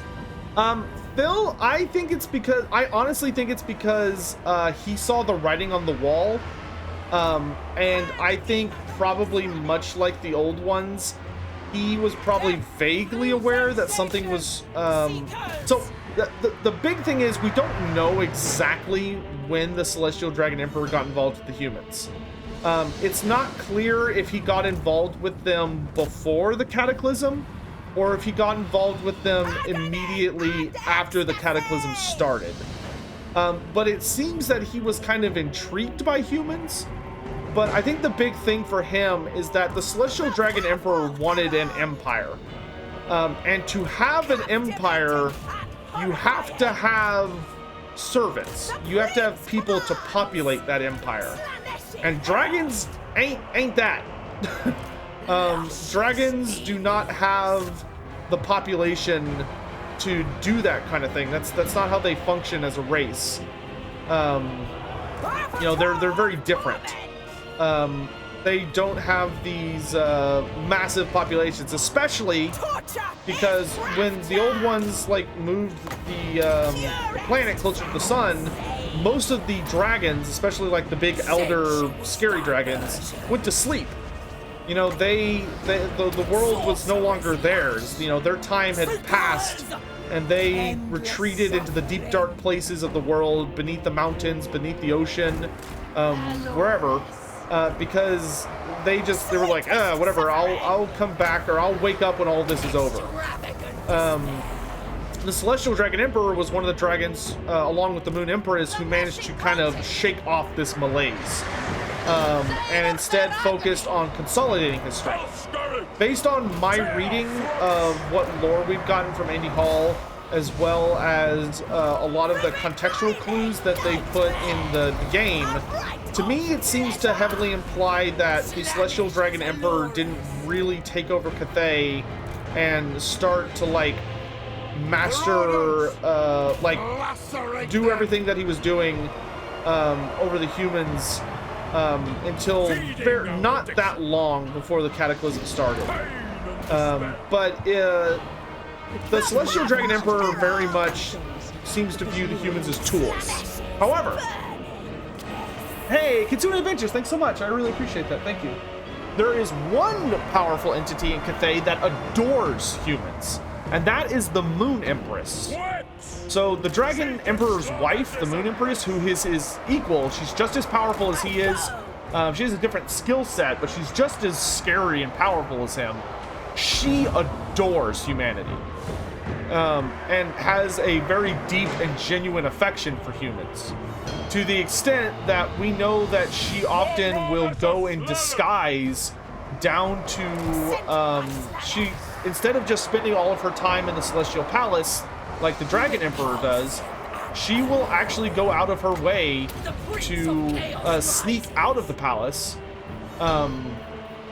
and basically journey down to be among the common folk as just this traveling little old lady who heals people. She goes around, she helps them, she listens to their woes, she tries to like bring them food, and if they're hurt, you know, she tries to heal their wounds, and she's like active in their communities. And she cares a lot about them. Like it's said that she's like immensely sympathetic, and or empathetic with humans, and well, I guess no, she would be probably sympathetic, not empathetic, but she cares very, very much about them and wants to take care of them. Well, and that's probably why Zhao Ming is that way. Zhao Ming is a mama's boy. Zhao Ming is a big mama's boy. Like we know that beyond a shadow of a doubt, that like he is mom's favorite, and he probably very strongly takes a lot of his traits from his mother, and I think an affinity for humans and a willingness to like spend time with them and get to know them and help them and all that stuff comes from his mother's, is a trait of his mother, not his father. How would tree spirits react if Slaaneshi corruption was spreading on the wood elves of their forest?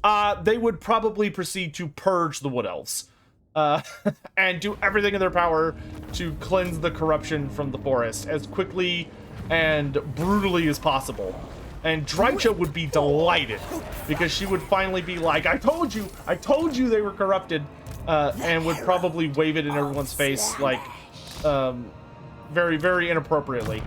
Drycha would be doing the ultimate I told you so dance for a very long time.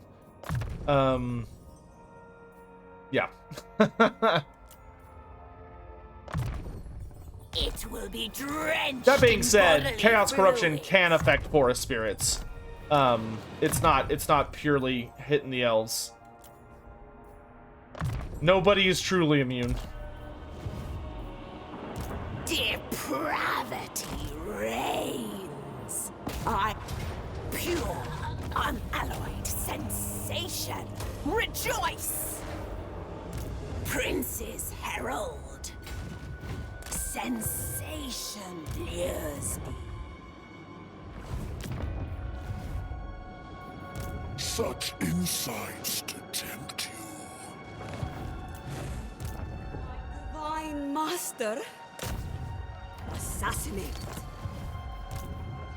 Thy pleasures. We traverse.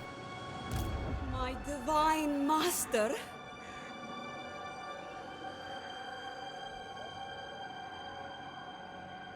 On to another. My Divine Master. Yeah, there's a lot of you. I don't need you. Name it. Ah, I've got positive income. It finally happened. We hit positive income. Night in Flames, good to see you. I keep talking about him, but I have no context. Who's Skulltaker? Skulltaker is Khorne's ultimate herald. He is a terrifying herald of Khorne, which a herald of Khorne is like a super bloodletter, right? He's this terrifying herald who has a cape literally made from skulls. It's like this flowing cape of skulls around his back, made from all the decapitated champions that he's killed over the years. And basically what Skulltaker does is he shows up, he kind of wanders the realms of chaos until he hears about some great champion in the mortal realm, and eventually he will go chasing after them. So Uzul, also known as Skulltaker, will eventually appear wherever they live. So he'll like appear at their house or their castle or wherever they may be, and he'll basically stand outside and say, hey, whoever, wait, I get to fight side by side with Kairos? What the hell? Oh, I mean, so I think I'm gonna pull a tricky here. I'm gonna fight alongside Kairos so I can let him take all the damage, and then I'm gonna kill Kairos because that's the smart thing to do. This will be interesting. Chat, do you like my Way Watchers in our Slaanesh army?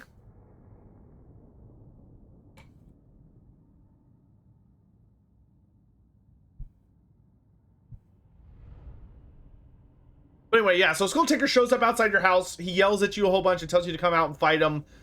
He'll kill anyone that challenges him, and he has a pretty good reputation for decapitating people. And he very rarely loses. Very rarely. Demonic version of Wulfric? He's got some similarities with Wulfric. He doesn't use the whole, like, supernatural insult power, though.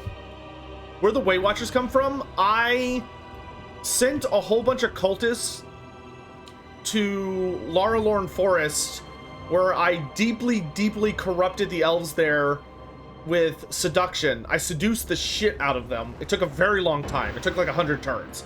But I seduced the shit out of them, and then once they were thoroughly seduced, I forced the Wood Elves to subjugate to me.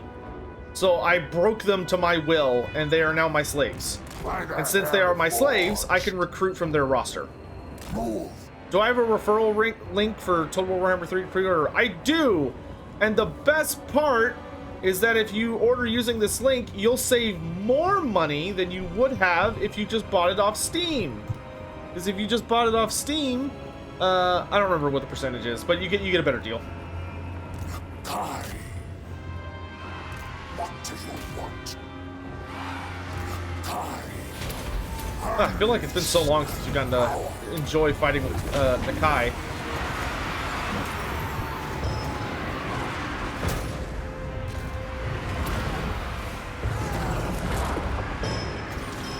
Wait, how fast can I make Nakai with this? 194 speed! That's hilarious. The cult wakes. Who needs Sonic the Hedgehog when you have Nakari? He Naruto runs? He does Naruto run. It's honestly delightful. Slash.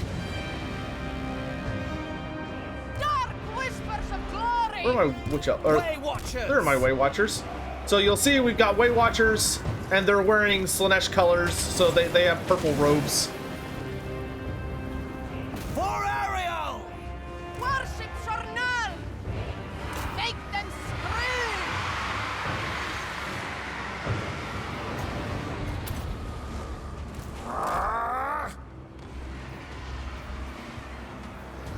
If I can kill me a Hydra. Power of Slaanesh.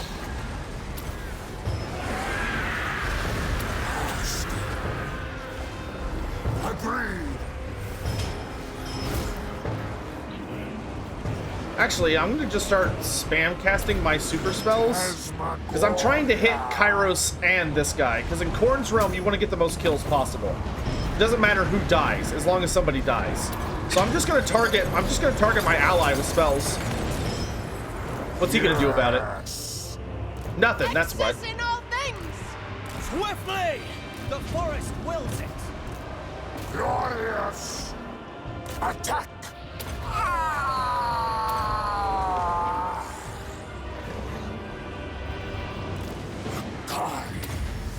Fine.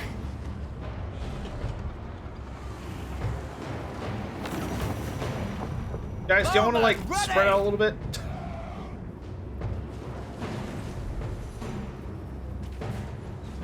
There you go. There, thank you. Yep, thank you. Attack! Unleash my power.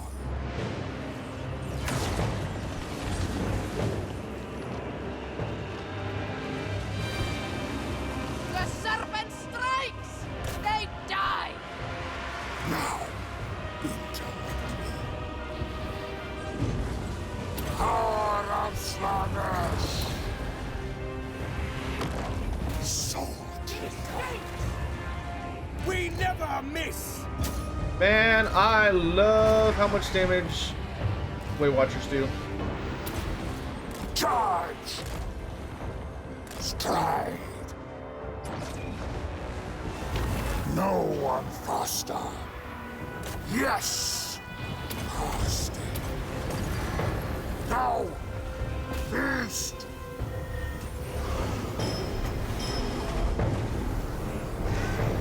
Archers ready! For Isha! Kari! Here, Connoisseur.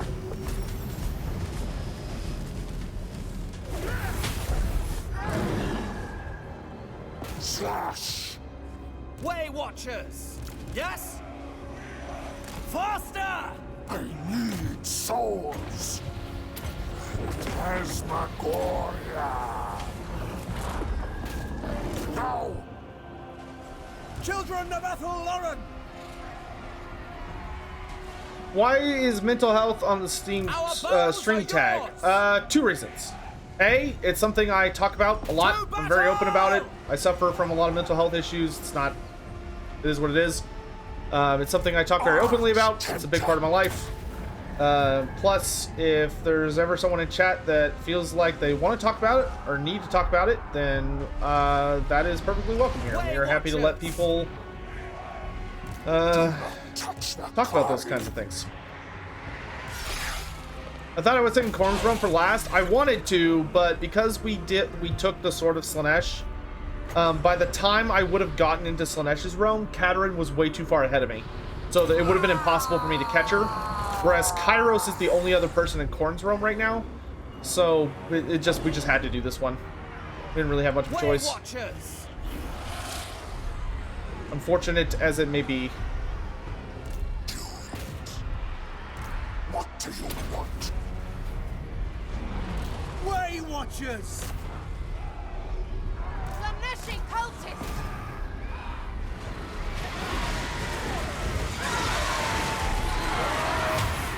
I'm so sorry, Connoisseur. I love you. I'm so sorry. Agreed.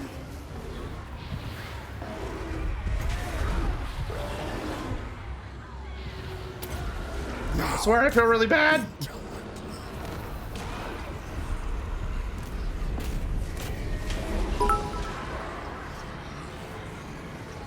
Godzilla 2 Screw off, Kairos. He's mine. X10. Warhammer is good for your mental health. Is Warhammer good for your mental health? I don't know about that. I don't know about that one. Get back, Big Bird. He's mine.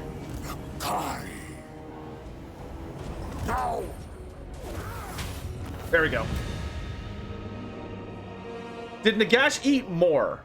It is very heavily implied that yes, Nagash did devour more, the Death God of the Empire, in Age of Sigmar. He did not do it in Fantasy, but he did it in Age of Sigmar.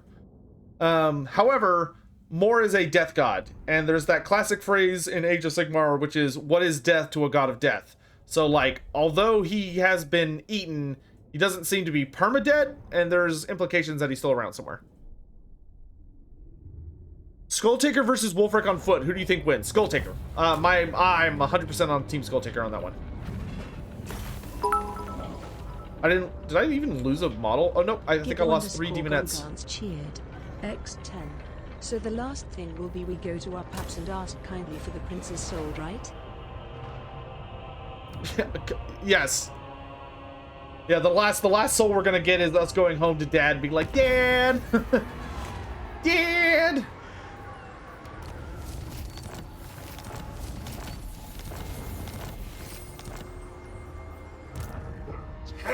Lord.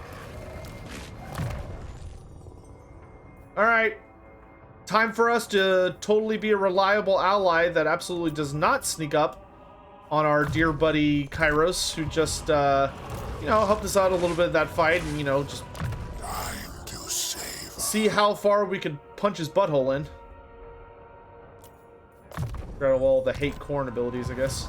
Let me in by. We're not allies, right?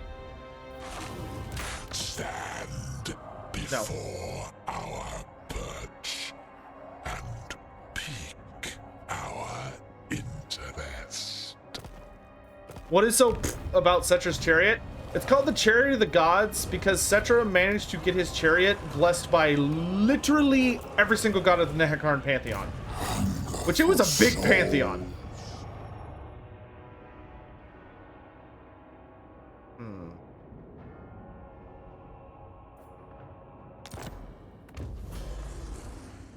Wait, why did that give me very low reliability? We didn't have any packs. What? Yeah, whatever. I don't give a shit.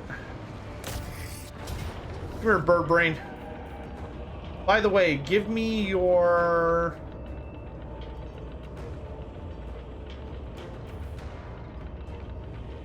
Give me your pink horrors and your exalted pink horrors. Yoink! But yeah, like, Cetra's chariot is blessed by an entire pantheon, which is just an obscene amount of power. And it makes him super duper damn scary. Is there any situations where something like orcs save the day from chaos? Oh yeah, that crap happens all the time. There have been many circumstances in Warhammer Fantasy where like a good guy or like a select group of individuals or something are at the risk of dying, and then they're saved by some wild, like, absurd other force. Oh!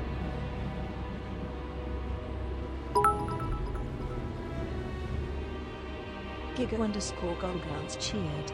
X100. I mean, he really should have seen the betrayal coming, giving who it is XD. Listen. If you were Kairos, would you want to look into the future for Nakai? Like, because as you're looking into the future for Nakai, or Nakari, like, I mean, you might see some stuff and you're like, maybe that's how Nakari shields himself. Is Nakari just is like, constantly like thinking about what he's gonna do, and Kairos just like, oh god, no, please, I don't want to know. And then his past head has to wait for that revelation to have passed and be in the past, and then he gets to react to the horrible garbage that the future head learned about. Just a great time.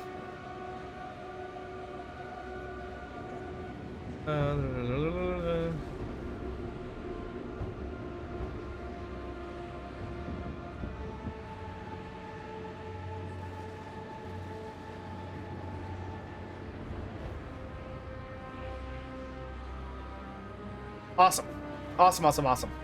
Okay. Sorry, I can't talk about what's in it, but I had reached out to the Chaos Rising team a bit ago about some stuff, and I just got a response. So it was very nice. These stolen units get lost after battle, right? Yes. If the army you're fighting like wins or survives, I think they get them back. But if they die, they stay dead, and you don't get to keep them no matter what.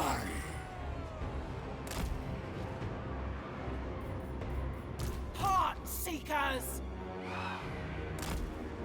He does not have that much shooting. He's going to have a very bad time against me.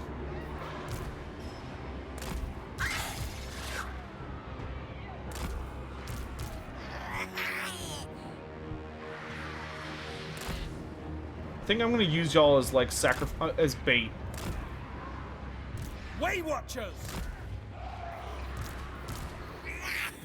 Go die for me. It's your destiny. Embrace it. Magnificence! Moving! On to pleasure. I am irresistible. Have fun at school, kids. Dude, look at the Way Watchers just deleting that unit of Forsaken. Oh my god. That's so great. Slaanesh with shooting is fun. Way Watchers! What are you gonna do about it, nerd? Nothing, that's what. You're gonna sit there and take it like a good boy. Oh yeah, dude, I think elves are gonna be like... Tzeentch is gonna not have a great time, I think, against factions that can outrange him. Because they can just shoot the hell out of all of his stuff and he can't do anything about it. Because, like, Tzeentch's barrier system only works well for, like, running back and forth. So, like, trading and retreating, trading and retreating. But if you could just outrange him, like, just shoot the hell out of him from a long distance, like, you literally can't do anything about it. Which is hilarious. Oh, here he comes.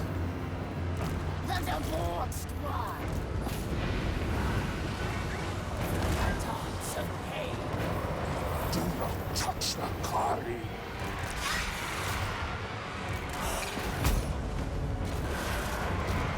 You two get those Doom Knights. Come here, Kairos. Haha, he got enraged. Nerd. Come then! Way Watchers! Where are my Way Watchers? Way Watchers! Kill the shooting. Also, I'm gonna summon the giant death spell. Which is like super hilariously overpowered. Slaanesh. Endless suffering. Suffer. Hear the discordant choir. Can you get away from me? Oh no, he's right there. The darkest of desires. Exalted demonettes of Slaanesh. Tasmagoria. End to our will. Agreed. I need souls.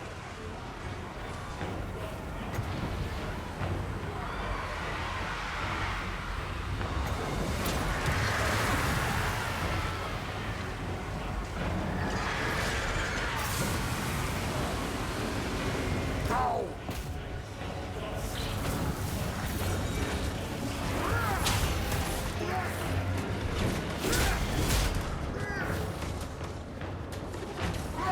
You having fun yet, Soul Grinder? Oh, dude, they have matched animations? Do they?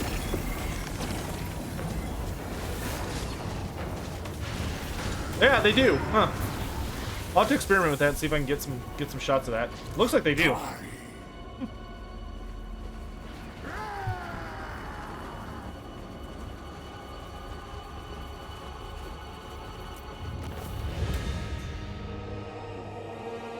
Well, he didn't land Kairos of his own free will. Kairos got enraged. Because I have Nakari has an aura around him that if you get low enough health, you rampage. So he got rampaged.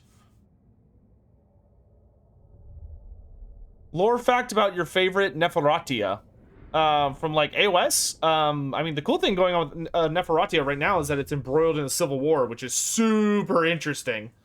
Because Manfred von Karstein, being the dick that he is, purposefully bailed on Nagash when Nagash was trying to take over everything, and used it as an opportunity to sneak home before Neferata could get home, and is now backstabbing the shit out of her and trying to take over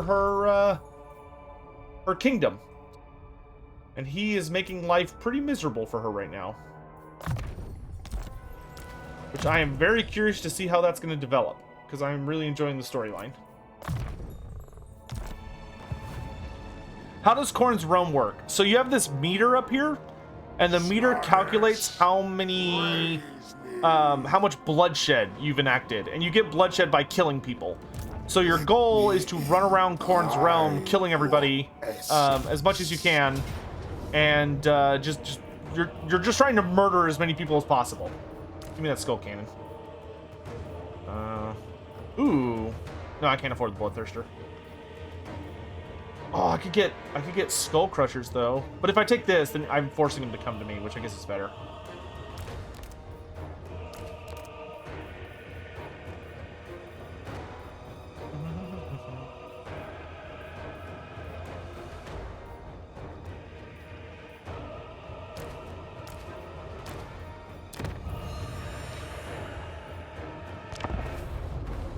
So your goal is just to run around and kill everything.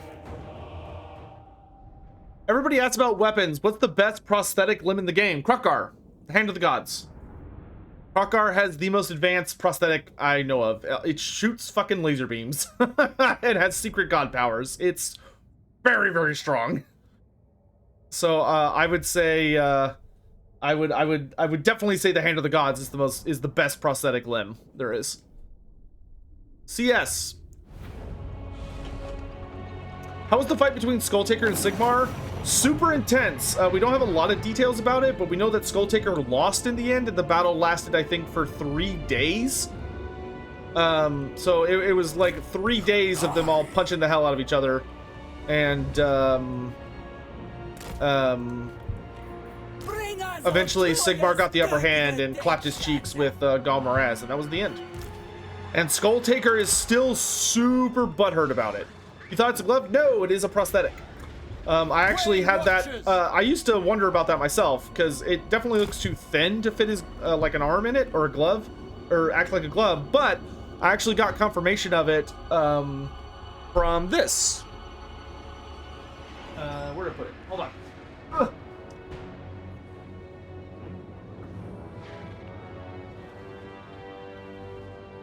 Creative Assembly was super duper nice and sent me this Total War Warhammer, The Art of the Games, which has artwork from the entirety of the Total War Warhammer trilogy. It has a lot of cool stuff, and it's got some interesting lore tidbits in there.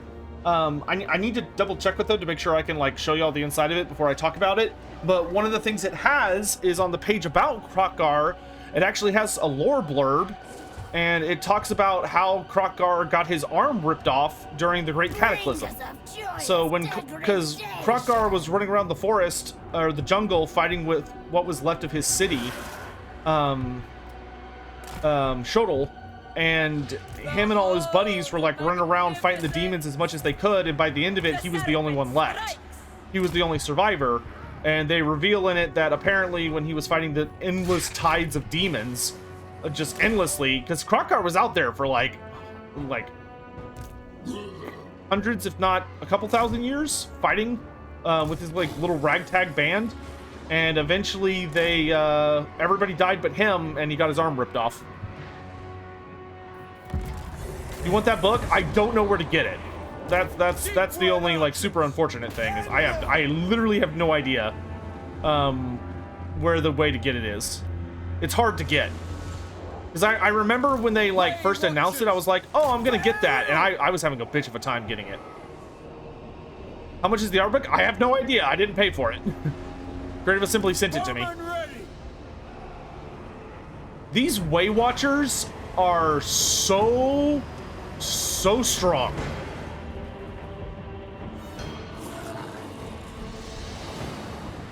Also, woo, Skull Cannon. That was a nice shot.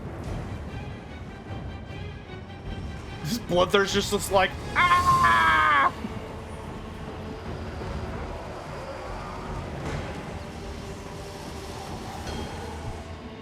What was the biggest feat accomplished by Aranessa Saltspite? Aranessa, she did a couple of really important things. And the big ones were that she killed the captain of the Black Kraken, which was a mechanical evil squid ship thing. She killed the captain, and she also... Whose ship did she destroy? She destroyed somebody's ship. It wasn't the Kraken ship, it was somebody else. But she destroyed somebody's ship by functionally calling on her dad, Manon, and she basically said, hey dad, I need help. Please destroy this ship for me. And he was like, okay. And a giant trident gets thrust up from beneath the waves and absolutely obliterates the shit out of one of the baddies. I don't remember whose ship it was though. But she's one of Manon's daughters. Like she's a literal mermaid. She is not a mutant like she claims to be. She's basically Warhammer Fantasy Ariel. But instead of like, you know, singing songs and coming up on the beach because she wants to sleep with the hot prince, she came up on land, decided she liked humans. She did pork around quite a bit, but she decided she liked humans, and so she proceeded to rip off her legs. Oh no no no! Protect the Weight Watchers! Protect the Weight Watchers! Go go go go go! Withdraw! Nakari! You're not. Our aim is true. Death through sensation. Come to me!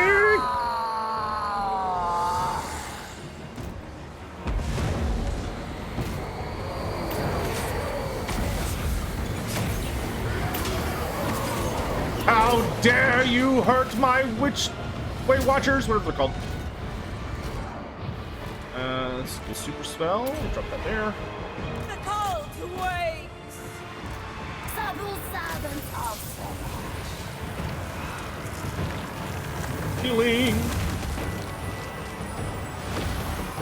the aesthetics are lethal.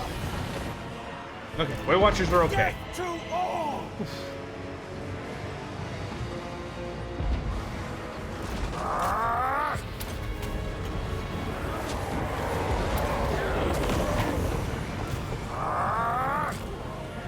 Glorious!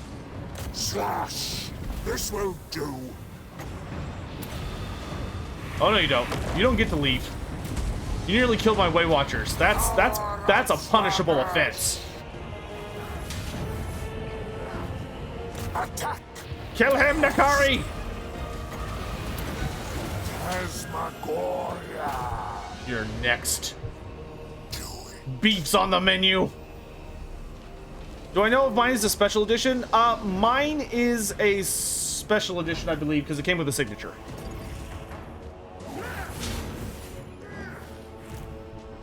Nakari has the power. I mean, Nakari would be a weeb, let's be honest. Actually, that's... Chat, do you think... Who do you think would be a bigger weeb? Do you think it'd be Nakari, or do you think it'd be Kairos?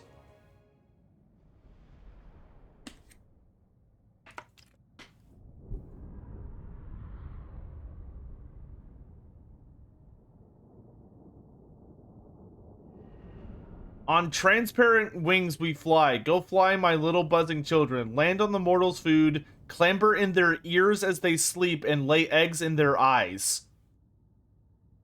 Unctuous Mulcher, Demon Prince of Nurgle.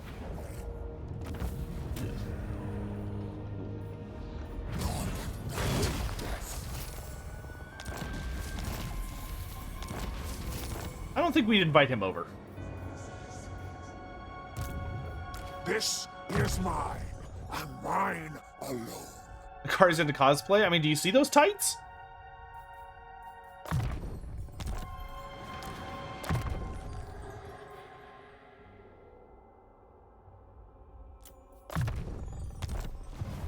The Tempter Lord.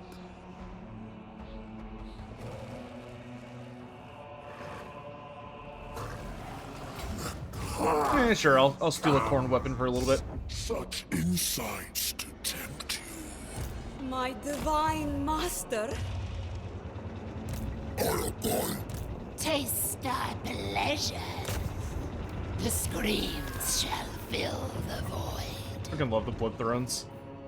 They're just idling with their motorcycle sounds.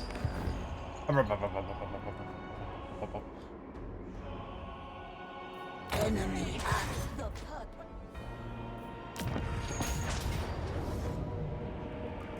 Oh my god, that's a lot of flamers. All is lost. May need to send somebody over there. Who's the closest? Most privileged. Yeah, steer car. Gonna move on. The Herald. You two, actually. Yeah, but all y'all go over there and deal with that. Slaves to darkness. What's the garrison here? Tree of Damned Shades. I think we can take it. So good. Ooh. I'm not going to call my allies to help, though. I'm just going to deal with this myself.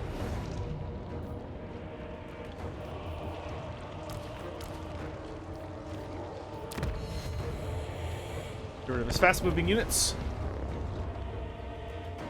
You think... Wow, Kairos. Huh. Okay, I answered that. How was Nehekara founded and by who? Nehekara was founded by... His name is... Tip of my tongue. Ah.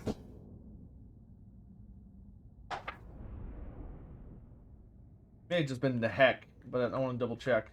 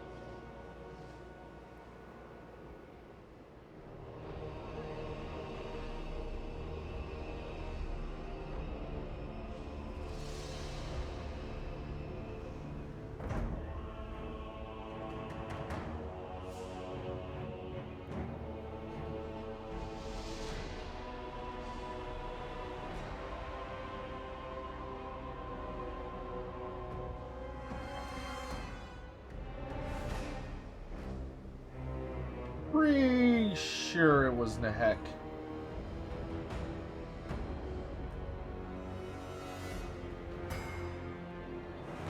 Yeah, it was. Yeah, the first man that kind of went around and got everything started was Nehek, which is why it's named Nehekara. And he founded it by just... He ran around and I believe he established an alliance between a series of cities, and he kicked the crap out of a bunch of people. Your secrets spill. The cult thrives! Pain is a gift! Marauders of Slaanesh! Actually, we'll send the Marauders up a different... we'll just send them up this way. They can be led by the cultist. Seekers! And Seekers, I have a job for you in the Warhounds. Death through sensation!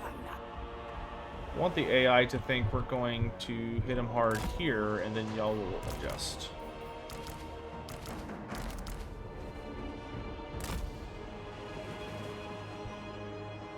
Supple servants of Slaanesh! Worship Shornal! Rack them with agony. Such delicacy to reach. I hunger. I yearn. Let us be. Rude. Just talking. Behold magnificence! Move! I am endowed with power.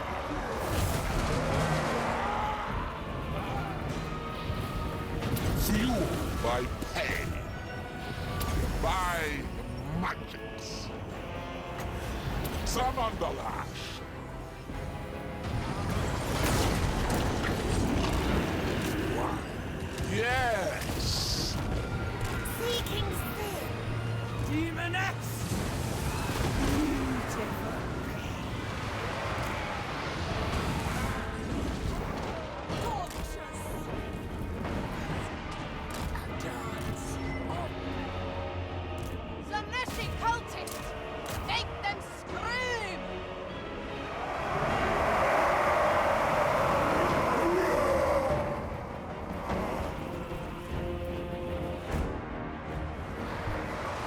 Darkling majesty.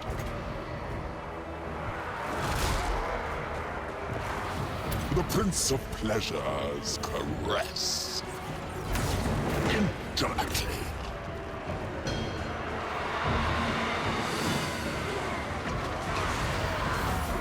Sensation gives me a strength. Demonettes! One tower down.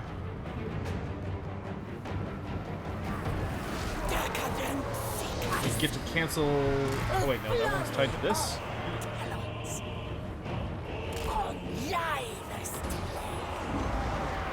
Tomorrow you can preload the game. Oh, you're so close, everyone. Are y'all hanging in there okay?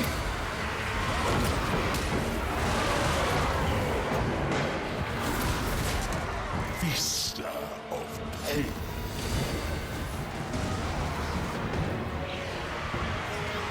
I agree. Demonettes! All for the prince. Fueled by pain. Divine. Whip it.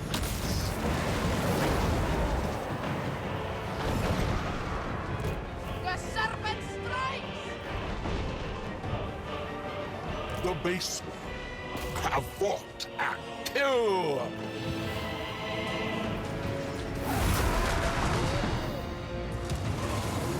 The bringer of temptation.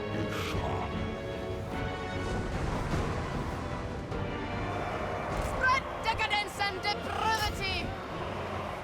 Done for the prince. Of course. Flow like wine.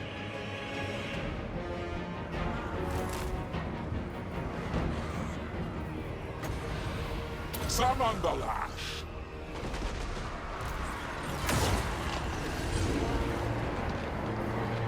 Locomotion.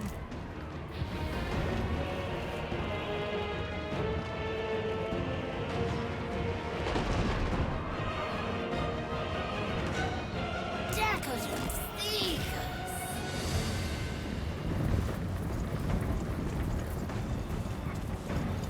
Wee. This Slaanesh.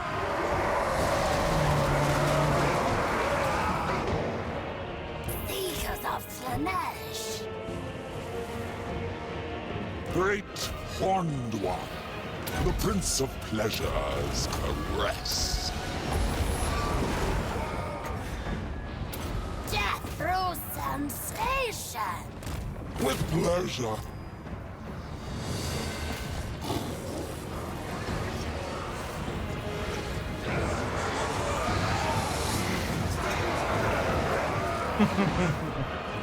The debauched one. Searching on. There we flip. Oh, I think she's saying the debauched ones. I thought she was saying the divorced ones for a good bit. I was like, why are they called the divorced ones? It's like, oh, debauched. Ah, that makes more sense. Your secret spill. Seekers of Slaanesh. I am endowed with power. Of course. Let's see here. How delightful. Y'all can stop trying to claim that post. That would be great. It satisfies Slaanesh. We go. A true thrill. Seekers. We go. Divine slaughter. Most exalted. Pain is a gift. Darkling majesty.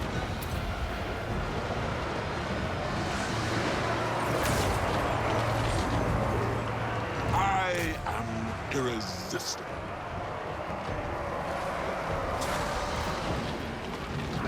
Yes. Vista of pain.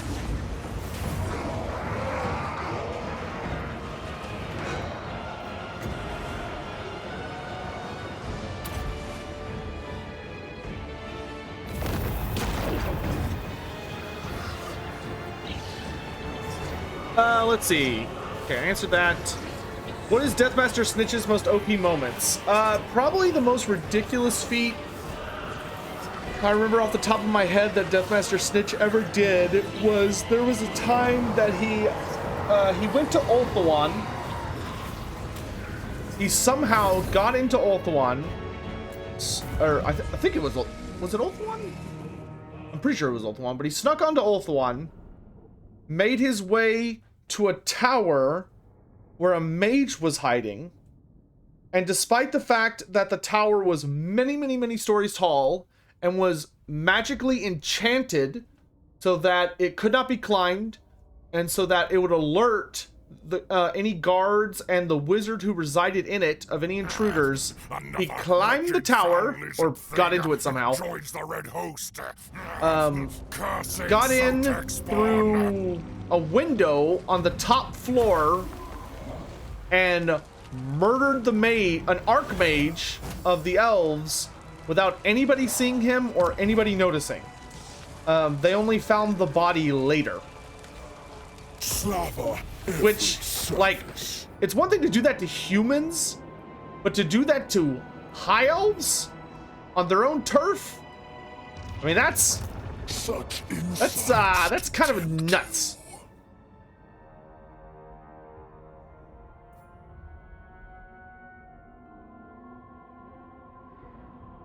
Love Deathmaster though, he's a great character.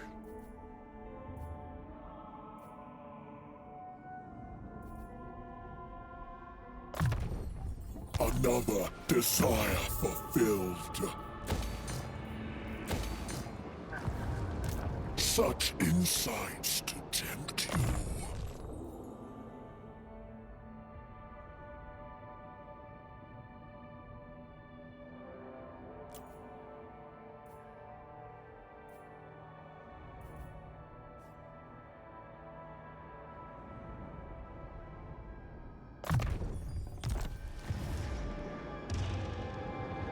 Very salacious. My divine master.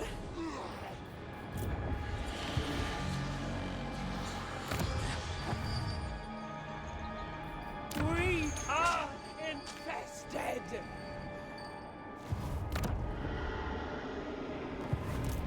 I have like 3 provinces where I'm only missing a single settlement. Most privileged. I bet he snuck in the luggage of one of the guards that came back vacationing from the old world. I think he may be onto something. You are infertile.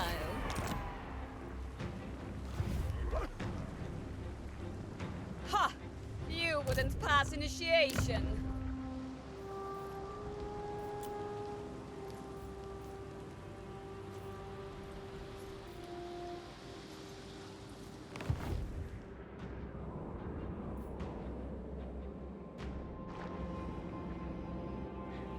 The Tempter Lord.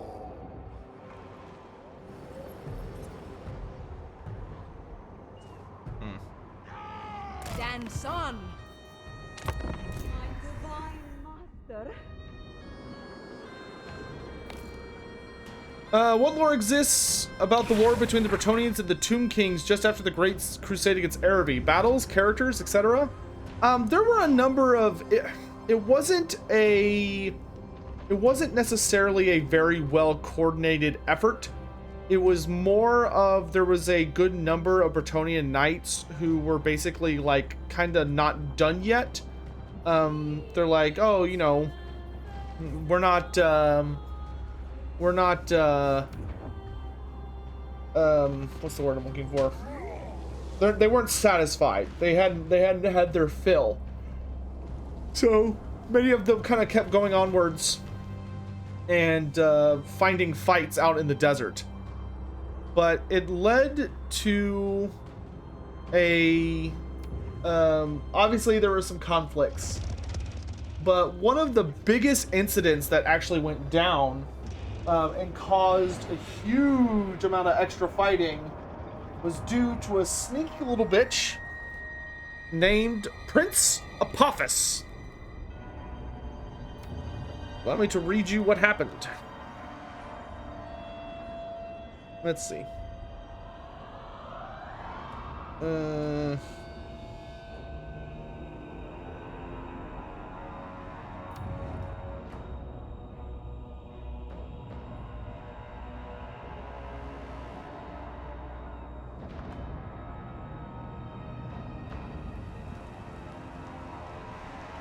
Here it is. So this was one of the big inciting incidents. Was in year 1452 of the Bretonian, or sorry, the Imperial calendar. Year 1452 of the Imperial calendar, the following incident took place. Duke Sheldrick of Brionne is assassinated by Prince Apophis, the Scarab Lord, as the Bretonians are returning from their victory against the Sultan Jafar of Araby. This precipitates a century of enraged retaliatory crusades against Nehekara. Which, if you don't know who Prince Apophis is, the Scarab Prince, he is kind of a terrifying desert wraith, so to speak, that is a... if you were to see him, he's literally a freakish entity of... that would appear like you'd see like a little bit of Nehekaran armor and a skull with a big mark on it, whose body is completely and utterly made out of flesh-eating scarab beetles. And he basically is able to manifest pretty much wherever he wants. There are virtually no limits to where he appears or what he's capable of unleashing upon you. And he basically shows up, and he has a very nasty curse on him because he was a piece of shit in life. He was not a good person. He did a lot of nasty things in life, and he got in big trouble with Usirian, the god of the underworld, who was going to do the whole, you know, eternal punishment thing. But basically, Prince Apophis did not want to be thrown into eternal damnation and punishment, or I can't remember if it was permanent death, like death just like falling into the void, or if it was eternal punishment. But there was some kind of punishment that was coming for him. And obviously he didn't want to deal with that. So he asked Usirian, like, okay, surely there's something, like some kind of like deal we can do. Like, isn't there something else we can do instead of, you know, this? Can I find someone to take my place? And he kind of invoked that because he was royal, he should be able to do this, because royalty in Nehekara is a really big important thing. So Usirian kind of agreed, and Usirian told him, tell you what, I will allow you to return to the realm of the living, but here's the deal. You have to find a soul who is equal to yours. So if I put you on the scales that measure, you know, your crimes, and the, you know, all of everything that you've done, his soul needs to be equal in weight to your own. And if you do this, then I will allow him to take your place, and you will be free of this curse. And Prince Apophis said, great, and he left. But of course, you know, typical Death God shenanigans, the whole point of Usirian's deal is that that's impossible. There is literally zero chance of him ever finding a soul that is actually equal to his own.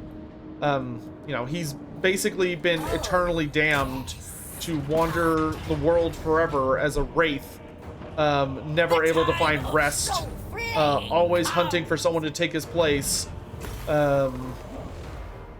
not realizing that he's been condemned to that.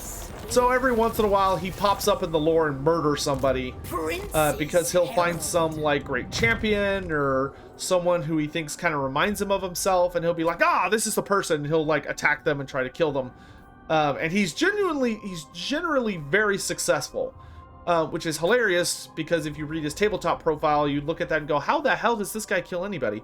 But this guy's profile sucks. But he is a very in the lore, he's quite powerful. Yeah, so that was actually one of the major events that caused the war between the Nehekarans and the Hellstriders. Nope. the Nehakarans and the Bretonnians to really escalate. Because that went from, oh, you know, maybe there's some treasure and some loot out there, and we can explore, since we're already over here, we can explore this world and everything. It turned into like this really personal revenge honor quest thing. And of course, Apophis never has to deal with like the problems he causes. On we go. He just starts a war and then like pieces out. Because he's like, oh, not my problem. He did almost kill Nagash, though, to be fair. He got really close to killing Nagash.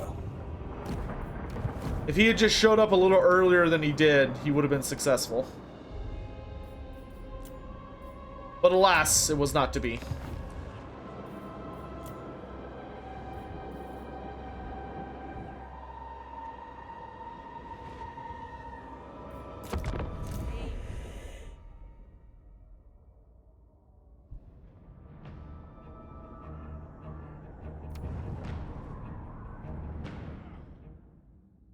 Who's the best sniper in the Warhammer world? Doesn't matter if it's a gun or a bow. The best sniper in the Warhammer world is... How do you define sniper? Like... when it comes to, like, stealth missions and short... When it comes to... sneaking up on a target and killing them... It's... Short-range assassinations, it's Oxyotl. Long-range assassinations, it's a Lithanar.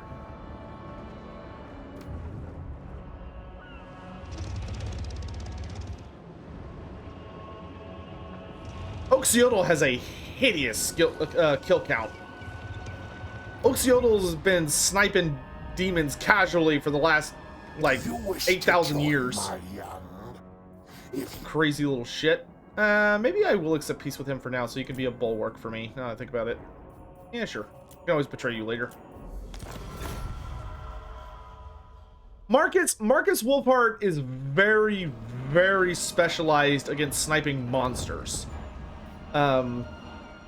Anything outside of monsters, he doesn't really compete very well.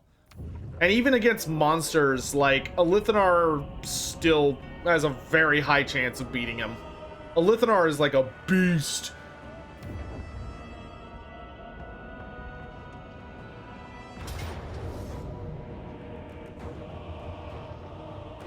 I don't even want to steal any of your units, dude. I'm just gonna kill him. What about Deathmaster Snitch? Deathmaster Snitch is not a sniper. Sniper implies pew-pew. Oh my god, I got cut up on redeems? Oh my god.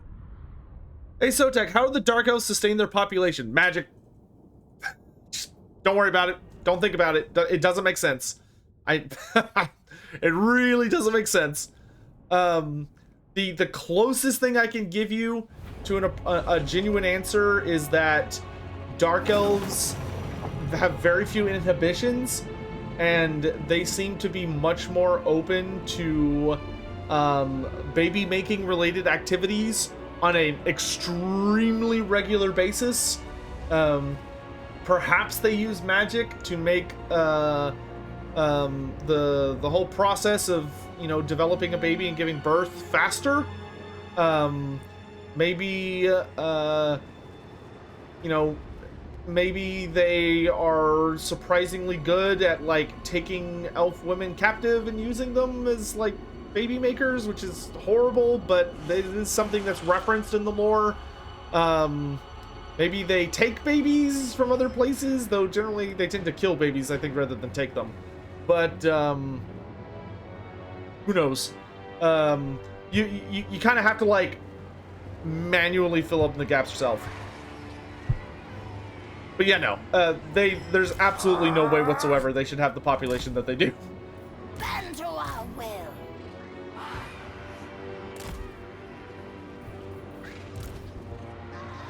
Dude, I feel so bad for the Cairn race. They're just out here like, haha, we have ethereal, so we're hard to kill. And my entire army's like, yeah, we all got magic damage, dude. just get deleted. Poor bastards.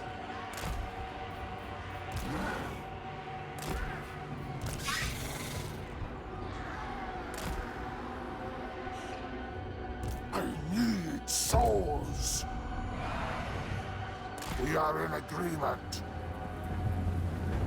Pain is a gift. Can we get it, dead boys?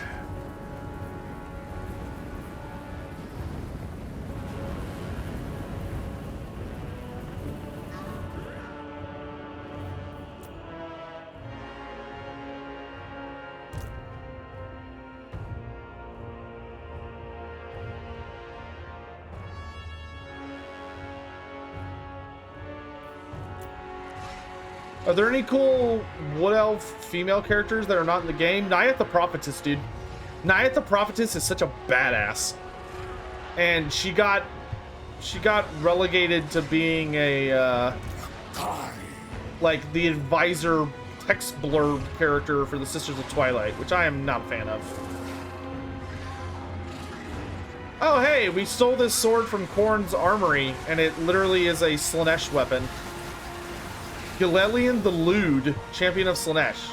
Excellent. It's back in proper hands.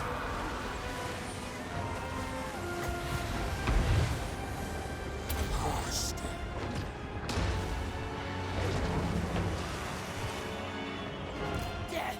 I don't like the spears. Sensation.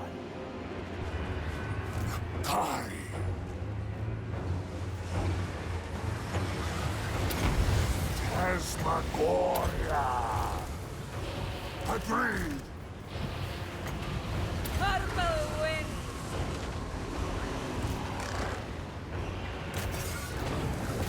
All right, everyone, go have fun. Seeking send. Exquisite.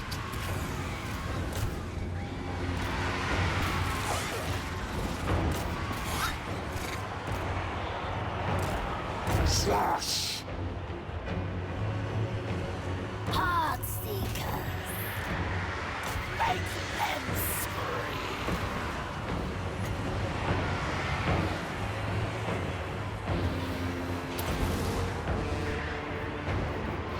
Unleash my power.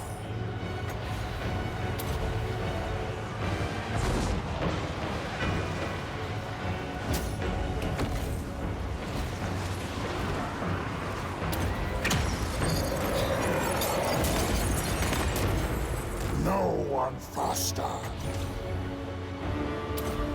So their general, where'd he go? Oh, there he is. Onward. Cultist of Slaanesh. Luscious deviants. Phantasmagoria. New extremes of sensation. Oh, that's an army-wide buff. Athel Loren! There you are. I was looking for you, silly goose.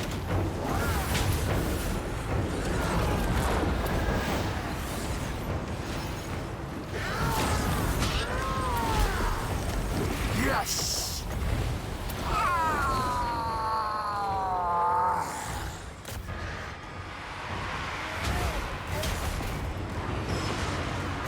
Divine magics. Great horned one. Fueled by pain.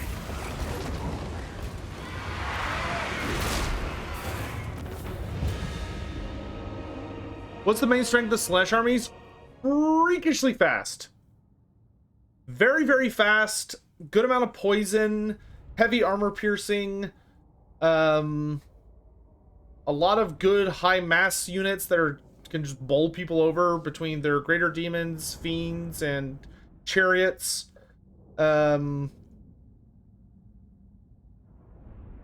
Also got a couple of really nasty character abilities.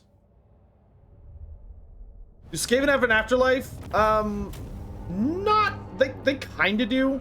The Skaven, like, there's this thing called the Realm of Ruin, which is the domain of the Great Horned Rat, but it's not really an afterlife. It's more of just the domain of the Great Horned Rat himself, and those who are kind of like brought into that space. But it's not really where you go where you die. Generally speaking, when Skaven die, If they did really, really well, and like they made the horned rat really, really happy, then they have a good chance of getting an afterlife. In which case, maybe they'll be promoted essentially to becoming a, they may get promoted to turning into a vermin lord. They might get a, upgrade to, you know, they might just kind of be allowed to just exist quietly. Generally speaking, though, the best case scenario is you turn into a vermin lord, but the vast majority of them end up devoured by their god. This fight's gonna be super annoying. I'm just gonna resolve it. I am unleashed. You may bow.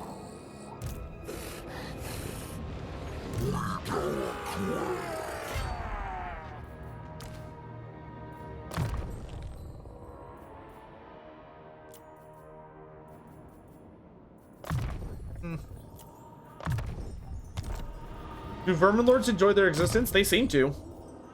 I mean, they're constantly scheming and plotting and planning, and they're very busy. And they're always trying to, Most privileged of you know, they're always trying to get ahead or improve their station somehow. They're very busy boys. Behold my sensuous mood. Giga_Golgans cheered. X10. So would Thankwell become a vermin lord for his achievements? You'd think so, but there was an opportunity at the end of the end times. We don't know exactly what Thankwell did to cause this, but Thankwell apparently did something that really upset the Great Horned Rat, and so the Great Horned Rat literally like picked him up and threw him into what I call God Jail, which is that Thankwell was literally tossed into a prison like between dimensions. It was super weird. And then during Age of Sigmar, he eventually finds a way to bust out of it, and like, I don't know how he escaped God Jail. They don't really give the specifics. They just kind of like hand wave it as he's just that much of a, like a lucky / slippery son of a bitch that he just managed to squeak his way out of a divine like prison. But it's Thankwell. What do you want? My divine master. What did Thankwell do to deserve that? We don't know. We literally have no idea.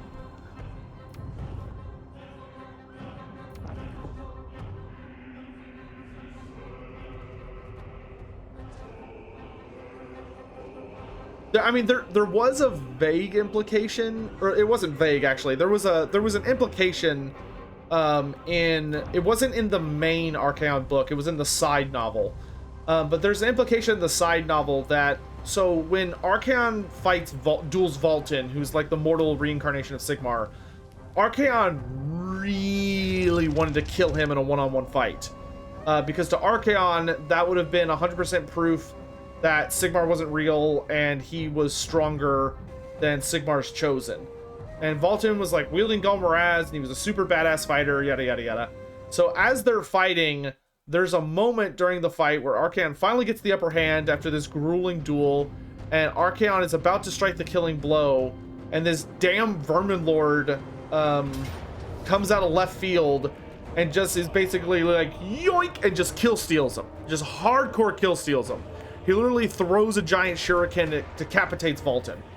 So Vultan just dies, very, kind of unceremoniously, to be honest. And Archaon was furious. I mean, Archaon was probably the most angry he gets throughout the entirety of the end times, with the exception probably of the time when like he found out Sigmar was actually alive. So hey Moonex, thanks so much for the Prime sub. I really appreciate it. Thank you so much. So it's implied in the Archaon book, or kind of mentioned offhandedly, that Archaon was like looking for someone to blame among the Skaven, and he finally ended up putting the blame on Thankwell. So he thinks he kills Thankwell. Like, the book literally says that Archaon kills Thankwell off screen. It mentions it in the past tense, which it just seemed very stupid and bizarre, because it's like Thankful was literally one of the main characters of the last book. How could you off-screen kill him in this book? But maybe the way they kind of hand-waved it is Archaon thinks he killed him, but in reality he kind of gets like yoinked out of existence by the Great Horned Rat and given a more personalized punishment. Did Sigmar take control of Karl Franz and kick Archaon's ass? That skips a lot of details, but fundamentally yes. What's the meme? It's an oversimplification of things, of events, but yes.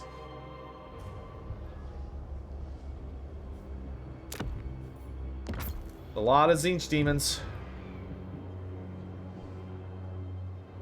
I do not have much supply, but these are max tier towers, so they should be able to put a bit of a beat down.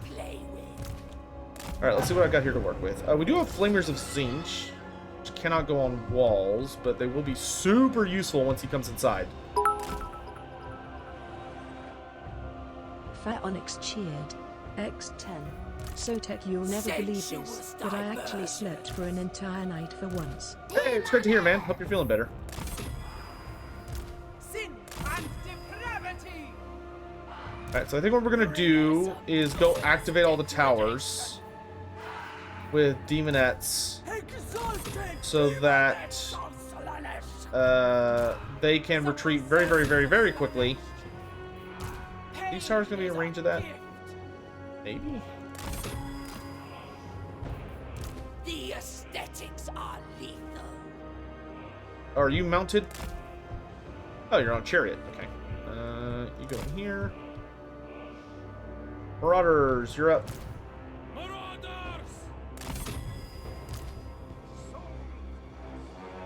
Forsaken? Actually, this pack is pretty small, and it's got the general. I think we may have the Exalted Demonettes team up with our Hell Scourgers to murder the shit out of these guys. Pain is a gift. Because if we could kill the general very, very quickly, that would help a lot. The Eternal Hunters! Okay, anyway, back to this. Marauders! Pain and despair. Okay, don't need that tower, don't need that tower. I probably will need this tower. Okay, anyone who's not on a tower, which is what? Endless craving. Okay, we're gonna keep the Keeper of Secrets on the base, along with our Chaos Spawn. They'll be a good last line of defense. We've got 2 units of cavalry that we will keep back here to come out when we need. Oh, actually, Chaos Spawn, you're going to be on the actual final post. I always nearly mess it up. Flamers go here for the moment. Marauders of Slaanesh! Y'all can help hold. Another wretched foul lizard thing joins the red host. Cursed Sotek spawn. Wow, this is like a brutally defensive post, actually. Like, it would be genuinely difficult to get back here to actually take the city. Hey, Jacob, 212. Thanks so very, very much for the Prime sub. I really appreciate that, dude. Thank you. I want you to focus the horrors. Oh, shoot. Oh well, we're just not gonna get that tower. That's okay.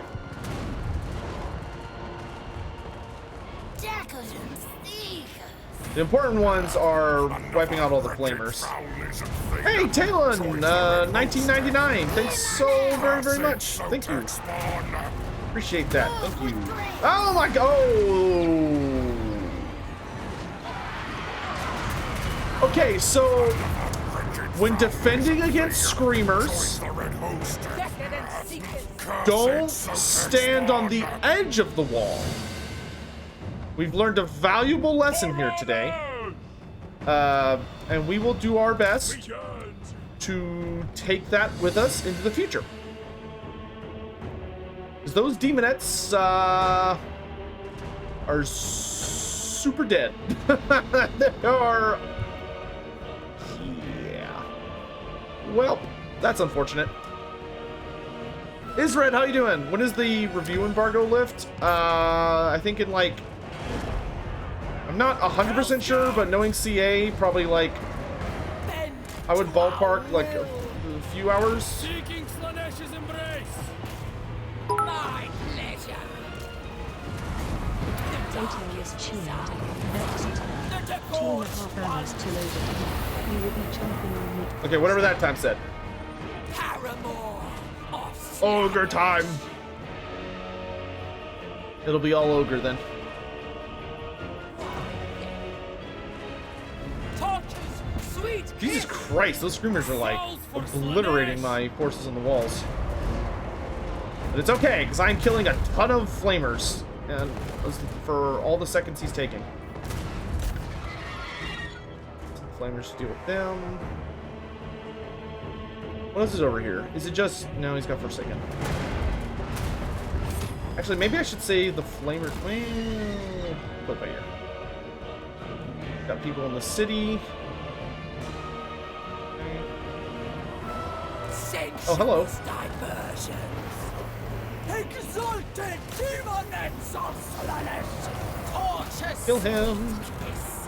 We must. Slaanesh. Okay, these guys are all dead.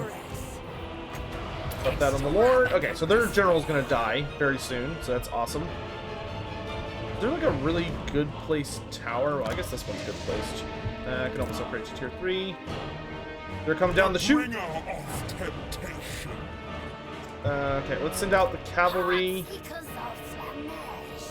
Okay, Heartseekers, you deal with the Forsaken. Whip boys, you're gonna deal with the horrors. Whoop, look out. You two go after them. Slay their minds.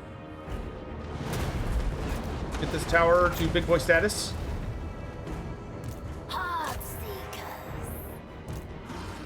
Flamers, I want you over here.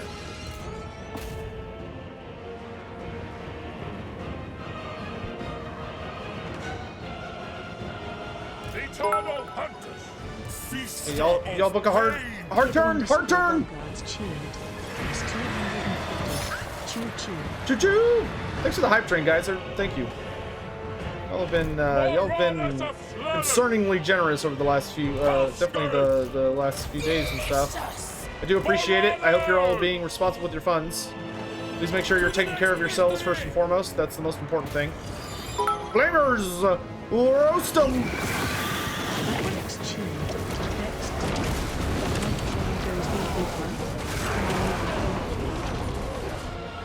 Yeah, close enough. Keeper of secrets, summon the lash. Nah, I appreciate that shooting. With agony. We flee. Tear throats. Spare men. Hey, those screamers have been a pain in my ass. All scoured.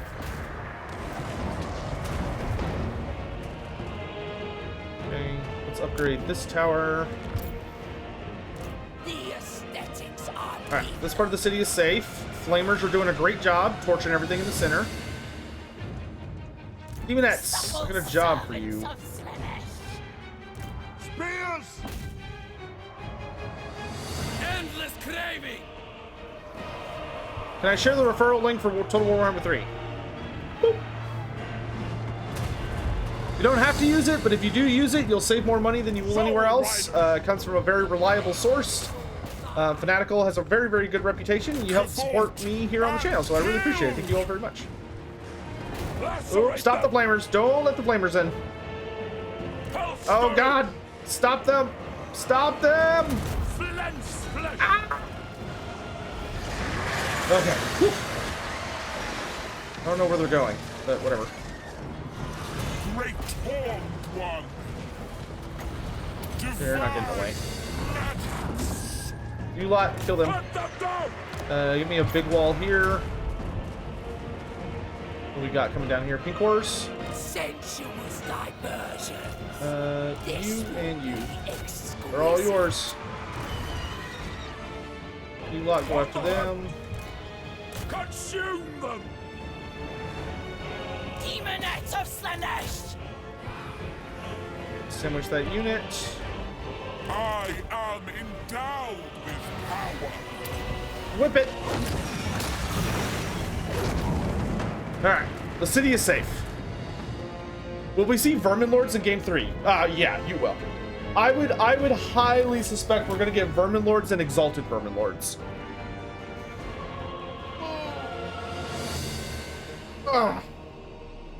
Slaanesh Lord sounds like Balthazar Gelt.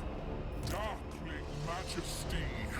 He has a similar voice effect. Most alluring. But it's got a bass to it that Gelt doesn't have. All for the prince. But that's not our lord. That's just the regular one. A whooshing fighting master.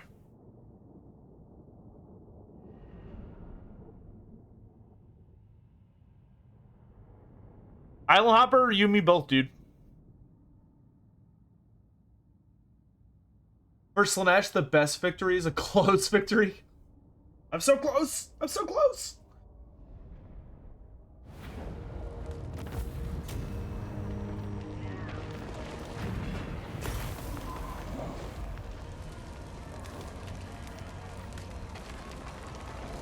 Peel off their skin.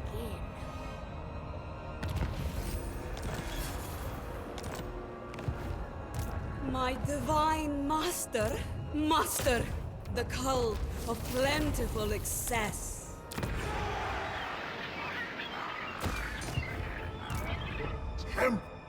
Lord. I suppose. I don't want to fight this Beastman army, but it's like the only good army left to fight. Oh no, I can fight these guys. Actually, they look a lot harder. I think I'd rather fight the Beastie Boys here. Alright, let's get this over with. What do I want to steal from you? Cygors are going to be pretty useless. A Helmet Abomination would be kind of hot. Maybe the Crypt Horrors?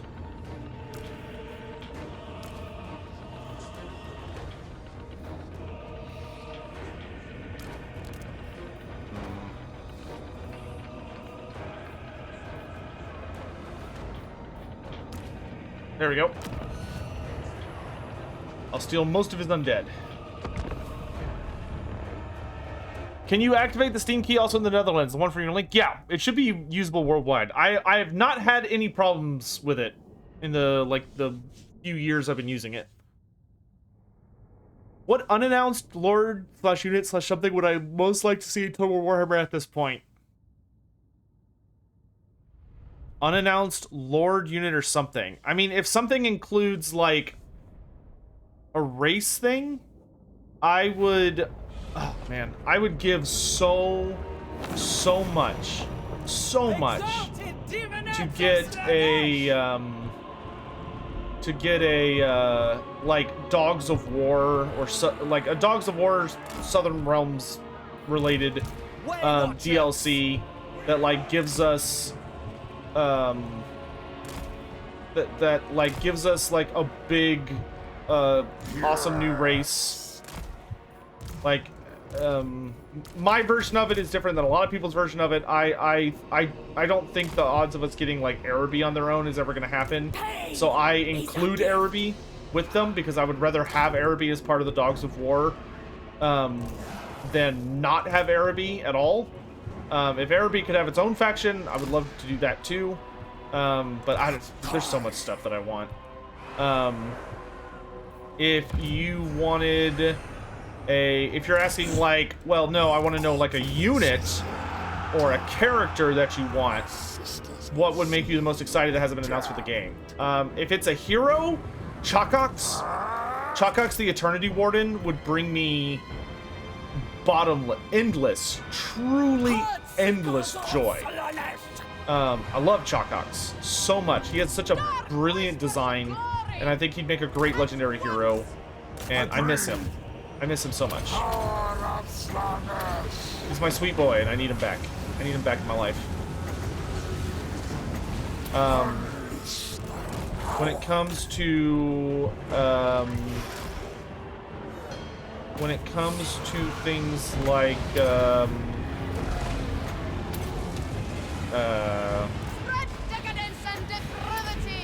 If it came to like a unit, what's a unit that does not exist in the game that I really want?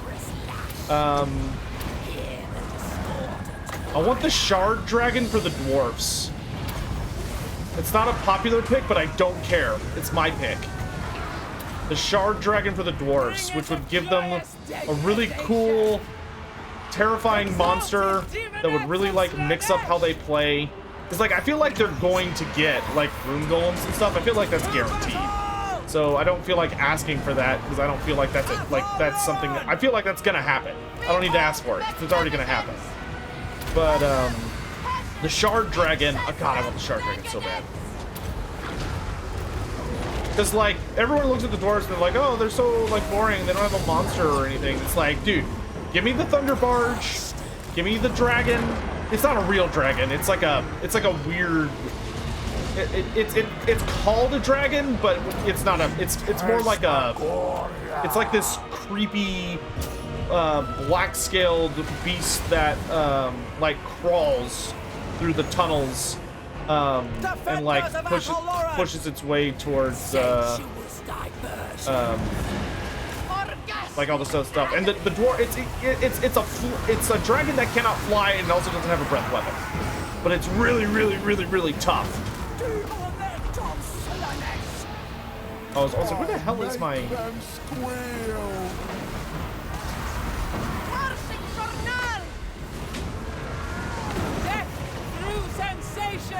If the hell pits could like die, that would be great. Death to all! I am irresistible. You are, honey. Preach. The prince of chaos rises.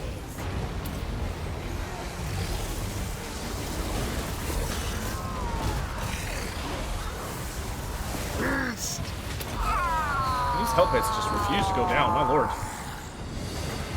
Could you die, please? No! Heart seekers! Bowman, ready!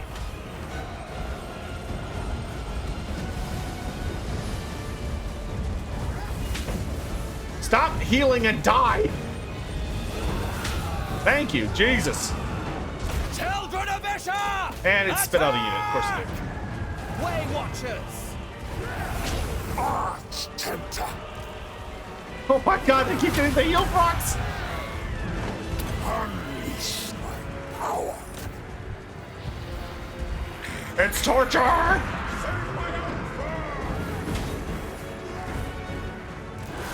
Guys, can we kill the Chaos Spawn, please? Thank you. We never miss! Slash. Is the Shard Dragon Dreadsaurian sized? No, I don't believe so. It's big, but it's not that big. Glorious.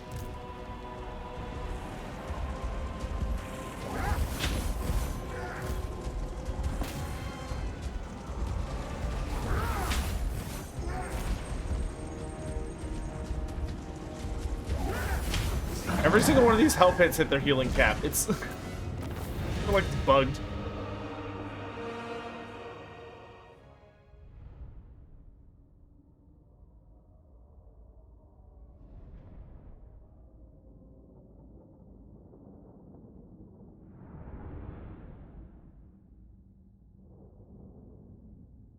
Would the Shard Dragon be Hell Pit a bomb sized? Yeah, somewhere in that ballpark. Probably like a little longer, but not as tall.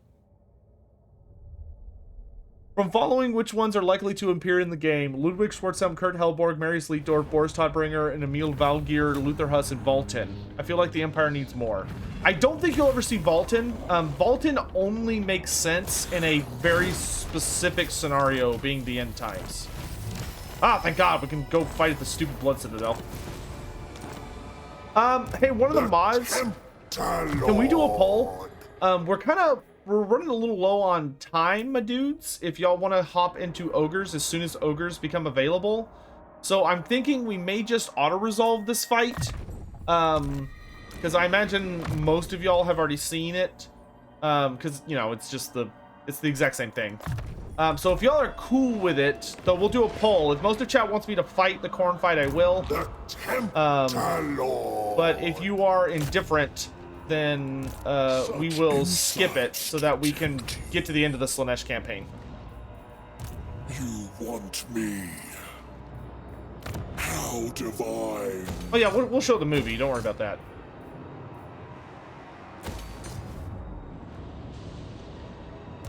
My divine master, you are infertile.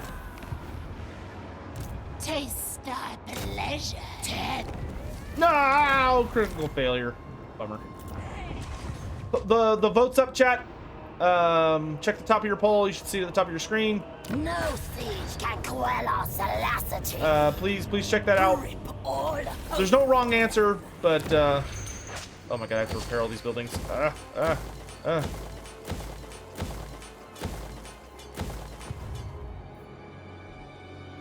Why auto-resolve the survival? Because the survival battles you take like a minimum of 30 minutes. And we do not have very long until the Ogre Kingdoms come out. But I would like to finish this campaign today. Time to indulge. You finally learned how to set up polls? Awesome. Glad to hear, dude. Slaanesh is young. Name it, and it shall be done. Because remember, we still have to beat the realm of Slaanesh, and then we have to beat the final battle. Like, so there's still a bit of stuff we gotta do.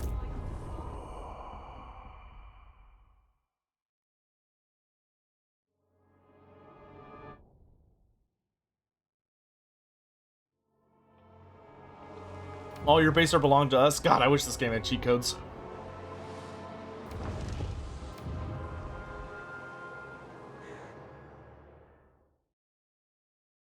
When occupying a settlement, do you rule over the original occupants or do you move in your own people? And if this isn't a lore fact, then I like vampires. I mean, I can answer that. When you occupy a settlement, it is generally implied that you move your own people into it. However, there are like remnants of the original groups living around you, like in the communities outside of your city and stuff, which is why like sometimes you deal with control problems. So like the city, you move a lot of your guys in, but a lot of the natives are still there, which is where a lot of your public order issues come from. How does Slaanesh seduce undead? Very carefully. You gotta find the right bone. 91% of chat says auto-resolve. Okay. Auto-resolve it is. Sleuth, thanks for the hydrate. I'll do that as soon as we get one. Aisling? Will uncover their darkest desires. Oh, the Tong are dead, huh? Okay, we got some more upkeep reduction. Let's keep that upkeep reduction going. Let's get cheaper chariots. It is as intricate as it is beautiful. Go with disgrace. You desire fornication.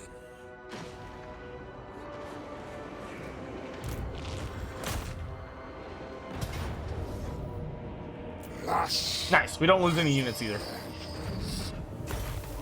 All right. Movie time. Get your popcorn, chat. Get your popcorn. It's movie time.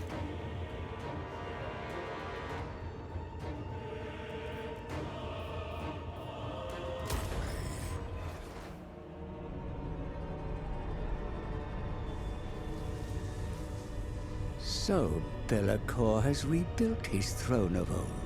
But to what purpose? He has no followers, no army. Even the Chaos Gods abandoned him.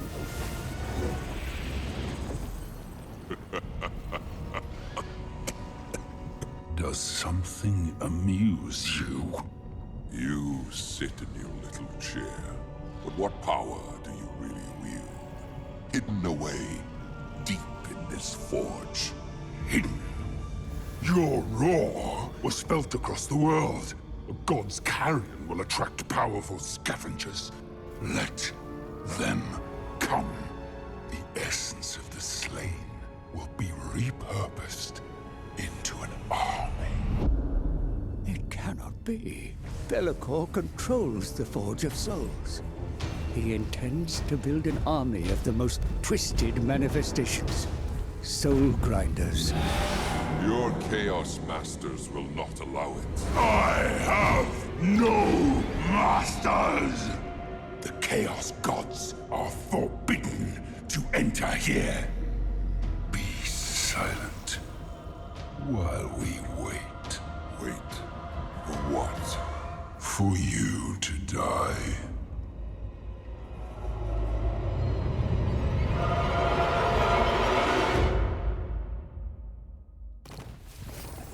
Okay. So, we've got our third soul. A third soul now lies fettered in the pages of my book.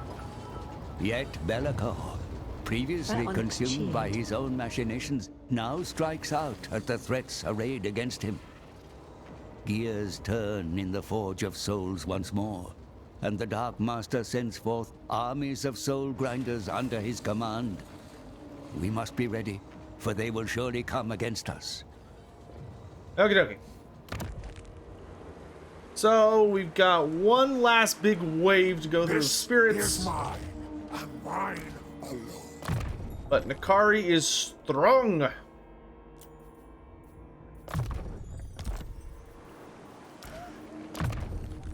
Belacor trying to make a doom stack? Yeah, you can say that. Nope.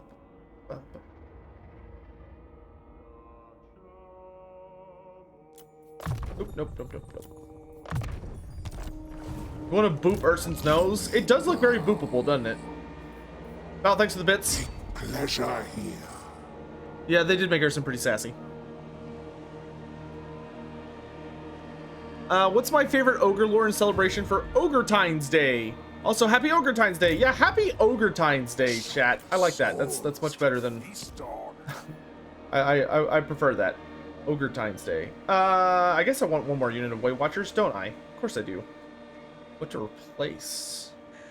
I guess we could lose a unit of Demonettes. That wouldn't be that big of a deal. Should we disband? Yes, you should. Did our forms not please you? Alright. I didn't realize you were going to take it so personally. Sorry. Jeez. I don't like that. I don't like my disbanding units talking back to me.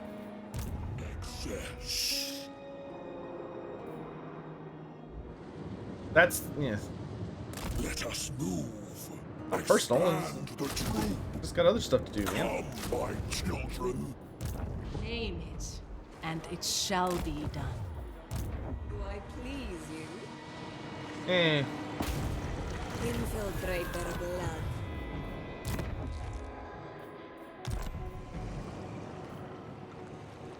Why can't the Dark Gods enter the Forge of Souls? There are neutral territories that exist within the realm of chaos. There are places where the Dark Gods at some point basically came to agreements among themselves that, like, they could not enter a zone. Or sometimes there is a place that, like, because of the power that's associated with it, the gods cannot enter it without there being some kind of intrinsic risk or violation of treaties that they've made in the past. And you may think to yourself, well, like, they're the Dark Gods, why do they give a shit about treaties? And you're right, but the thing about the Dark Gods is that ultimately they don't want to be the one that breaks the treaty, because then all the other three of them will team up on the one of them that broke it and kick the shit out of them. That secret you hide deep down in your being, I already know it.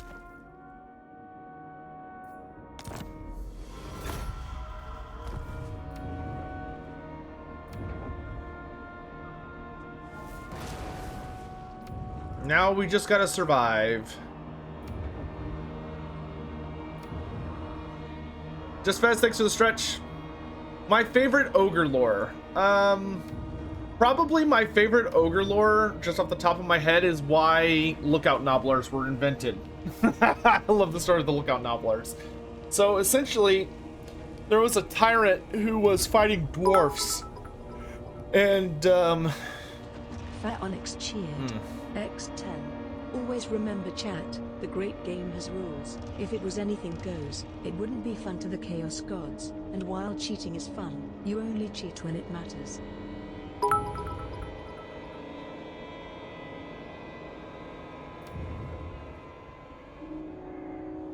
Bot didn't read off that one. Why wouldn't they go in together to kick Bellacor's ass? Because they are...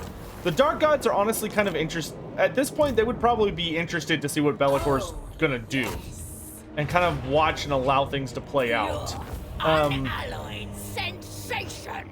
Like, the Dark Gods are not nearly as good as you would expect them to be about being like, oh, this thing is a threat and could screw up my plans. I should do something to prevent it. They usually don't have that level of forethought, and they pretty much never act on it. Like, you would expect them to, but they don't. They just kind of watch and are like, oh, well, like, you know, let's just see how it plays out. Maybe it'll be interesting. We'll just see how it plays out. Which has led to many of their defeats, to be frank. That's when they get slapped. That's usually something that leads up to it pretty heavily. But even in this circumstance, I don't think they would actually move against Be'lakor until very late in the situation. They would probably sit there and just kind of keep watching and just see what happens. I imagine they would also feel quite confident in their ability to deal with it should they be forced to take action. But also, when it comes to like teaming up against a mutual enemy, the Dark Gods can be kind of complicated about it because they're idiots. Is kind of the main thing, and I mean that, like, they're really dumb, because the way they view the world and interact with it is a lot more complex, because they are not, you know, they're not human, they're not worldly beings that have a good sense of like consequences and understanding, like the X is gonna lead to Y and yada yada yada. They just kind of do things as thoughts possess them, because they're insane. Like, they're completely insane mad gods that are kind of a lot to deal with. But even if they were sitting there looking at the whole situation with Be'lakor, and it like became readily apparent that like, oh shit, we're in trouble, they would probably still be very hesitant to actually move against Be'lakor, because it could be that while they're moving against Be'lakor, maybe one of the other gods would move against them while they're away from home trying to deal with this, what they think to be a mutual issue. But maybe that god goes, you know what, while they're dealing with that, I could launch an assault against this guy and take advantage of him being busy with Be'lakor, which would allow me to you know, become ascendant in the great game. Like, they're constantly just doing dumb crap. They play 4D chess so hard that like they make very bizarre decisions. But anyway, the Lookout Nobbler. So my favorite story about the ogres is the invention of the Lookout Nobbler, which there was this tyrant who was attacking a dwarf hold. And while he was attacking the dwarf hold, they were, you know, they're having all these big fights. The dwarfs were using a lot of artillery and a lot of fire and stuff. And there was an incident where he wasn't paying close enough attention, and the dwarves fired a cannon at him. And he turned, and the cannon hit him directly in the center of his gut. Like, just slammed right into his gut. And it didn't really hurt him. Like, it didn't kill him or like mortally wound him. He tanked it pretty well. However, it like made him super sore. Because it was like someone just punched him in the stomach really, really hard. And he was just like, oh god, that sucked. Oh, that sucked. And he couldn't enjoy eating for a good bit, because he was just, the poor guy was just in so much pain after the dwarves shot him for, you know, being a jerk and invading their hold. So he proceeded to invent the concept of the lookout Noblar, so that he would keep a little Noblar on his shoulder, or some ogres even build like a little perch that the Noblar sits on, and the Noblar's job is to look for something that might be fired at them and go, look out! And then the ogre's able to like move aside or something. That is how ogre innovation happens, is that something happens that causes them a lot of pain that likely prevents them being unable to eat, which is something I understand all too well. And yeah, it just evolves from there. Mine now. So good. A part of me thinks I should have reawakened the tongue instead of doing what I just did. I guess I still could do that, actually. I could. Yeah, I'm gonna try this. I'm gonna try abandoning this and see if I can wake up the tongue. Another desire fulfilled. Grace and When is the embargo lift? I think in 2 hours-ish? 2 or 3? Every step agony. On to another. I'm not 100% sure. I always get the time wrong. Pleasure for pleasure's sake. I don't need you anymore. Goodbye.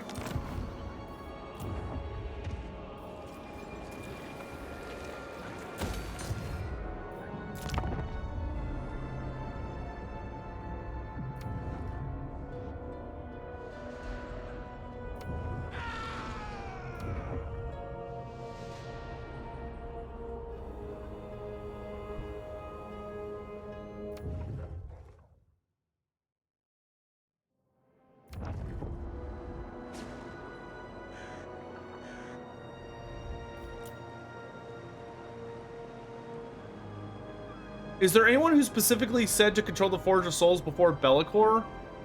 The Forge of Souls is like...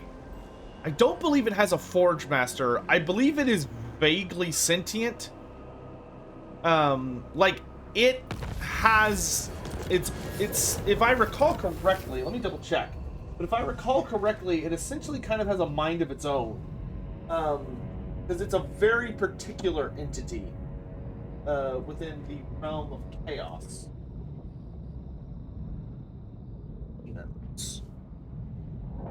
Demons, where are you? Ah.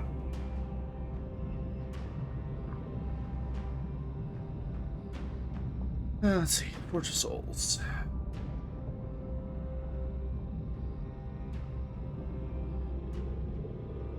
Are you at the beginning or at the end? That's the real question.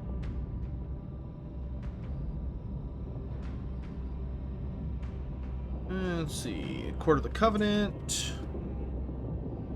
Prince of Pleasure.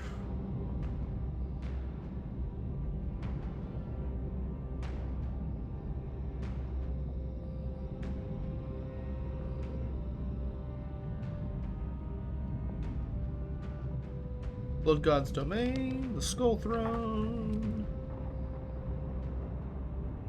Where are my damn soul grinders? Ah, here we are.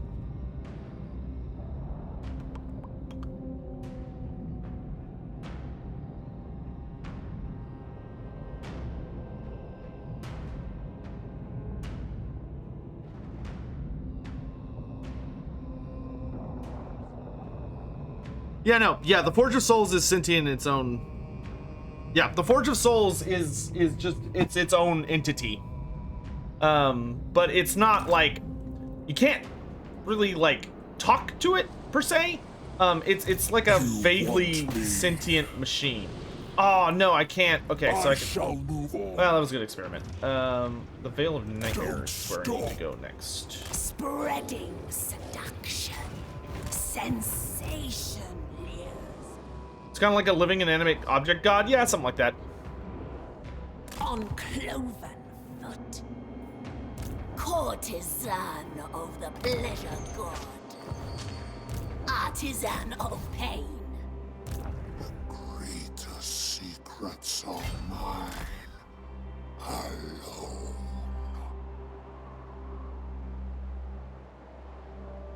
I reject this. No, you fool. Just a son.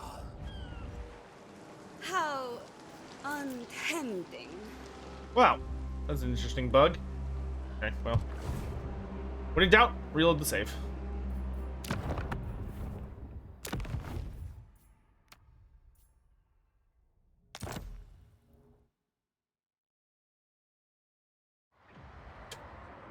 I don't know if y'all saw that, but I moved onto an active ocean tile, but when I moved onto it, it like teleported.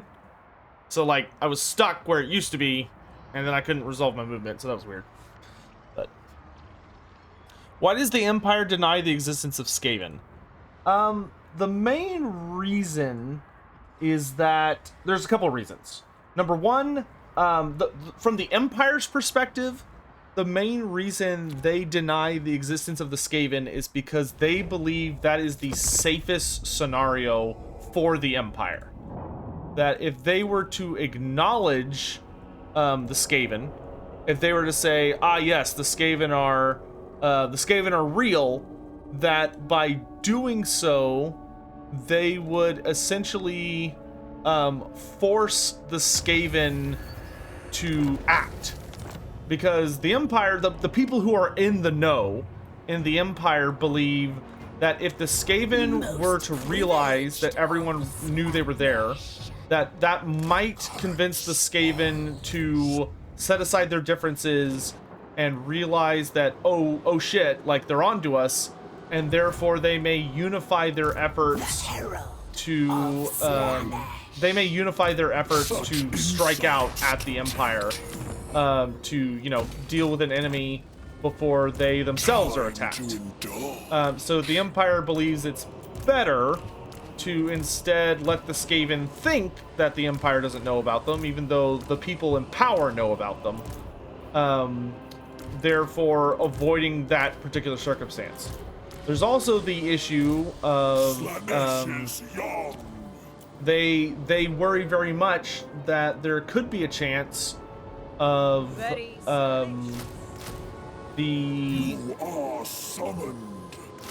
worry that if they reveal the existence of a super advanced race of freakish rat creatures that have wildly advanced technology and have humanity outnumbered to such a hilarious degree that it's not even funny, it may cause a panic. People might freak out a little bit. So they think maybe it's best if we just don't tell anybody. That way, you know, they can kind of live their lives in willful ignorance and not be freaking out about this, like, endless cult of endless rats that is beneath our feet everywhere, and there's no escaping it. And we're not even sure we could beat them if we had to fight them. So let's just push the problem to another day.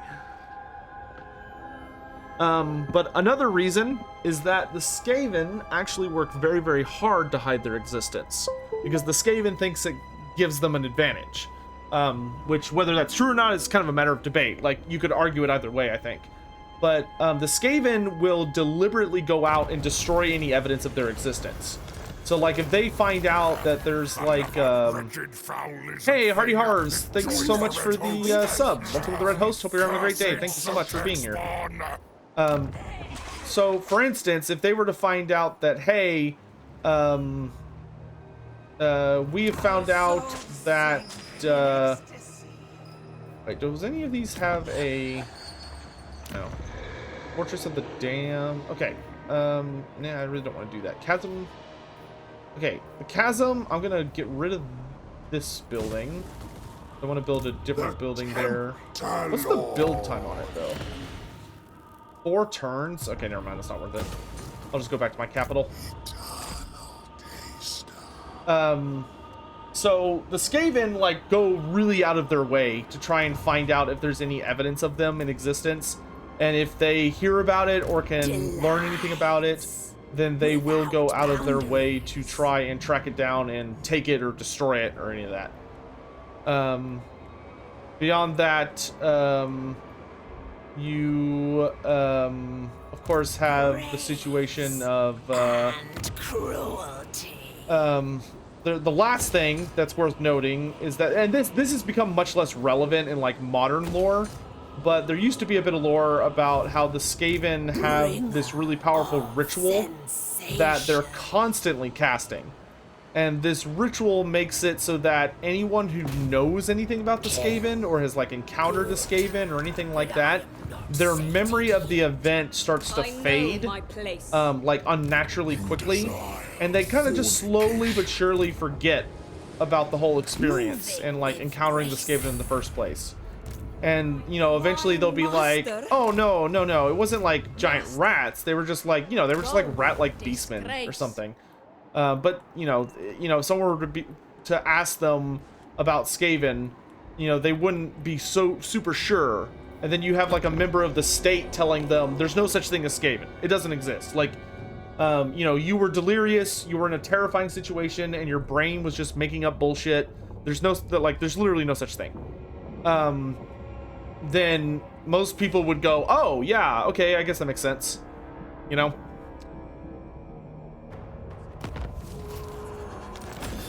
Oh, all my buddies are dying.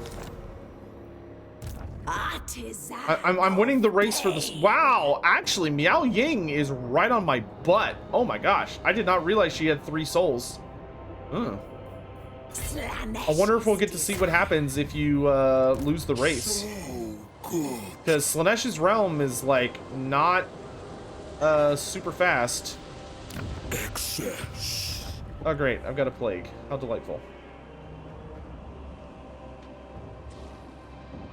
I'm gonna fall back just because I'm taking attrition. Absolute. Damn it, Nurgle. Had to get me sick, didn't you? Irresistible. Handmade. You get a medal for second place. Well, I'm curious if it'll be like the Vortex campaign, where you get like an event to try and stop them, or if it's like it's just like, oh, you lose. I would find it vaguely interesting either way, to be honest. But okay, so we know that as soon as the portals come out, we need to immediately jump into them with Nakari. Like, we cannot waste any time. Doesn't matter what else we've got going on. Like, we gotta go. I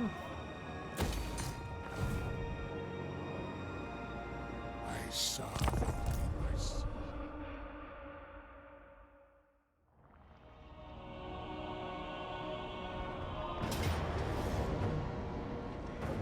Pure, unalloyed sensation. Rejoice!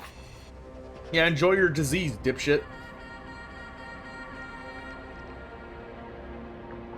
Are STDs Nurgle and Slaanesh collaboration? I don't think so. I don't think Slaanesh actually enjoys STDs.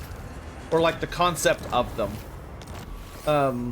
I genuinely think Slaanesh would see that as a bad thing, not a good thing. So I imagine to him it's more annoying. Oh, there is a casualty replenishment tech. I'm just stupid. Huh. Well, I should have gotten that way earlier than I did. Could also upgrade my Keeper's Secrets, but I only have like 1 Keeper right now. It is as intricate as it is beautiful.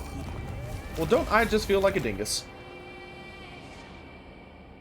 Where is Ame? Ame. There you are. Are you it? God damn it. Okay. Cannot embrace the lost. Slither, then slash.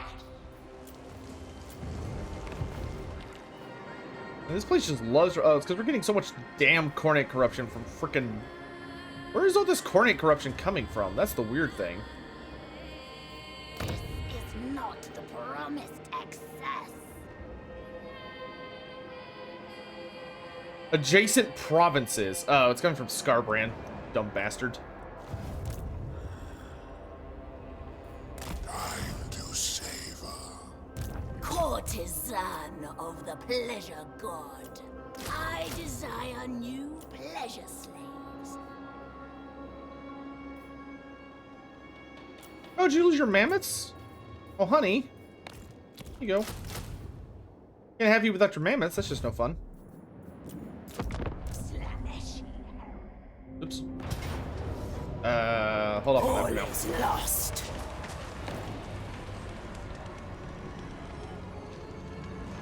Ninja Thorn, how you doing? Welcome to the stream. The Arch-Tempter. Yeah, you can have your peace. I'm more worried about dealing with Kislev right now. Let's say I play Nurgle's faction. How does spreading diseases work? So diseases. What the fuck? Within the Rankadandra, no, Ranke Adandra, you discover a vast painting of your divine form, a tribute most wonderful and strange, but each morning it grows more beautiful while you grow uglier, at least by mortal standards. This torment is surely a test from Slaanesh. Destroy the picture. No one, not even the Dark Prince himself, may rob you of your legendary allure. Demolish the portrait to restore your perfect form, and you shall bathe in pleasure slaves like never before. Welcome the transformation. Beauty is not binary. Convention is stagnation. Embrace your changed image. Own your changed form and wield it like a flawless weapon it is. This is perhaps the greatest lesson of the perfect prince. A reward may follow in time. Sure. In the eye of the beholder. Since Slaanesh granted you a changed image, there are those who foolishly claim you are not boundlessly desirable apostle of sin you once were. You know they speak only from jealousy, but the response is nevertheless required. Invite them to your chambers. In truth, the doubters would do anything. Anything. No, hold on. Why is... Hello? Yeah, what's up?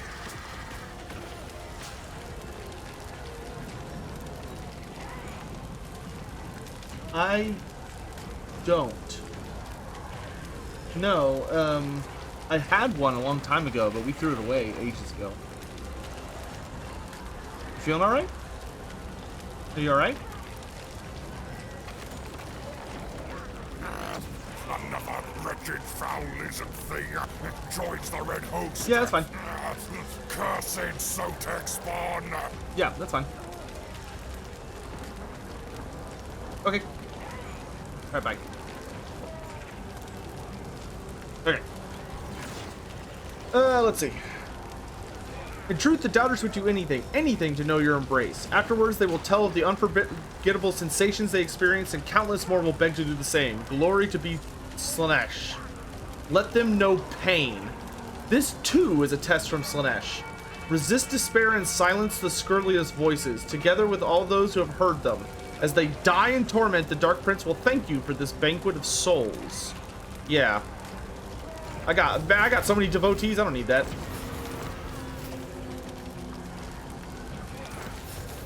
Oh, nice. We got all our negative traits removed. Prince's Herald. Do I have anybody else nearby that could help with this? No? Okay, whatever. You can just stay there. My desires are boundless.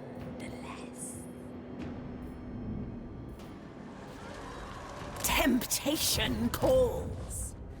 Alright, so Dakari has no more negative traits. That's great. Yes. Hunger for souls. Oh, I'm still holding that stupid corn blade, aren't I? Just yeah, I am. That's not going to last much longer, so I'm going to switch back to the Wit Stealer sword. Thank you.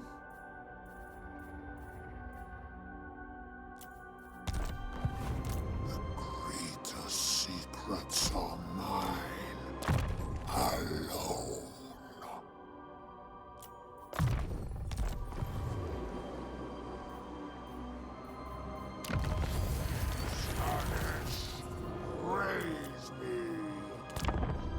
Alright, we're basically just going to start plowing through turns. Butter Furball, thanks for the hydrate stretch and welcome to the stream. Good to see you. Is Greasy still in the running? No, he died. He died a while ago. Ugh.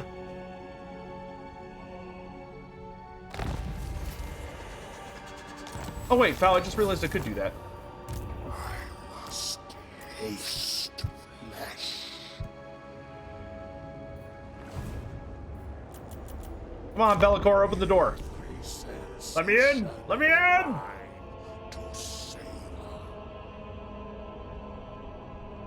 What runes do Chaos Dwarfs use? Chaos Dwarfs use the same Clinker rune language as the regular Dawi.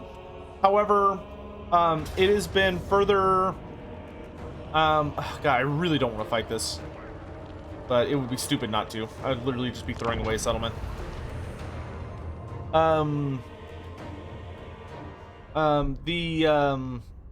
Their runes are the same as the dwarves. However, they've been heavily bastardized and warped because the Chaos Dwarfs have taken knowledge from Hashit and used that knowledge from Hashit to greatly influence and alter the runes to make them do different things. How can a Greater Demon Slaanesh get bad traits from going to their own realm? Very carefully.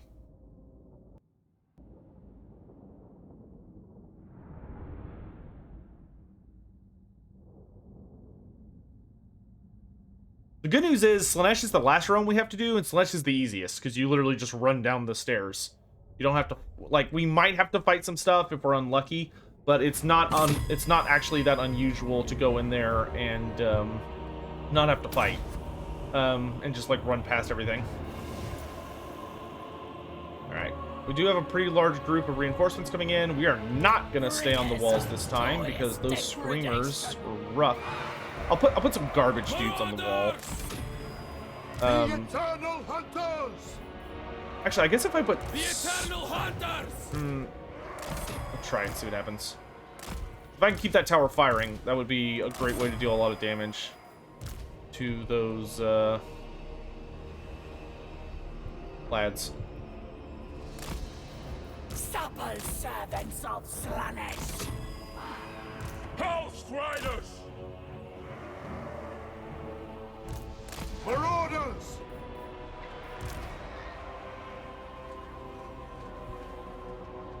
Okay, their general's over here. Always like going ham on their general. Do my next! Makes him... the earlier we kill him, the easier it is to take everything. Okay, you're a mounted lord. Death through sensation! Moron!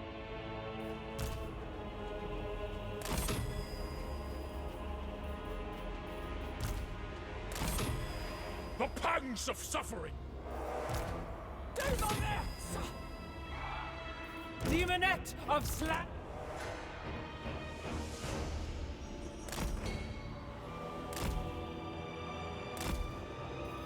Because of Slaanesh!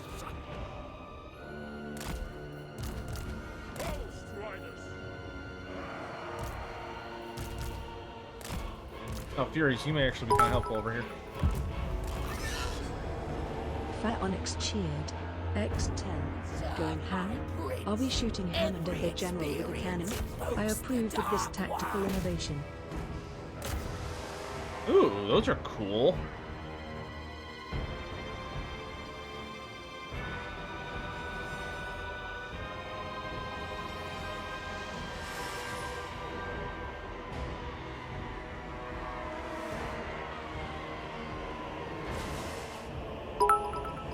Oh, I forgot to build towers. Whoops. Phil 5991 cheered. X10. I wonder, has Empire made himself a custom Bear God Tears mug yet? He's like, I can't wait to use this.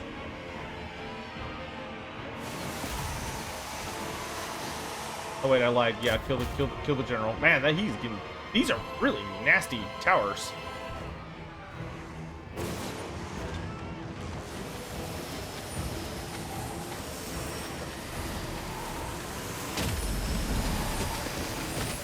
Goodbye, Zinch Tower. Goodbye, enemy general. Whoops, I was not paying attention.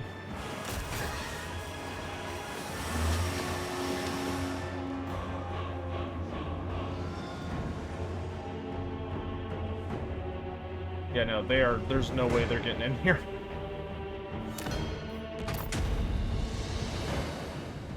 Like, at best, they might get, like, a couple guys in the door, but not gonna be much. Pain and despair! Do my next! Yes! Yes! Moving! The Prince of Chaos rises! Decadent seekers! Marauders of Slaanesh! Bring us souls! Oh, looking a little toasty over here. The pact requires it! Souls for Slaanesh!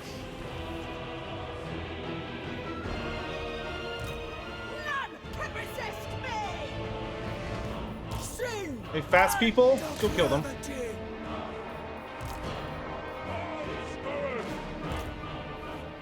Spreading temptation!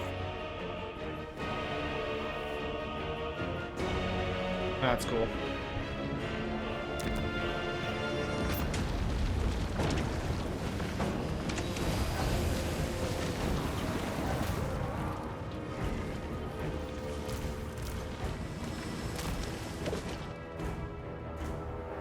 Who can I play with? I seek Demonet of Slaanesh. It brings access. The Kitsune Adventures cheered. X100. What happens if the Great Horned Rat becomes too powerful, and why isn't he the strongest out of the Chaos Gods since his worshippers are vastly outnumbered the other gods? Because Skaven souls aren't worth much. So, kind of the general rule of thumb when you're like looking at the Chaos Realm and like how powerful something seems to be, tends to be determined by like a soul that is given willingly, so that is like offered to you, and is something that you actually had to like bargain for or trick them into or what have you, like a transaction was made, is substantially more powerful and useful for some reason than a soul that you just simply own because like they have no choice. And that's the thing with Skaven. Skaven don't have a choice. Their souls belong to the Great Horned Rat. Like, they are essentially extensions of him. He does not have any... they don't have the ability to, like, worship who they want. So they're very similar to the Beastmen in that sense. Both the Beastmen and the Skaven, they don't have a choice. They don't get a bargaining chip. For them, this is the deal, and that's all there is to it. Will I stream Ogres in 1.5 hours? Yes. I may start a little late on Ogres, but I will be streaming this morning for Ogres. I may be a little late because I was on the phone with my mother a minute ago, and she may need me to go take care of something for her. I like you guys, but my mom comes first. Do all the races have champions that can defeat Scarbrand in a duel? No. Some do, but not all of them. Hope from them. I don't think the Beastmen have anyone that can beat Scarbrand in a duel. Privileged of Slaanesh. The Tempter Lord. All of the elves do. Skaven do not have anyone that can beat him in a duel. Maybe Screech Vermin King? Like, I could see Screech putting up a fight, but it'd be a struggle. No, Tarex? No. Like, Tarex could hold his own for a bit, but Scarbrand's a class above Tarex. Your desires no longer captivate me. Your...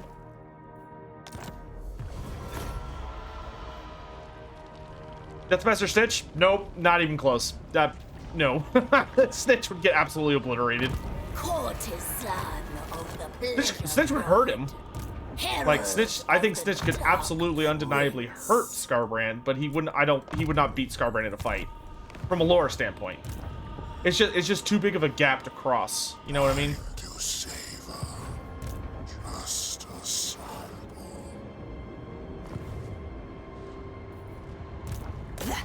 Get out of here. The time of soul flame. Snitch has plot armor, though. Oh, well, I mean, when you put it that way.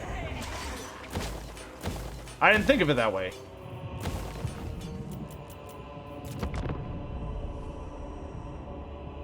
Oxiodal. Oxiodal, by all rights, no. But the lore says yes. Like, he could theoretically do it. I don't know how he does it though. I don't know what kind of mystical bullshit venom Oxiel uses, but that shit's nuts.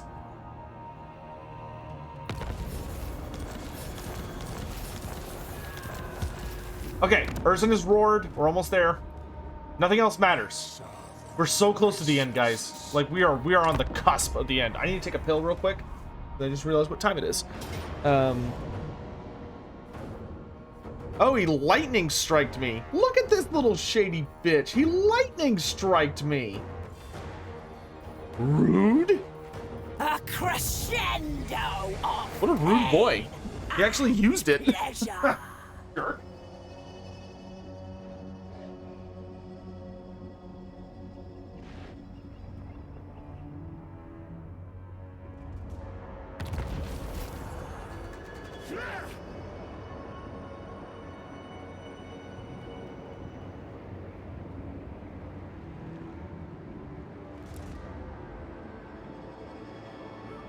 Oh. Yeah, I don't care. Yes, they're open. The rifts are open. Where's the nearest one? There it is. I need their souls. Activate pain for pleasure. You tantalize me.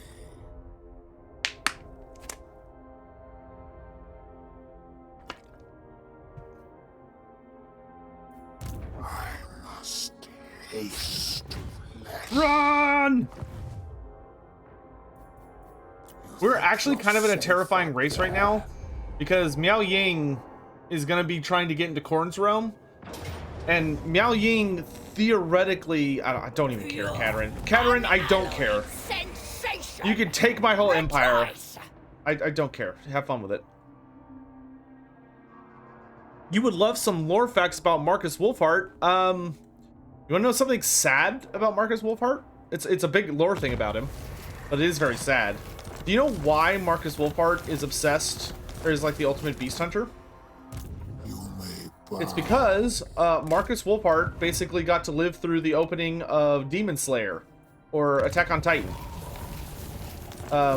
where he went through a situation where his village, the village he grew up in the Empire, was, and his family was, I don't remember if everybody in the village died, but his entire family definitely did. His entire family was massacred and devoured by a monster. Divine immortality. And obviously he got a wee bit upset about that. And dedicated his life to killing beasties ever since. He did eventually kill the monster that killed his family. Can I not vassalize Kislev while at war with them? I don't think I can vassalize Kislev. I still get buffs. I still get buffs from having them fully seduced. They are yeah, that's true. Well, his cousin wouldn't be in his immediate family. I don't think his cousin would live with him. But he probably lives somewhere else. But yeah, his cousin who promptly died in the Vampire Coast DLC, yeah. You can vassalize Kislev? Maybe it is because I'm at war with them. I can't get out of war with them. They despise me. Can you force vassals if you take a last settlement? Yeah, and you can resurrect a faction too. So like if you come out and you're like, oh man, I wish the Black Spider or the Black Venom tribe, which is the greenskins that started Norska, didn't die. If you go to their capital settlement and you take it, you get the option to revive them. Dare you sip from my goblet? How soon does the Ogre embargo drop? I have no idea. I think it's like an hour and 20 minutes. Okay, we are going to auto-resolve this upcoming fight. The fight against the Demon Prince of Slaanesh. So we can play the Bellicor fight. Because we're pretty much there. Like we're not worrying about anything else. We're just going.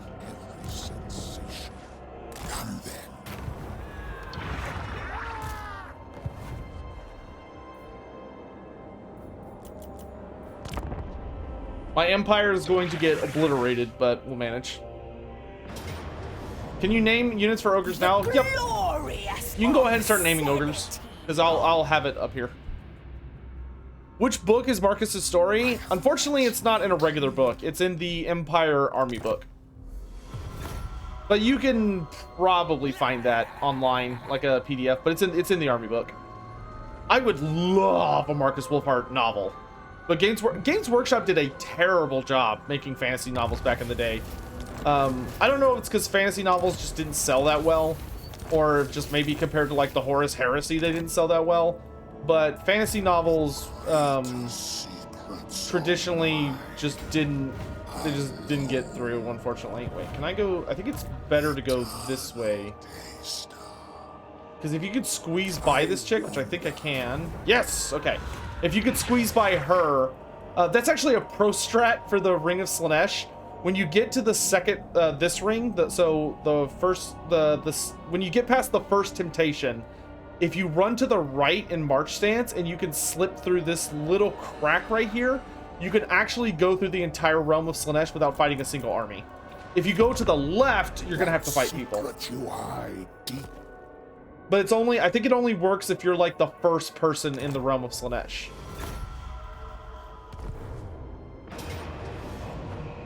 Bringers of joyous degradation. Yeah, whatever, take it, I don't care.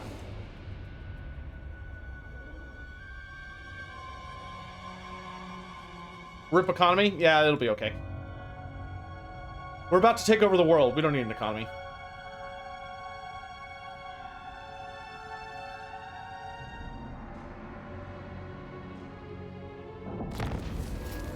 Actually, we're losing less money right now than we were. Drink in my excellence. Run, Nakaru, run! Can you seduce Miao Ying? Yeah.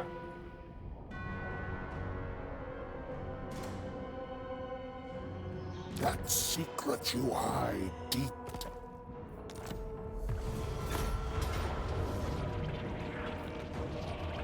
Oh, I got attacked. Dang it. Hero was being a smart mouth, and then I get attacked. I don't want to steal. Damn it. Is it better to steal more, or is it better to steal... Okay, let's steal the Chaos Spawn so he doesn't have an Unbreakable unit.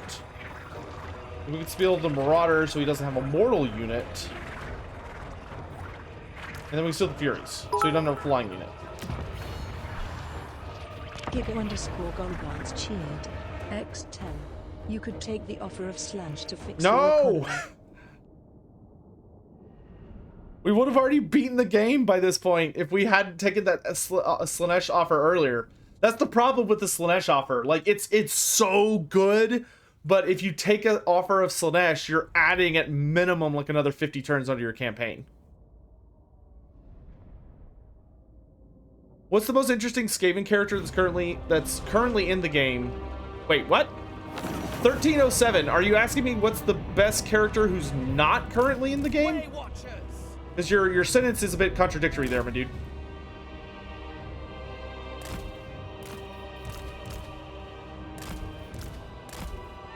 He meant not in the game. Thankful, obviously.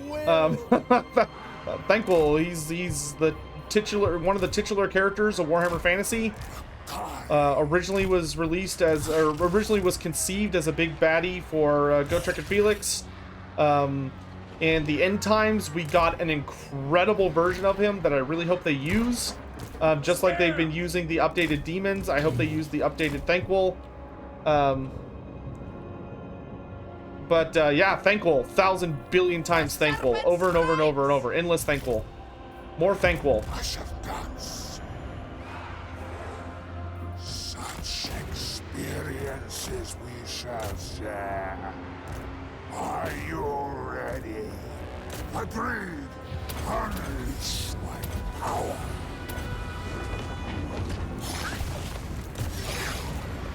I'll make them scream. There's gonna be a lot of damage on all sides in this fight, to be honest.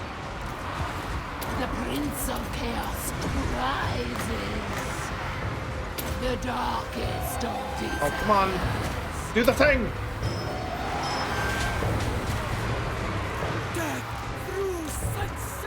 Bitch! Okay, fine. I'll do it myself. Actually...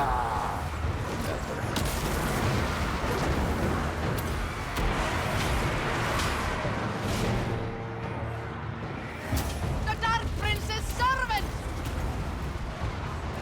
The Lord of Excess arises! Wait for it. Wait for it. Run away! Run away! Run away! Run away!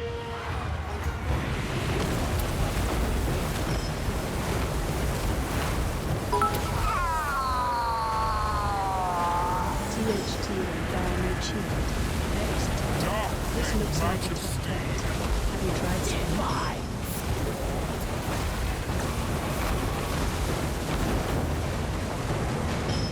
Did that bitch have a sound cannon?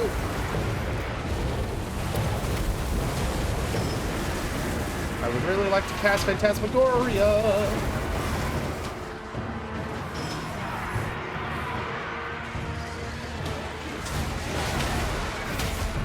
Come on, come on, come on, come on, come on.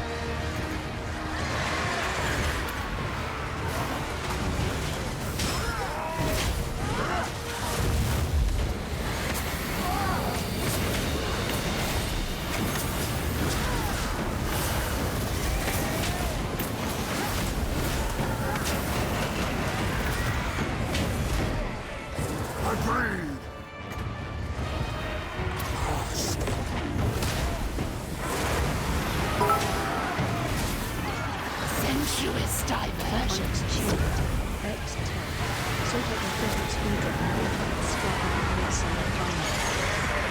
Yeah, it's fine. We may have lost a unit of fiends. But other than that, casualties weren't too bad.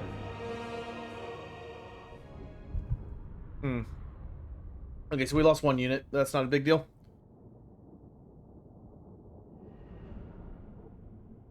I've heard that the Incarnate of Metal couldn't be wounded by conventional weapons in their rules, yet both of them were killed by being stabbed by blades. What the hell is End Times writing?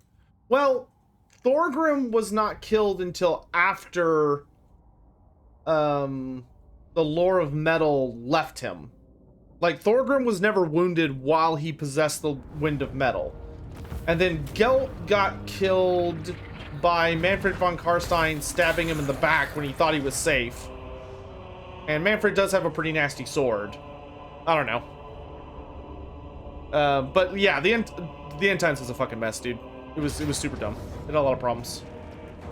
The time of soul playing. Oh, I forgot about this part. Yeah, Bellacor's armies are going to be attacking us. Ooh, shoot. I 100% genuinely forgot that this happens. I should have closed that portal. Well, I feel like a dum-dum now. The Tempter Lord, bring me to them. Most privileged of Slaanesh. Okay, that needs to close, like, right now.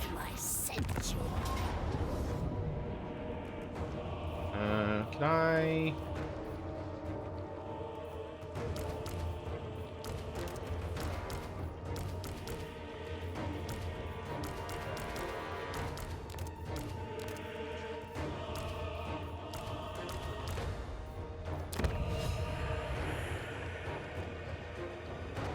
Yeah, we're gonna... I'm trying to rush us to the end here, but it's unfortunately the auto resolve is slowing us down a bit.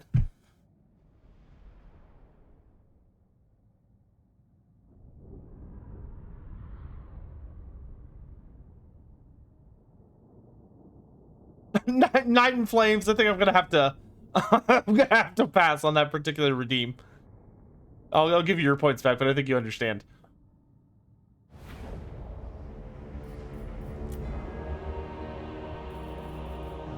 Marauders of Slaanesh! Whips! I hate these maps that have the forest in the center. super annoying when you have like a lot of large entities. Y'all just stand over here and be annoying. Actually, Nurgling, so I can go be a distraction. Carnifex.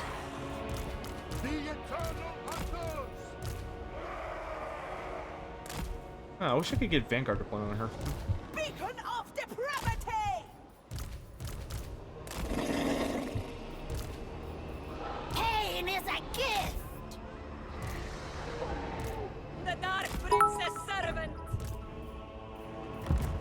Phil 5991 cheered. X10. Belaker wants to take over the world using his Soulblind Doom stacks. That is exactly what he wants to do. Seekers!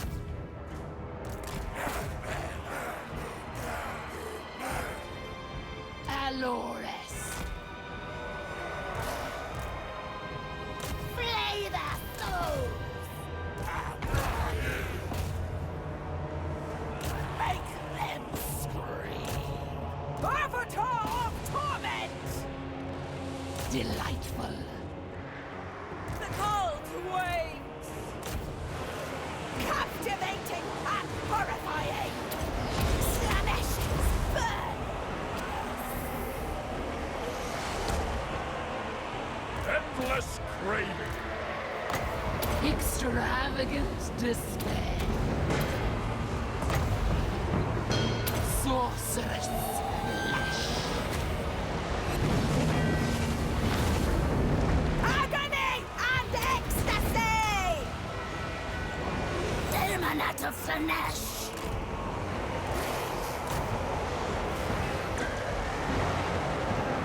Cultist of Slaanesh! Enjoy your death! Repulsive and alluring. I am ready. Hear the discordant choir. Rend For orders of Slaanesh! the purple herald! A captivating path.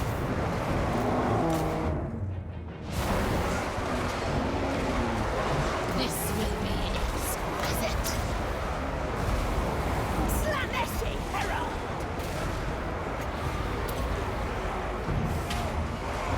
Paramour of Slaanesh. Luscious deviance. Excess in all things!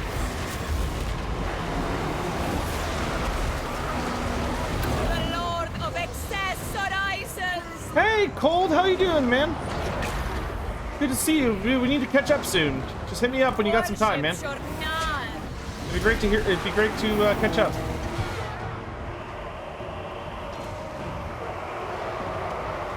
Orgasmic agony! Yo, is she allowed to say that?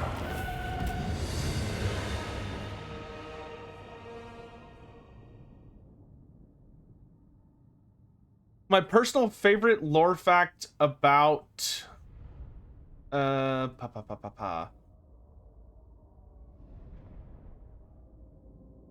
personal favorite lore fact about Kislev.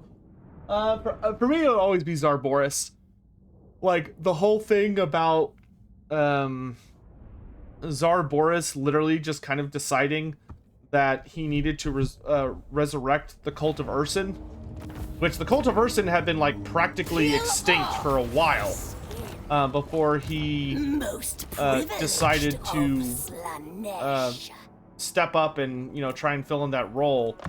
And he, like, learned about the rites as far as they were like I can't imagine how the conversation went down of them being like, well, how do I become like a priest of Ursin? Like, what's the thing? And someone's like, oh, well, it says something here about, like, I don't know, fighting a bear, and he's like, all right, cool, and then he just leaves. And then later someone's like, hey, has anybody seen the Tsar? Like, anybody know where Boris went? Like, anybody see him? And someone's just like, oh no. oh no. Because they lost him for a while. Like, they had no idea where he was. They had to start preparing Katerin. She was just a little girl at that point. They had to start prepping her for her coronation to take over the throne, because literally nobody knew where the hell Boris was. He just kind of vanished off the face of the earth. And they just like, they're like, I guess he's dead. Like shit. You just have to know that one guy that like told him about it was like, oh god, I killed the Tsar. I killed the Tsar.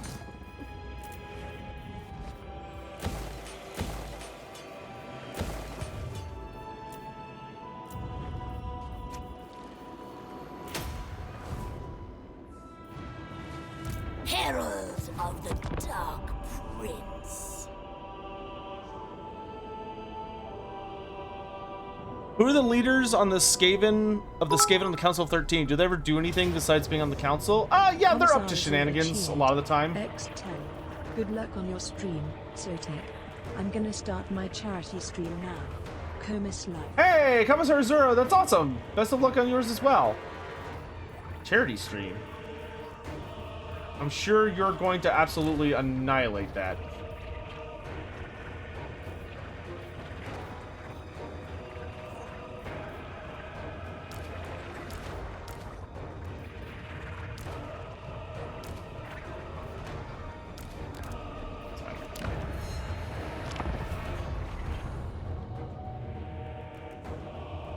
Was Vlad always Nehekaran? Or was that a retcon to unify the vampires and the Tomb Kings? Oh, no, Vlad has the whole ancient history of being Nehekaran thing for like a super crazy long time. Commissar Azura cheered. X10. Hopefully. A bit nervous TBH. I think you're gonna do just fine. I think you're gonna absolutely destroy it. What are you gonna, I don't know if you're like hopping in right now, but if you're still here for a minute, like what are you raising money for? Like what's is there any kind of pitch or game plan? I'd love to hear about it if you want to. You don't have to. And if you gotta go, you gotta go. Okay, send forth the sacrificial offerings, so he'll surround that.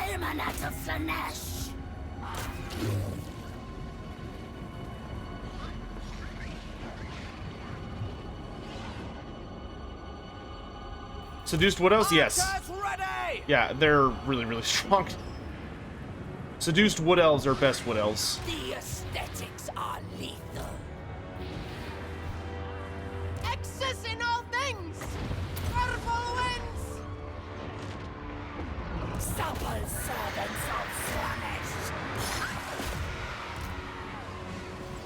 Pain is a gift. Make them scream. Power of Slaanesh! Spread decadence and Commissar Azura depravity! cheered. Bowman, ready! I'm currently raising for games Children for of love Athel via Loren! soft bit. I've got some ideas on what to play, but nothing concrete yet. Way Watchers! For Slaanesh! Decadent seekers!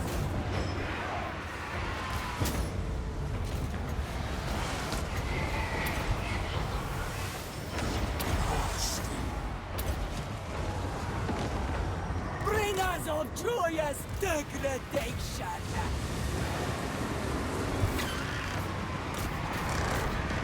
The bringer of temptation! Pull back!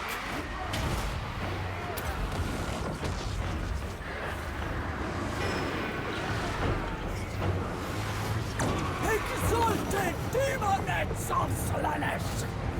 Flow like wine! Well, I wish you best of luck with it, Azura. I will do my damnedest to stop by for a little bit. I'm gonna have to like turn off the stream for a little bit because I have to go run an errand for my mother once we're pretty much done with the Nakari campaign. So there will be a brief break between that and Ogres, and you better bet your sweet butt we're gonna come over there and help out with that. Charity's important. If you seduce units, do you keep them in your army? No. However, if you seduce a faction and you force them to become your vassal and build an outpost and recruit from the outpost, and you get to keep them. So the wood elves in my army are permanent. Commissar Azula cheered. X10. Thank you. I'm elated. Good to see you. Charity support. Let's go. I understand this is outside your sphere of expertise, but can you confirm or deny there's a war in Ba Sing Se? There is no war in Ba Sing Se. Ba Sing Se is safe. What are you talking about? Cranium Bird. I think you've been invited to Lake Liao Gai. I think so. We'll send some people from chat to pick you up. It'll be a great vacation. You'll feel very refreshed.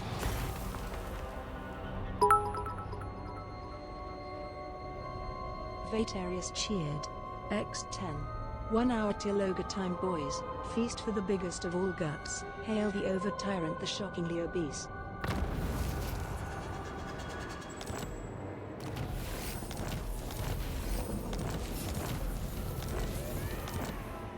Most privileged of.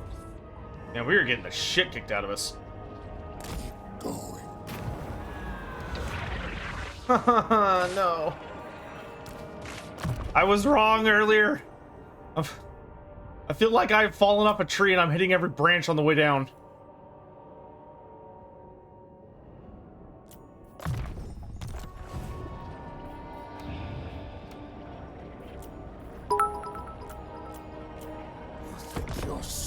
Onyx cheered.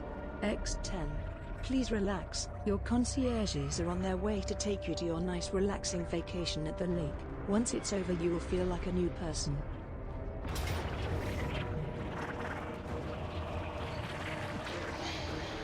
I wonder if I were to flee, would they follow? Yeah, they do. Okay, well, it was worth a shot. I'll take the Chaos Spawn. Unit of Exalted Demonettes. Oh, I can't do that. Regular Demonettes. We're almost through. This is the last possible army they can have. And then when we get down to the bottom level, I don't know if we're gonna, I don't know exactly what we're gonna do when we get down to the bottom level, but we'll figure it out.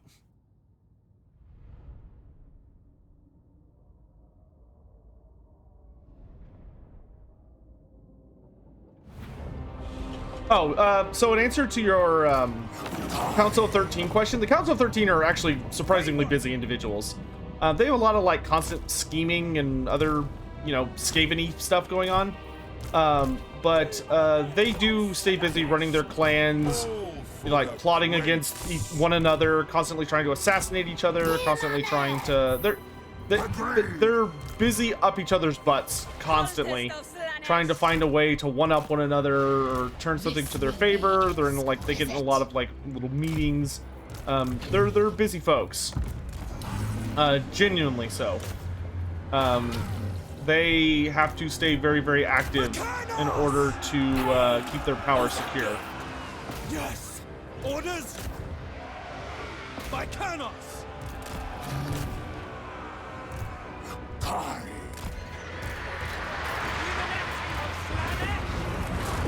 Yes.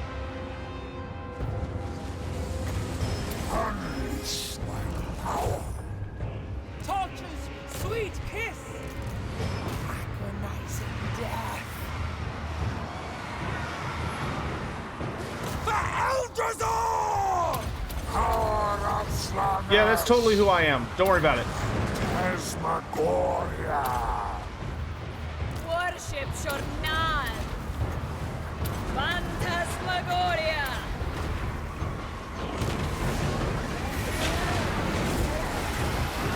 New extremes of sensation. The Prince of Chaos rises. Demonettes.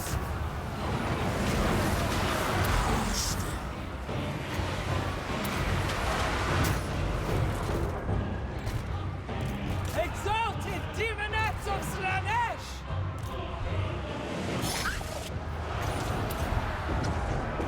Sing unto brevity!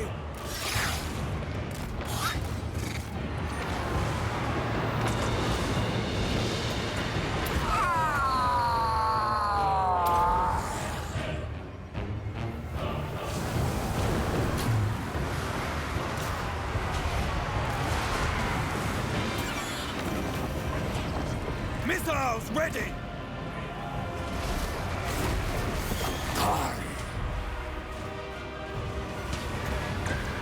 Unleash my power.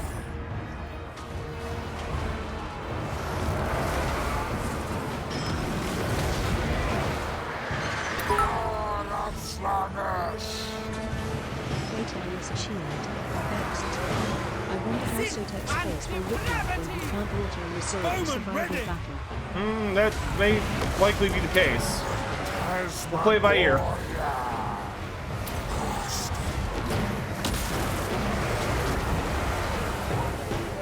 What do you want? Agree!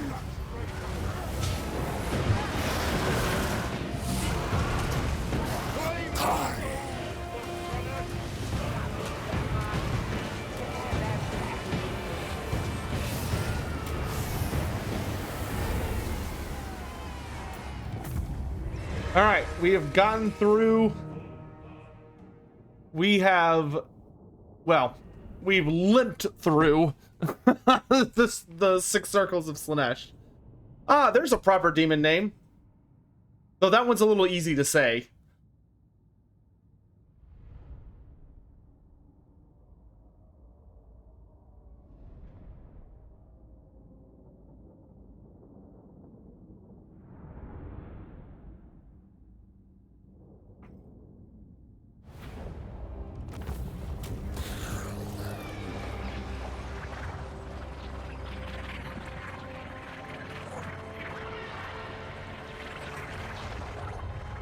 Superpose. No, not really. Just I'm kind of used to it, man. Like that's just kind of what being involved in this community kind of revolves around. Like, probably not the most satisfying sounding answer, but at the end of the day, like, I don't really, it doesn't bother me just because I'm so used to it.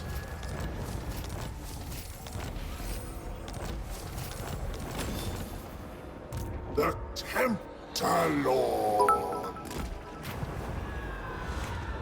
Godzilla 20211 cheered. X10.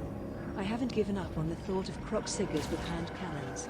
Oh, the chromatic tome is such a good item. Oh, that's tempting. That is so tempting. We must move on, but damn, that's tempting. Yeah. Alright, so next turn we'll be able to actually do the thing. Privileged of Slaanesh.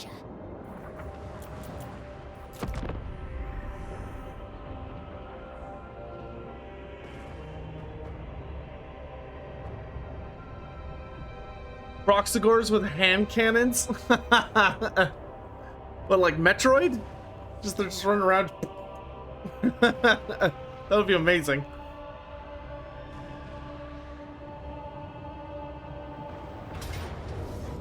But whatever, you can have it. I don't care. Just take it. Just take it, AI. I don't care. Pleasure.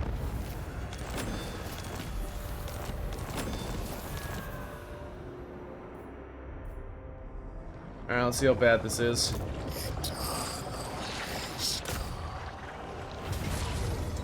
Valiant defeat.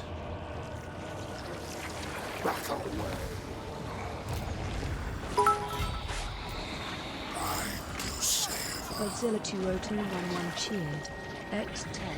With pirate hats so we can have a King K. rule army. Handmaiden of dark delight. A crescendo of pain and pleasure. Need to open up my base there. Alright. So with that done,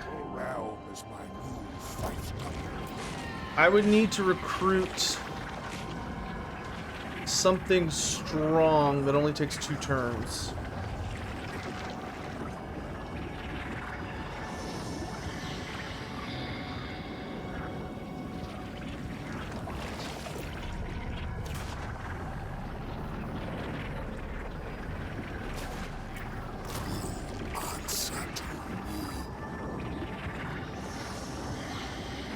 I gotta say, the one thing Slaanesh does not have that I really wish Slaanesh did have is, like, good casualty replenishment. That is the one thing that is like brutal. Oh, we lost our Keeper of Secrets. Damn. All right. All right, we're gonna try this and see if this helps. We're gonna get 2 turns of healing and recruiting, and because we were at a barely losing. Pure, unalloyed sensation. Rejoice! All right, so I think Kislev has completely eaten that part of our empire. I don't think Miao Ying has gone to Korn's realm yet. She might have, though. I'm not sure.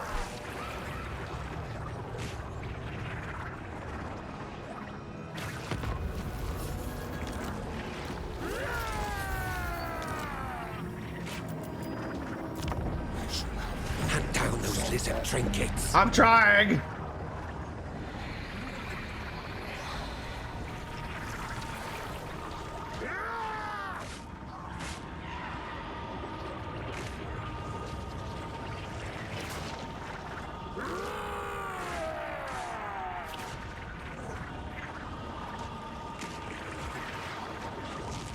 Is there an ogre pirate faction or legendary like lord? The closest thing would be Goldfack Maneater. He's the... Oh, Reikland's dead. F for Franz. Okay. For souls. Come on. Damn.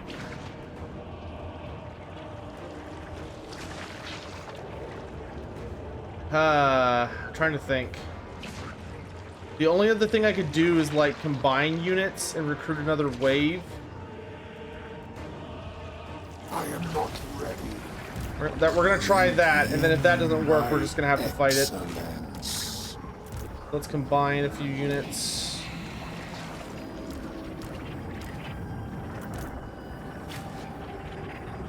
Make pleasure here.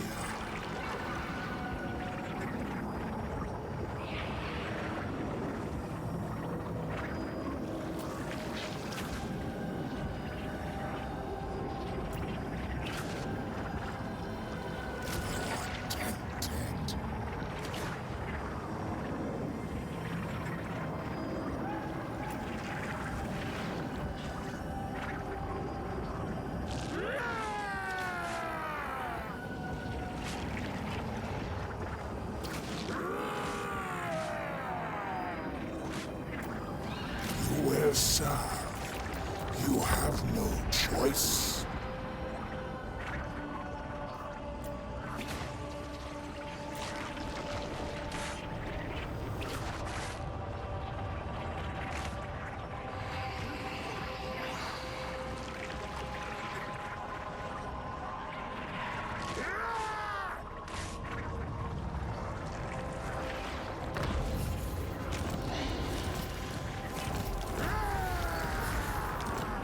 Now we got casualty replenishment, but it's only for really specific units. Prince's Herald.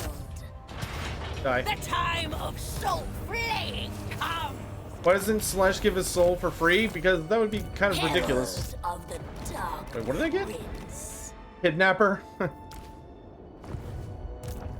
Divine Master.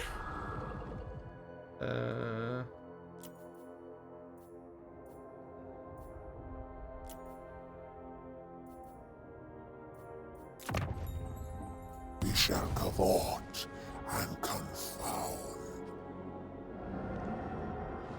Just a son. Alright.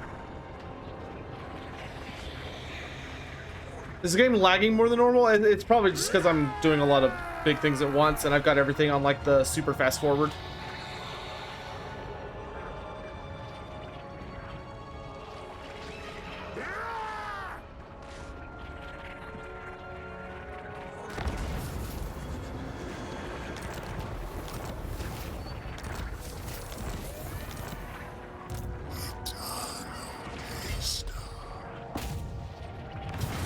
There we go.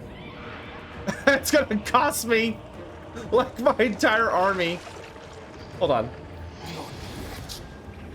You're immortal, right? You're immortal? Yeah, okay, that's fine. Because then I can just spend turns healing Nakari back home and getting all of his stuff recruited. Yeah, that's fine.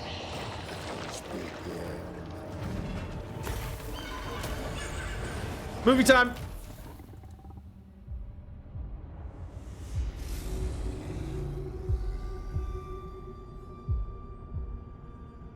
How does it feel to face death like a mortal?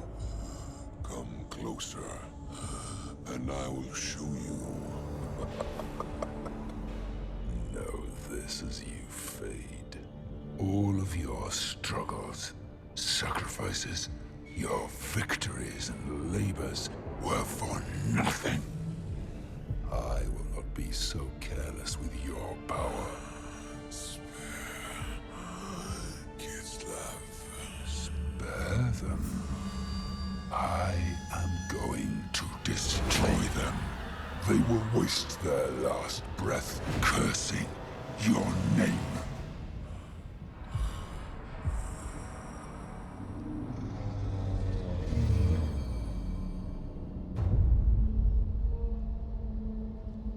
Finally. Gods of Chaos! The God Bear is dead! Gather Ursun's power. Bind it to me. My godhood will be forged here on this throne. One by one, I will kill the gods and harvest their strength. All will be mine! All will be mine. A new deity will soon ascend. Bellicor, the Chaos God of Shadows. But his transformation will take time. He can still be stopped. He must be stopped. Then, Ursun's power is yours.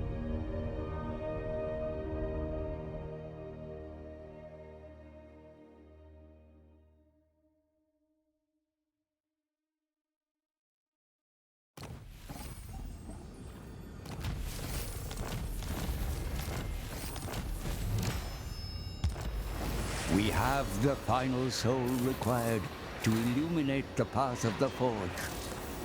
Yet events overtake us, Great One. The God Bear is dead. He will roar no more, and reality itself can no longer be contained. Rifts tear through the veil, and demons flood the mortal world. This was always part of Bellicor's plan. He ascends to godhood. There is no place for us in his grand vision. He must be stopped. There you have it. Ursun, the God Bear, is dead. The rifts are open, permanent tears in the mortal plane. Use them once more to traverse towards the Forge of Souls, for Bellicor seeks nothing less than godhood. He will feast on what remains of Ursun, consume the bear's power, and ascend to challenge the ruinous powers. Now you've collected the 4 twisted souls, unleash them within the realm of chaos to light the hidden path, a bridge of shadows to reach the Forge of Souls. Confront and defeat Bellicor before he becomes a god. Pour one out for Bear Bro, stayed sassy and badass till the end. Alright, so now I gotta fix my damn army. Get the stuff that takes... None of the stuff I want takes 1 turn, does it? Of course not. That'd be too easy. How many points do I have with the Wood Elves? Okay, good. And this is fun because Bellicor's armies will just start pouring out of the rifts. And there is literally not a damn thing we can do to stop it. We just have to fight to the bitter end. Privileged of Slaanesh.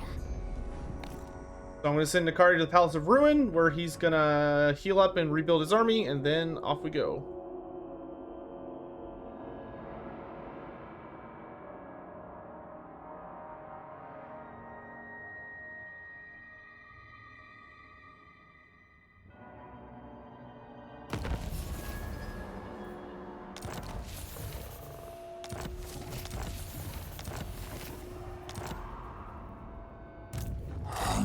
For souls. Okay, so I want... We got our Way Watchers. Greatness. Then we need a Keeper of Secrets. Actually, we might get him less. I'm gonna make a beefy army. You will serve. You have no choice. I think I'm gonna leave out the Heartseekers this time. You shall sample greatness. You answer to me. Come to me. That looks pretty good. I'll save the Keepers of Secrets till last, because if I wait, then I should be able to get them at an even higher rank than I was. Courtesan of the... Your job is just to keep me safe. Obscenity of war. And that'll give us enough time for our hero to come back too. Will Urson die in every campaign you play? I don't know. You'll have to find out. I can taste your fear. Nakari, please stop smelling people that are coming over for diplomacy. It's weird.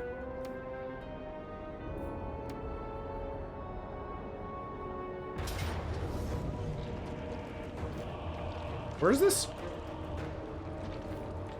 Unspeakable depravity awaits. How can Urson die? Well, just because he got shot. Poor guy got shot in the heart, man. What happens?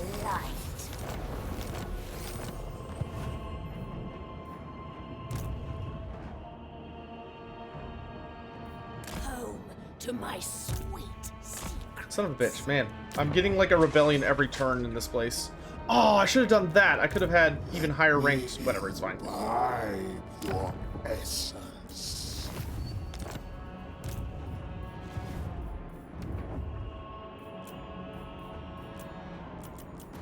You will never know true rapture. Real quick. Does it Ogre embargo in today? Yes.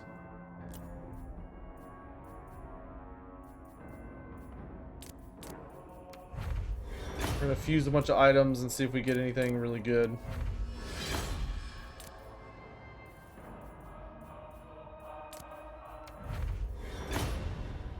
Giant blade.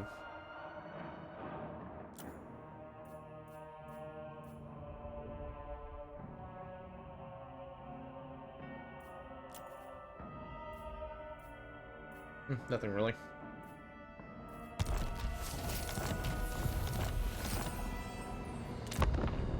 Do you wish to join?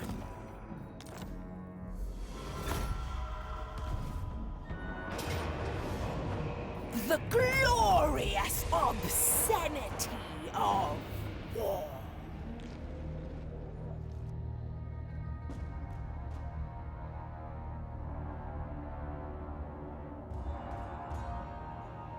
How did Nakari's army died? We auto-resolved a bunch of stuff, and the auto-resolve is very punishing on this difficulty.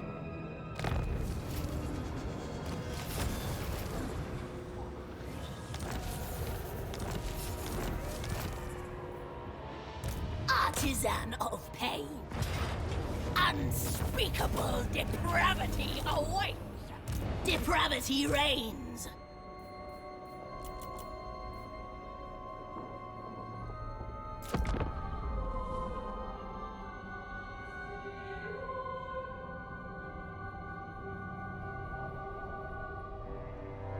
If I was a Chaos Champion, who would I follow? Nurgle.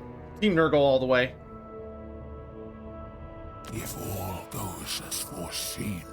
Nurgle has, like, the fastest access to, Nurgle has the fastest access to immortality. He makes you immune to pain. Like, he does care about you in a sense. You know, he's not great, obviously, but it's better than it could be. Of the Dark Prince, most privileged of Slaanesh.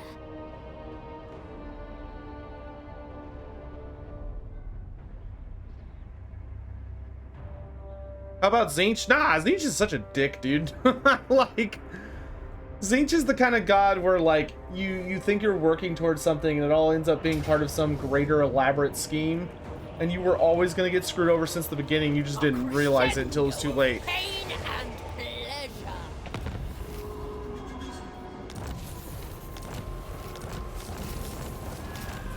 There we go.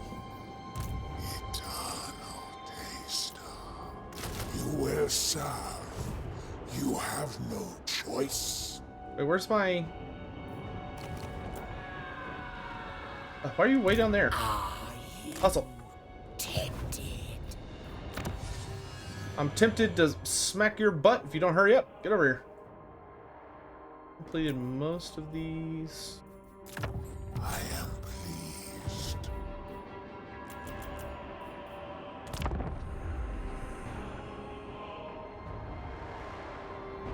Four turns, and we march on to the final battle.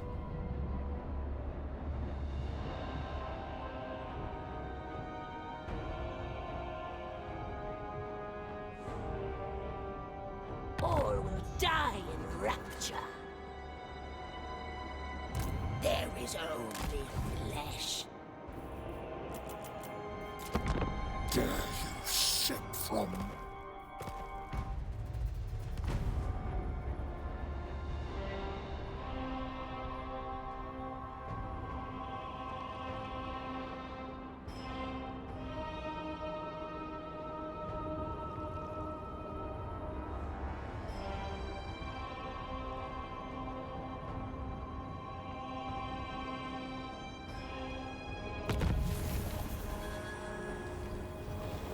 Oh, Miao Ying's going after the last soul she needs.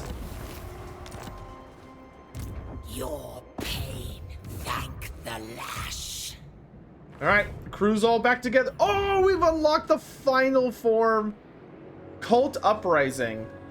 Select an army and it summons a disciple army near them every turn. Oh, I've got to see this. I've got to see this. Pleasure without conscience. Summon the Endless Legion. Wait, what? Okay, they're not being a settlement.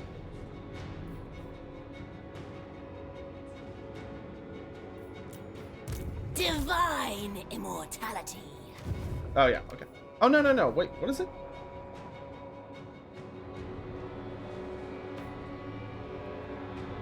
Why can I not use it?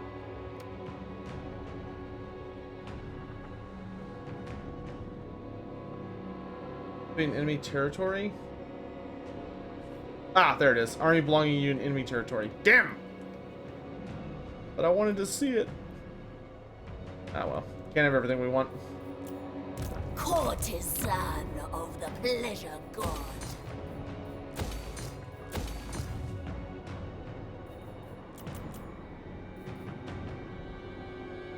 Visible confusion? Yeah, it was.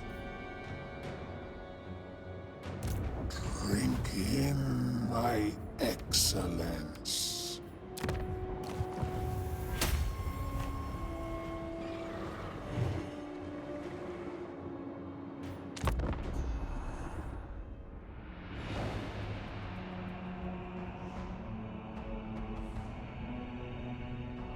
What happens if Can we see what happens if Miao Ying gets the fourth soul? If we have time. I mean, we will have time. We're going to be starting the ogres late. We're not going to go straight to ogres the second time ends.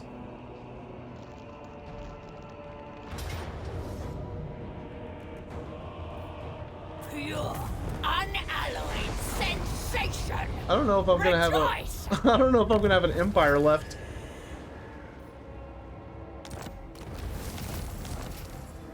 The Tempter Lord. Bring me to them. March, my children. Get to the portal.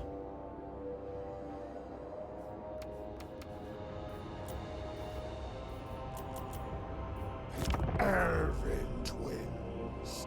I need their souls.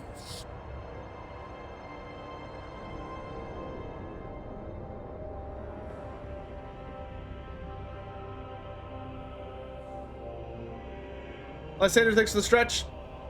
Some of the different winds of magic are needed to form their respective spells. Could one harvest like the winds of life and No. The winds are raw energy. Whoa, Miao Ying got the last soul. The tome warns me.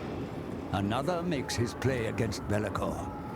They have collected 4 demon prince souls and prepare to cross the gulf to reach the Forge of Souls before us.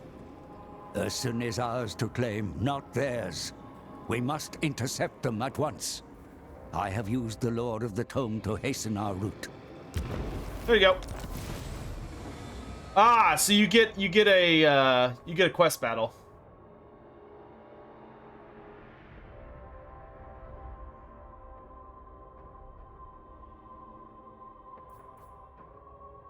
Enemy wounded for at least 15 turns. They will not challenge Bellicor again during this time. Oh, look at that. So if you do this mission, it delays them by 15 turns. But it doesn't, like, completely stop them like it did in Warhammer 2. It just buys you time. Time to savor.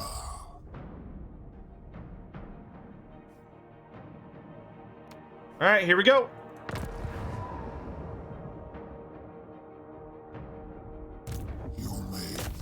Ah, I forgot it takes one more extra turn. So stupid. I serve only my senses. It's right there. Just let me touch it.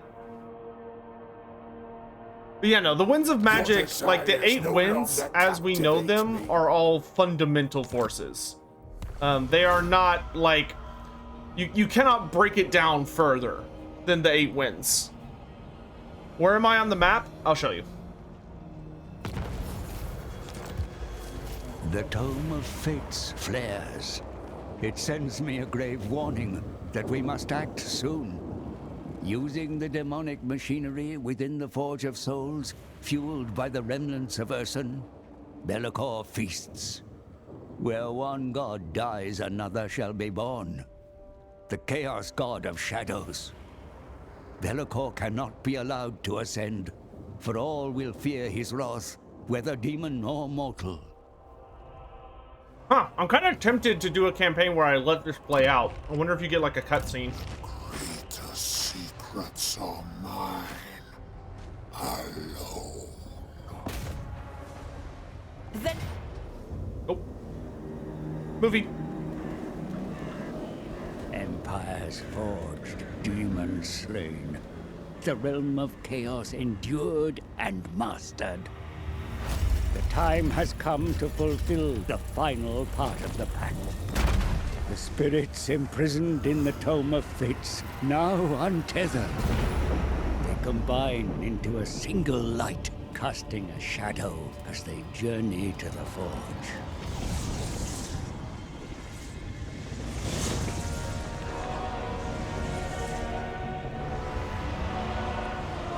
Where shadows fall, we shall step. A bridge revealed to the Forge of Souls. Bellicor is on the verge of godhood, but he has not ascended yet. What he started, we will finish. Destroy him and claim the power of the Bear God.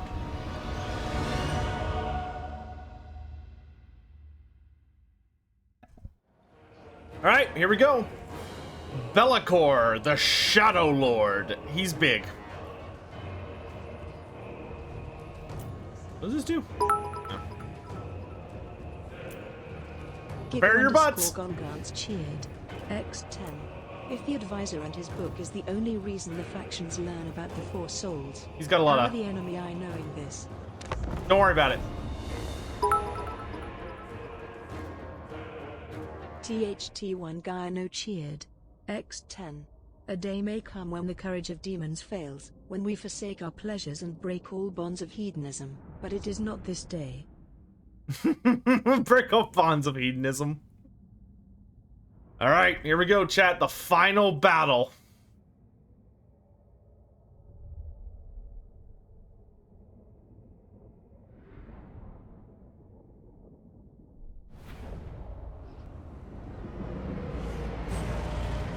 I sit upon the precipice of godhood, and you have the gall to believe that the bear's carrion is yours.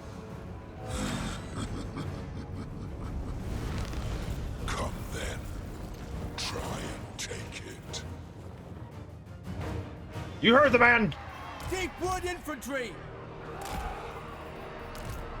Exalted demonettes of Slaanesh! Phil 5991 cheered. X10. Wait, I'm confused. Who's the good guy here again? Don't worry about it. Like, come on, good guy, bad guy. It's all just, you know, it's just words. I need souls. Light him up. Your corpulence is your undoing. My sisters will see you damned. Stride.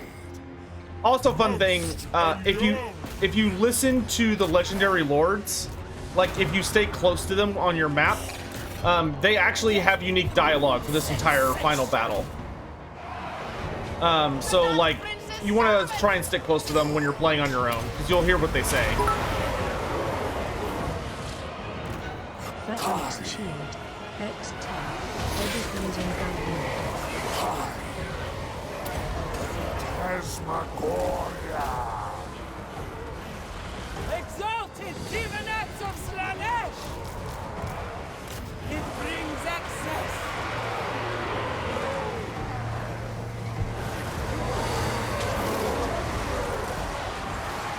Charge!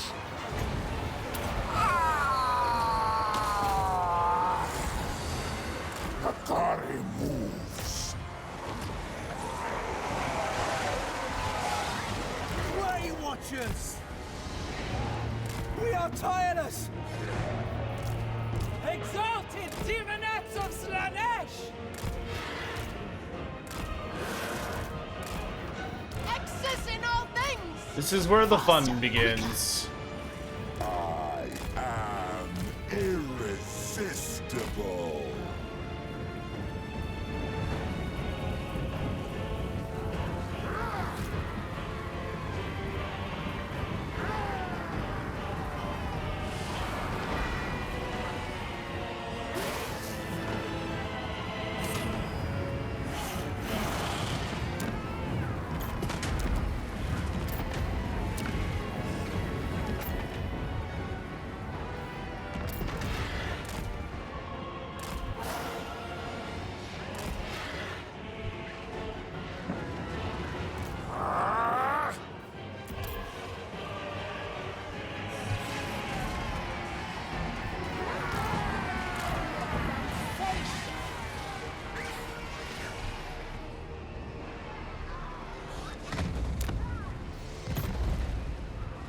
Oh, also welcome to the Forge of Souls. It's really, really cool looking.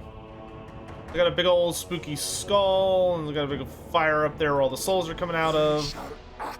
It's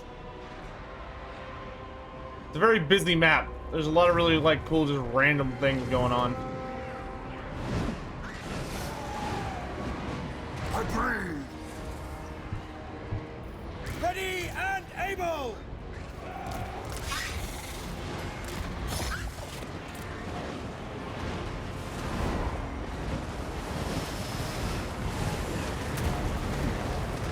Do not touch the Kari.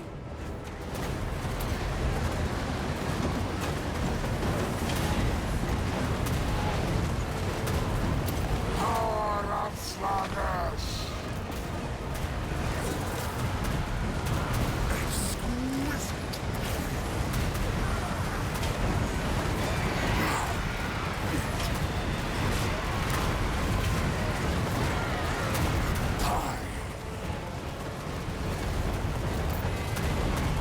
Slash. Pain is a gift!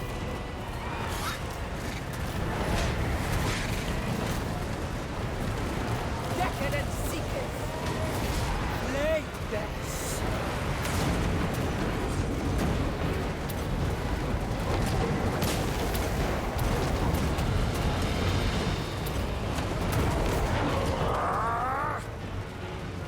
Way Watchers!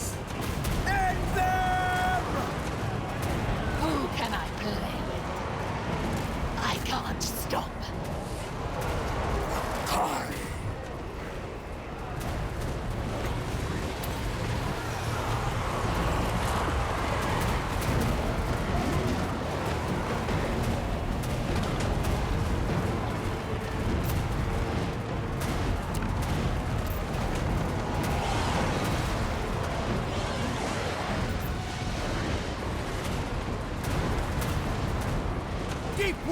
archers! For Isha! Dauntless Azrae!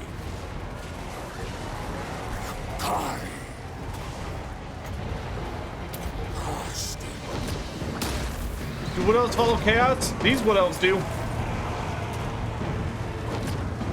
Onward! I shall dance. No one faster. The cold wakes! Savor their agony! Their flesh is my canvas. Bowman, ready?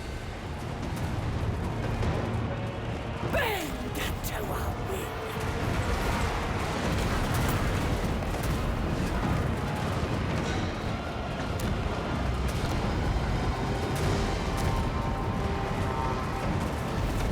What do you want?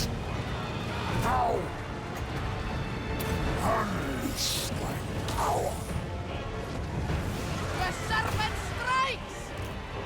Divine dance! I breathe!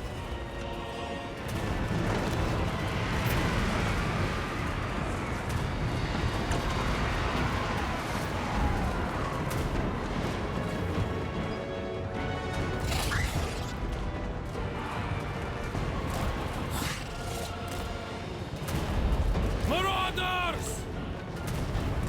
Seeking Slaanesh's embrace!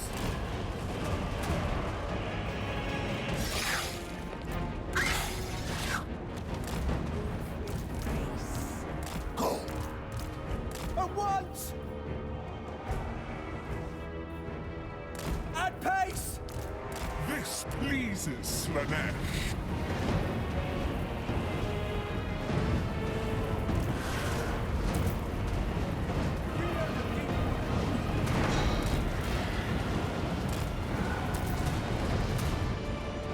It's a weird bug when that happens.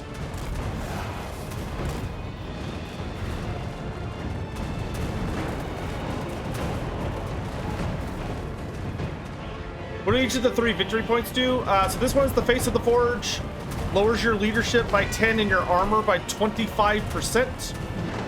The Soul of the Forge gives you damage per second and vigor loss per second as long as you are in melee. And then the last one gives you minus 15% damage resistance on the entire map. So, you know, Way watchers! very nice. A speed! I am irresistible. Moving.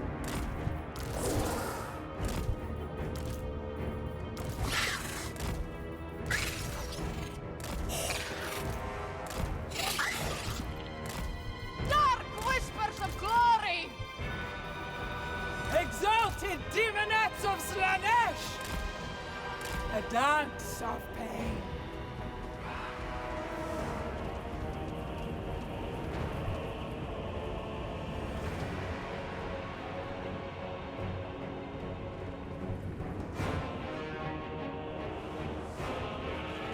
No, the capture ones don't work for you. You just disable them. So I'm no longer being affected by this debuff, but I don't get that debuff. I need souls.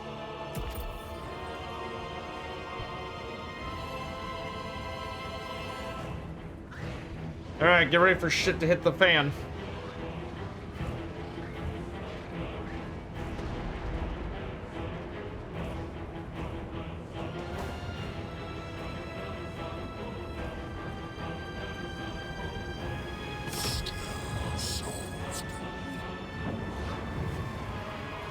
Got 45 seconds.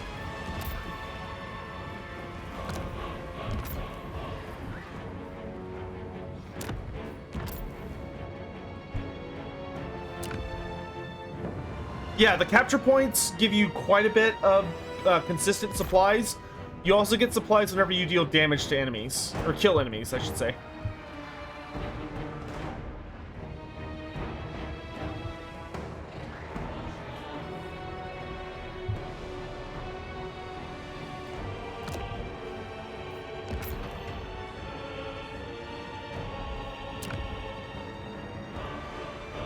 Here he comes. You built an empire to sustain this futile quest. That is the first thing I shatter after my ascension.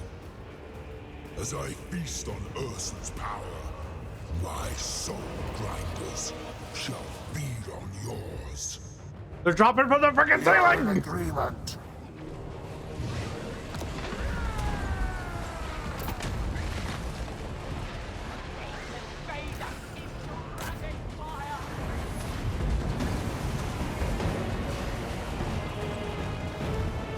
Arch-Tempter! Darkling Majesty! Cavort and kill! Bringing agony! Sin!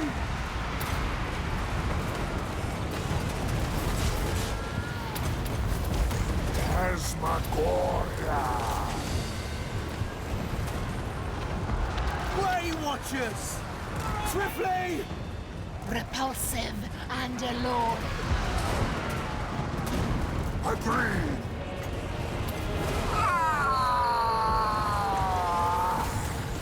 They do have sonic cannons. That's cool. Enjoy your deaths!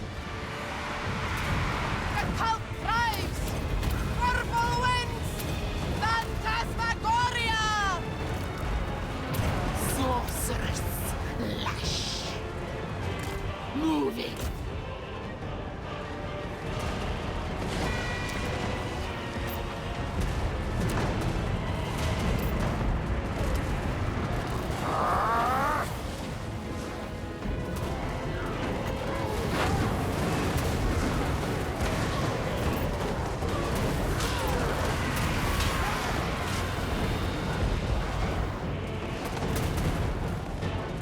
All for the prince!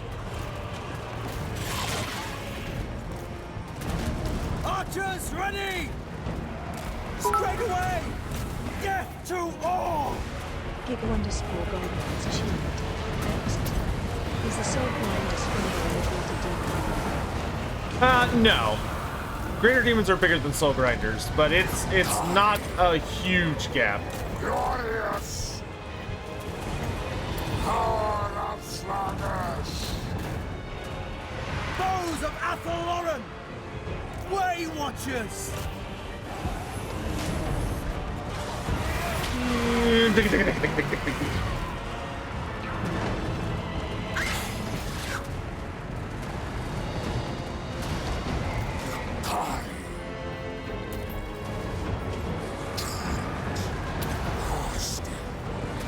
Unleash my power!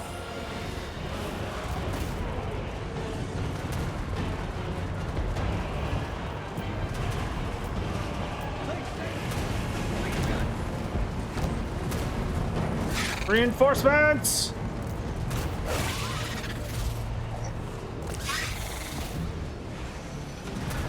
Do not touch the Kari! Asmagoria! Spread decadence and depravity! Exalted demonettes of Slaanesh. Sin and depravity! Warriors of Ariel! For Eldrasor! Keeper of secrets!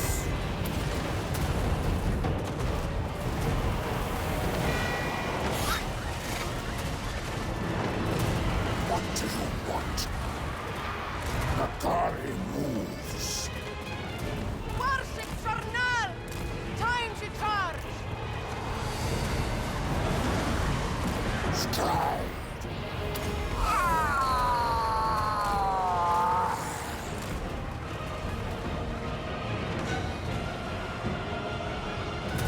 Children of Athel Loren! Way Watchers! Our bows are yours! As you say!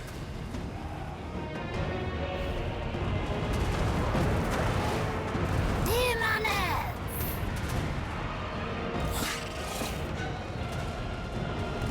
to fire! Your desires are mine. Stride with perfection! Bringers of joyous degradation! Way Watchers! Keeper of secrets. Okay. Oh boy. More soul grinders. Oh boy. Charge! All for the prince. Our aim is true! Kill them!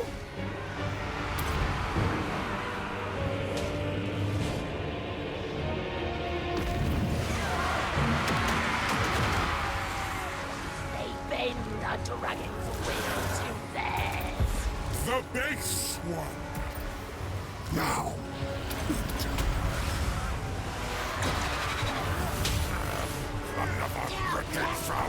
Hey, Hellcat Striker, thanks so much for the 6 gift subs!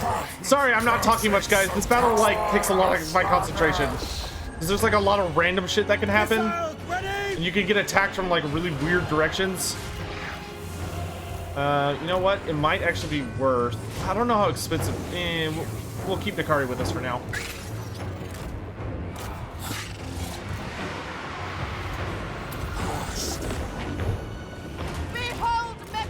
He's at his heal cap, so I can't heal him anymore.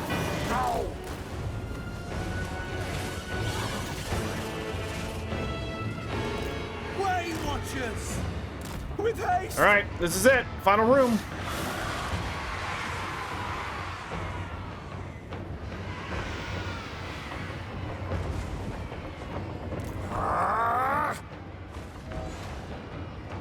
The Dark Prince's servant! Sensuous diversions. For the Lord of Excess, indeed.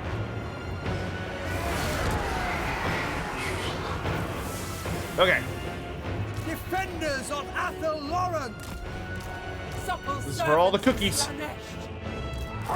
Better. This will do. Closer. Closer. Exalted demonettes of Slaanesh! There he is, the big man himself.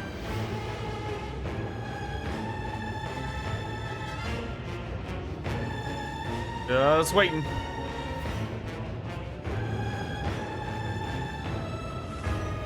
I am not done.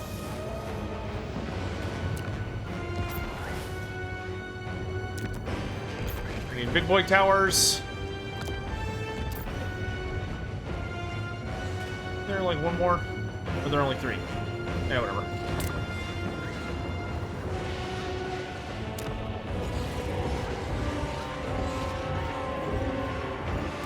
For the eternal realms! Okay, this gets very, very ugly very quick.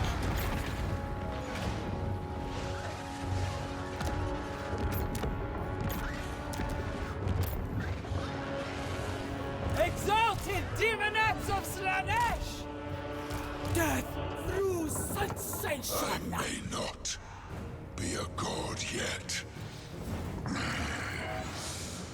but you will suffer. My majesty.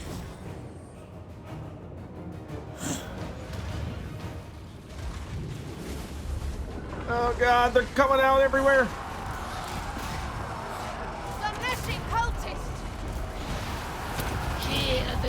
There he is, with his 25,000 health. Charge! Now! Unleash my power!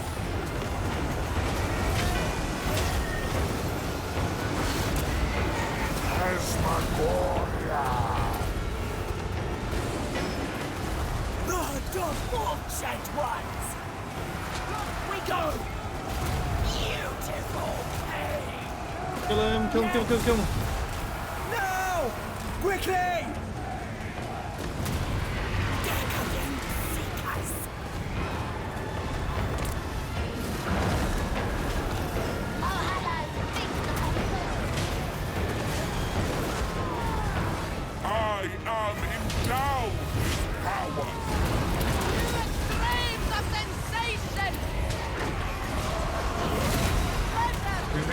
We just gotta keep hammering him with debuffs, because he gets really nasty. Need souls. Agreed.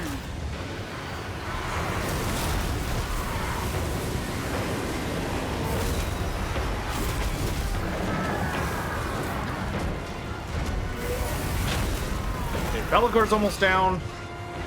It doesn't, unfortunately, it does not end when you kill Belagor. It really kind of starts when you kill Belagor.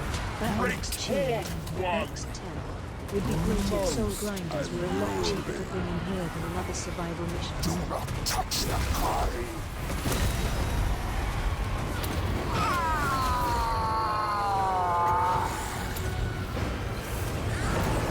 Way Watchers! Faster!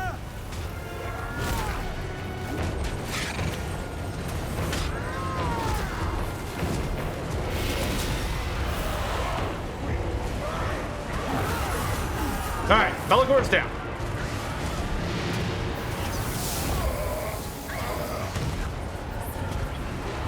Bye-bye. Now I gotta deal with the rest of his garbage. Demonette of Slaanesh! Okay, y'all hold that. Charge! We never miss! Attack! Bringing agony. What do you want? Attack! Power of Slaanesh!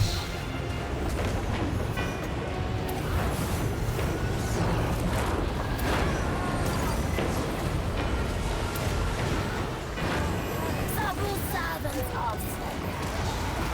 Aim! Kill. You the Soul Grinders have matched animations? Good grief. For Ariel! Yeah, totally for Ariel. Yep. Yes. Do not forget! Extravagant despair.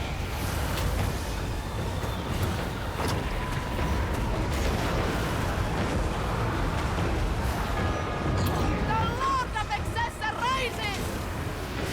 Missiles ready! Fraternos!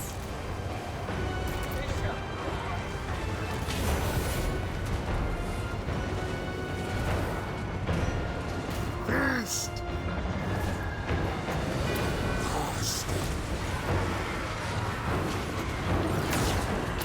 Unleash my power!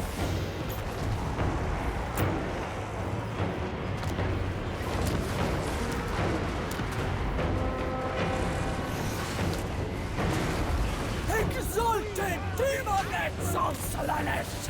Attack! Agonizing death. Tasmagoria! Feaster of pain! The debauched ones! For the Dark Prince!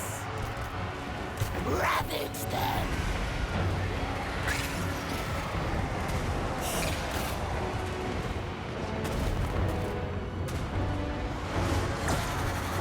Exalted demonettes of Slaanesh! Ready and able! Exalted demonettes of Slaanesh. Yes, master! They will die!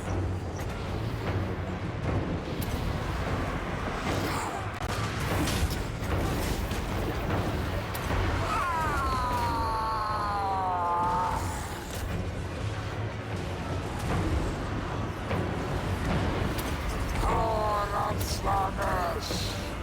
I shall dance! On lioness delay. I'll make them scream! The bringer of temptation! Soul Trigger!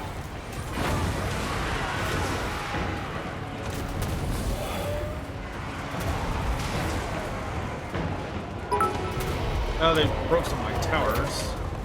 Fatal is cheered. X10. It's officially overtime. Ogres! Bend to our will!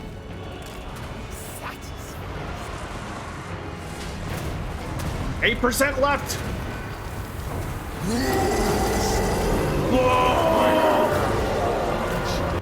Alright, we are pretty much good to go. Fat Onyx cheered. X10. I'm picturing how much slower and hungrier this must be with Nurgle and his boyfriend's mom. With Nurgle, I don't know. It's just different. I wouldn't say it's easier, like, because you take Slaanesh is very glass cannon, so like I'm losing a lot of troops. Anyway, please enjoy the final movie, chat. We won the campaign. Please enjoy the finale.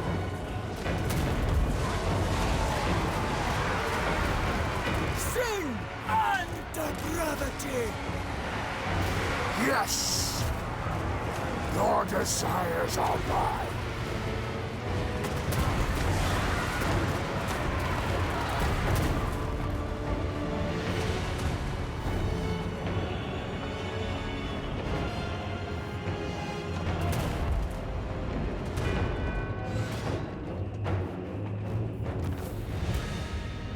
Revel in victory, for you have dethroned an ascendant godling. Be'lakor will be cast back into the shadows, and the prize awaits you in the lower levels of the forge.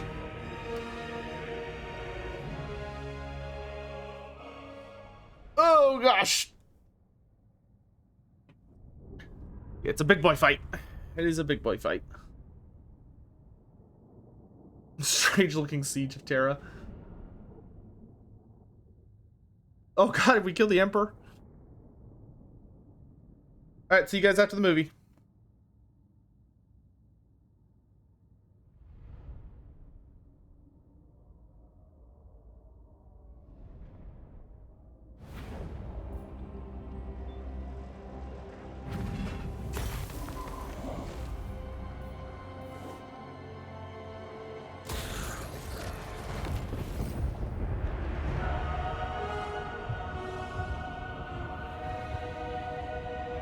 A battle to draw the gaze of the gods. All breathe a sigh of relief, for Be'lakor is vanquished. Godhood is lost.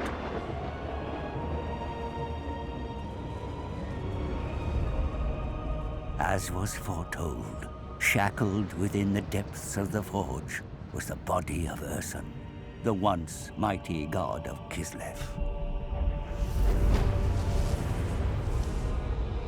The Arch-Tempter stands before the lifeless god, the bear's anguished spirits still lingering among the shadows.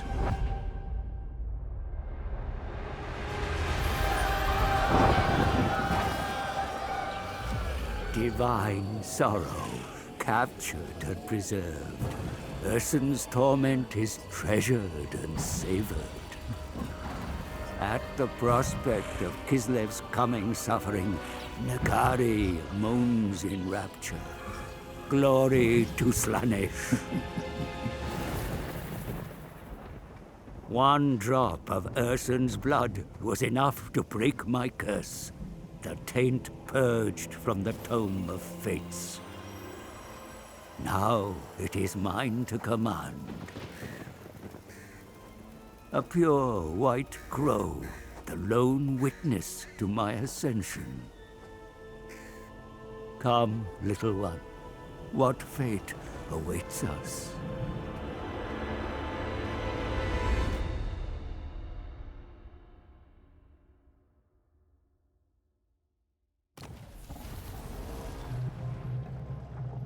Ah, there we go, we did it.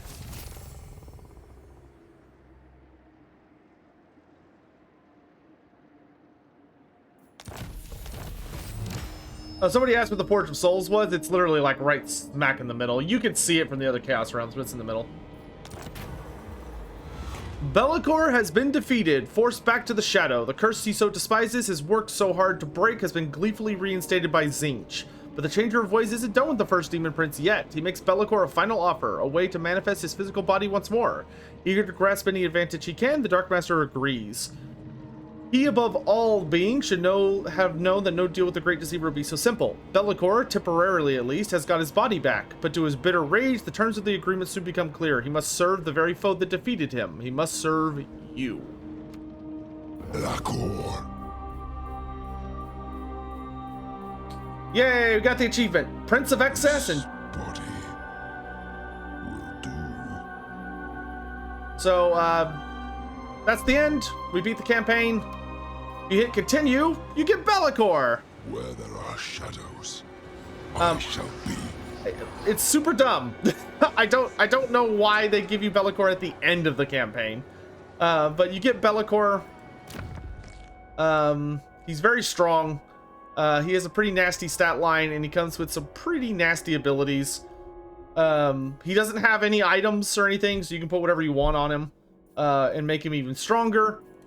He does have a pseudo-unique skill tree. So he obviously has the bit. He has lower shadows.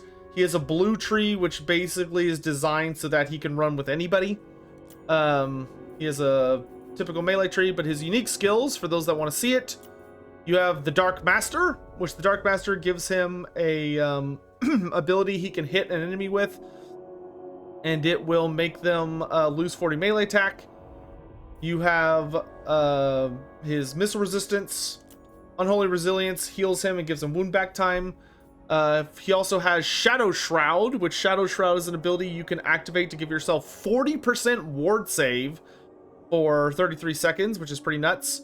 You also have the Blade of Shadow, which the Blade of Shadow makes it so that you get more armor. You could double your AP damage and get up to 40 extra melee attack for every enemy you kill. So that's the cap.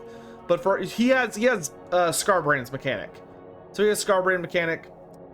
You have the Lord of Torment, which I'm assuming this is a bug, because it looks like this is supposed to be what gives you the gives you the Blade of Shadow, but for whatever reason they are yeah, so right now it doesn't do anything. And then Whispers in Darkness. Whispers in Darkness is it makes it where he regenerates so long as anybody around him is it's a very, very, very overpowered ability, to be honest. So he regenerates, and he also gets more magic just by being around people whose leadership is wavering. But yeah, you get him at the end of the campaign, which is pretty dumb in my opinion, just because it's like, oh great, I've already beaten the campaign, and now like I guess I just paint the map or something. But we're not quite done yet. There is an epilogue, so we have to do like 2 or 3 turns to get it. But we'll get the epilogue real quick, and then that'll be it. We're done with Slaanesh. We are done with Slaanesh. We have finished the Slaanesh campaign.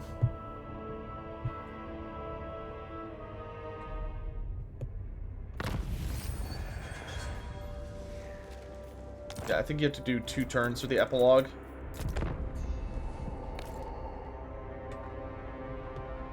Hey, we met the Lizardmen for some reason. We finally met the lizards. Tupok spawn. What's up? What's the deal with the timeline of the game? It's kind of nebulous, but this game is a prequel.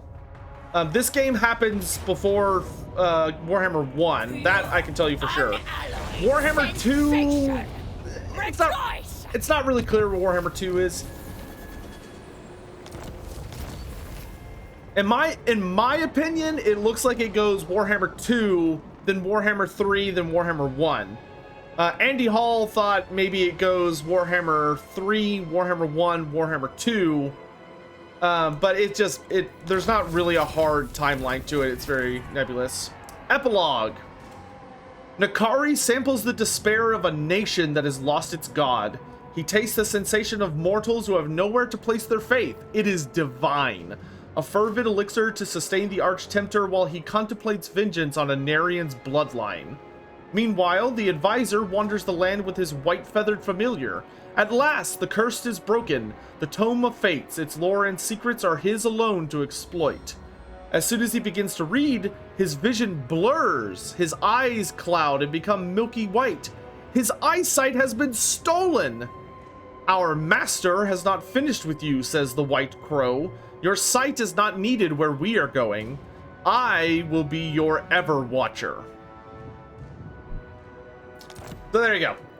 You get a little thing about what happens to your legendary lord, and then you get the whole thing with you get the whole situation with Sarthoriel the Everwatcher joining the advisor at long last. And that's the end! That is the end of the Slaanesh campaign. We did it. Oh my, what's the curse he was trying to get rid of? The Tome of Fates. By getting it, he was cursed. Oh, it's playing the credits, so I don't want to watch the credits, thank you. Alright, so that is the end of today. Not today, but that is the end of the stream for right now. I have to go help my mother with some stuff. I have to go, there's a lot I gotta do. We will be back for ogres later today. I don't know exactly when we're gonna be doing ogres, but it will be today. I have to eat food. I gotta run some errands for my mother. I don't know what's going on, but apparently she's not feeling well, so I gotta go see what's up with that. I really appreciate you all joining me. If you are willing to do it, a friend of ours, a friend of the stream, Commissar Azura, is doing a charity stream today. So if you want to maybe help out with charity, I would really appreciate it. It would be a really, really nice thing for you to do. Consider dropping by Commissar Azura while you're waiting for me to finish all my stuff. No, I won't be gone for 4 hours, guys. I'll be gone for maybe 1 hour, 2 hours. I'll be back pretty quickly. Please hang out with Commissar for a little bit. I should be back pretty fast. If you can, I would really, really, really appreciate if we could help her out with her charity stream. It's ogre time soon. Don't worry. Ogres are coming up very, very quickly. I hope you all have a lovely day. Take care of yourselves, and I'll see you in about 1 hour. So, thanks so much for watching. See you guys next time. Bye, guys. Bye-bye. Oh, Slaanesh raid. Slaanesh raid. Oh god. Oh god. Glory to Slaanesh, I guess. I don't know. I'm just winging it. I'm winging it. There you go. There's your raid message. There's your raid message. Spam that shit. Spam it. And also make sure you join up on the raid because you can earn channel points. Shake that rat, chat. Shake that rat. All right. Once again, see you guys in about 1 hour for ogres. I promise I'm not gonna like go to bed or whatever. I'll see you guys then. Thanks so much. Bye guys. Bye-bye.